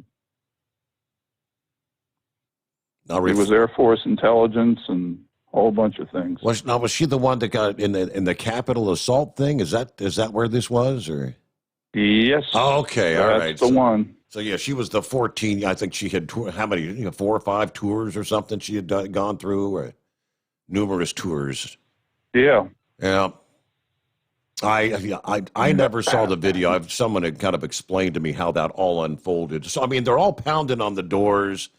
I'm not sure whose office that was at the Capitol or whatever, but supposedly there was security inside that were telling them, don't come through the door. We're armed and we will shoot or whatever. And I guess the way he explained it, when they broke the window out, she jumped up on somebody's shoulder, stuck her head in that window like she was going through, and boom, it was that was it. And plus, supposedly there were a couple cops around her. So, I don't know. Now, next subject. Yes. Lurch there. Commonly called, what's his name? Kerry? Oh, right. He has a yacht that he keeps in the state of Rhode Island, so he wouldn't have to pay any taxes on it in Massachusetts. That story's been around for quite a while. Okay, so he's got a private jet. He's got a yacht. That's oh, yeah. 2 out of the 4. I don't know how many cars or homes he owns, but. I don't know if he really owns the homes or what's her name? Teresa Hines, the ketchup queen? Mm-hmm. But I know they've got plenty of money. I'm sure they could own, they could own a home in Nantucket and then have a place in Florida. Probably have an island retreat somewhere. Very, very rich family. Oh, yes. Yeah. Yeah. They're real rich. It doesn't impress me. Just like where I live in Nuevo, Jersey. I've got all these humongous mansions around here, the phony mansions. I wouldn't want one for anything. How do you take care of it? Yeah. Now, what the gentleman earlier was talking about good old real Detroit diesels. I love those things. I've seen them do amazing things. And if I ever had the time and the money, I'd love to build an old 378 Pete with an 8V92 with 2 hair dryers and an Allison, because I got a problem with knees now, just to ride around in. There, I have seen hauling fruit, a 671 that people just played with the camshaft and play with the injectors, pulling like 50-some thousand pounds of fruit, and an old GMC Brigadier in Florida. I mean, we don't have very many hills there, but on the way like up to Dade City, excuse me, there's some hills, and those things just go screaming on by. It's something you can work on. You can look at and say, oh, okay, needs this, that, or whatever. And it was just nice things to see, Sure. Simple work's good. Well, hey, I'll let you get going, and I love your show. Hey, thank you so much for chiming in, like Racer. Yeah. Just like with the other place you used to be, I like to listen to this stuff because I hear things that's going on in other parts of the country that you don't hear anyplace else. And, handy things to come by. Good deal. Well, that's what I do my best to try and keep you informed. I try to find things I think might be of interest to others.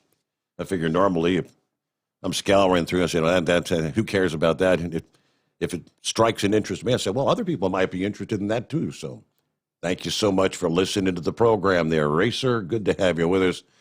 What's happening this morning, Larry? Good morning. Good morning. Great show, as always. I was real intrigued when I'm getting ready this morning and I hear guys talking about old school trucks. Yeah, right. I got to tell you, in the early 70s, I used to start early in the morning, and I pulled a special load out of Cons down on Spring Grove Avenue, and I had to come up Coleraine Hill. Now, the truck I was driving was a Mack with a steel front. Now, I wish I could remember the model number, but the cab set a little bit sideways to the left, and it had a 5 and 4 transmission. Now, when I interview guys today to hire them, I always forget to ask if they can drive a standard shift, because a lot of CDL license has automatic only. There is more people today that's automatic only than can drive a standard shift.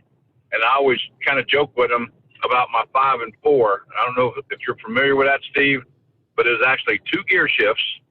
And coming up Coleraine Hill, I don't care how I started, I would have to shift at least once, sometimes twice on that hill.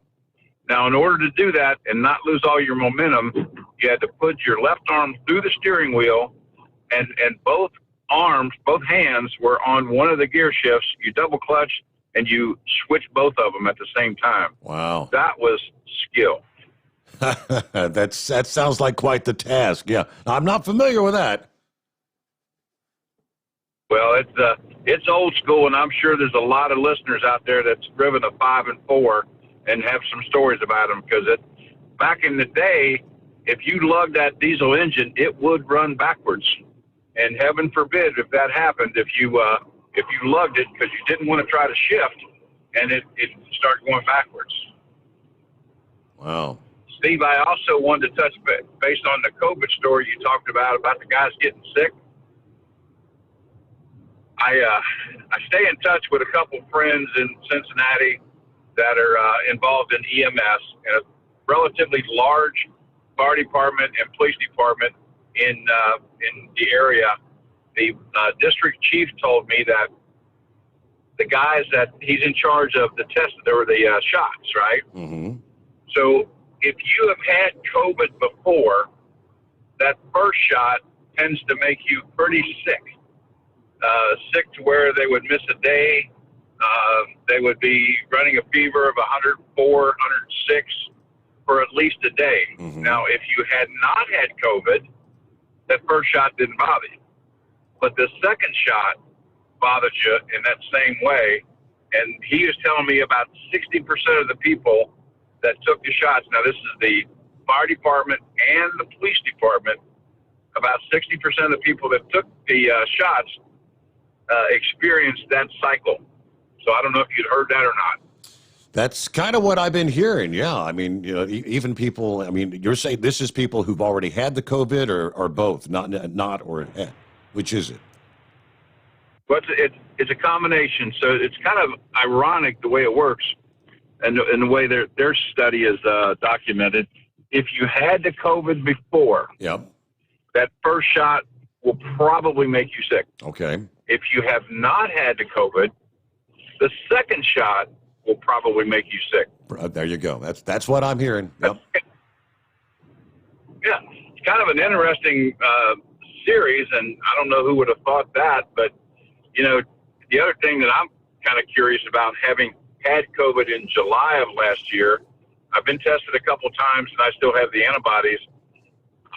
Since I had it that long and I've had the antibodies, my guess is when I get the opportunity to get the shot, I'm probably going to experience that first day sickness post inoculation. Yep. What I'm but hearing who knows? is I mean, I think your comment before 24 hours. I can't remember exactly what you said, but something about so much confusing information. Bingo. Yeah. How do you sort it out? How do you know what to expect or not to expect? Yeah. Well, I'm hearing from people that have had it. I mean, like you said, that first shot knocks the crap out of you. And many people, and I know several personally, who said when they got their second shot, that one really, I mean, like for 24 hours, they were in bed. I mean, that knocked them for a loop. They're predicting it at this particular community, police and fire, to the point to where, I don't know if this is fair or not, but they're giving that predictable shot that's going to make you sick the day before their off day. Bingo. So that on their off day, they're sick at home in bed and they're not missing work. Same time though, it ain't much of an off day to be in bed though. So I don't know. It seems like maybe you'd get an extra day. Give them a 3-day weekend or whatever if they're going to take the shot. You certainly messed up your off day for sure. So, hey, as always, Steve, great show, and I love hearing about the old school trucking. So keep it up. You got it. Thank you so much, Larry. Good to have you with us as always. Real quick, I don't know. Are you calling to apologize to your friend from Arkansas? Hell no, I was born and raised in this state. I was born in a town named after Nathan Bedford Forest, so I know all about being a redneck good old boy. Call me Bubba. I want to put this out for my favorite senator, AOC there. There's a tear in my beer, and I'm crying for you, dear. And Steve, I must be coming down with COVID. I'm craving a peanut butter and a banana sandwich instead of bologna. Uh-oh. So have a great day, Mr. Steve Summers, and stick this thing in the big hole and gouge on it and take it to the yard. Hey, you got it. We're going to pull up the air brakes, lock her down as we wrap it up here on a Wednesday morning. All right, don't forget, go to the overnightdriveradio.com website, click on contest, get registered for the Stellar Electronic Pluto Duo headset. That's our grand prize coming up Friday morning. Second place, got the Hot Shot Secret Big Rig Duo, 2 64-ounce bottles of Stiction Eliminator, 2 64-ounce bottles of Hot Shot Secret Diesel Extreme. Thanks to all our friends who continue to subscribe via the Steve Summers Overnight Drive YouTube page. We're up to 1.02 thousand. Facebook, and more coming soon. Have a great day. See you back here tonight at the midnight hour. I hope you'll join us. Steve Summers, the Steve Summers Overnight.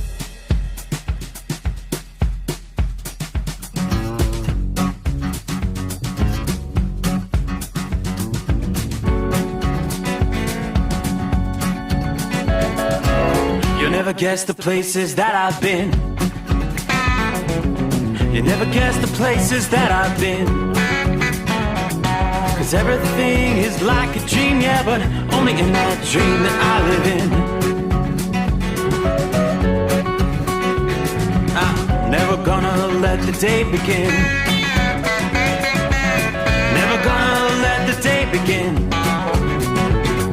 'Cause everything is like a dream, yeah, but only in that dream that I live in. Oh, don't wake me up before you go, and I'll just make this bed my home. Oh, darling, please just let me sleep. Give me my dreams.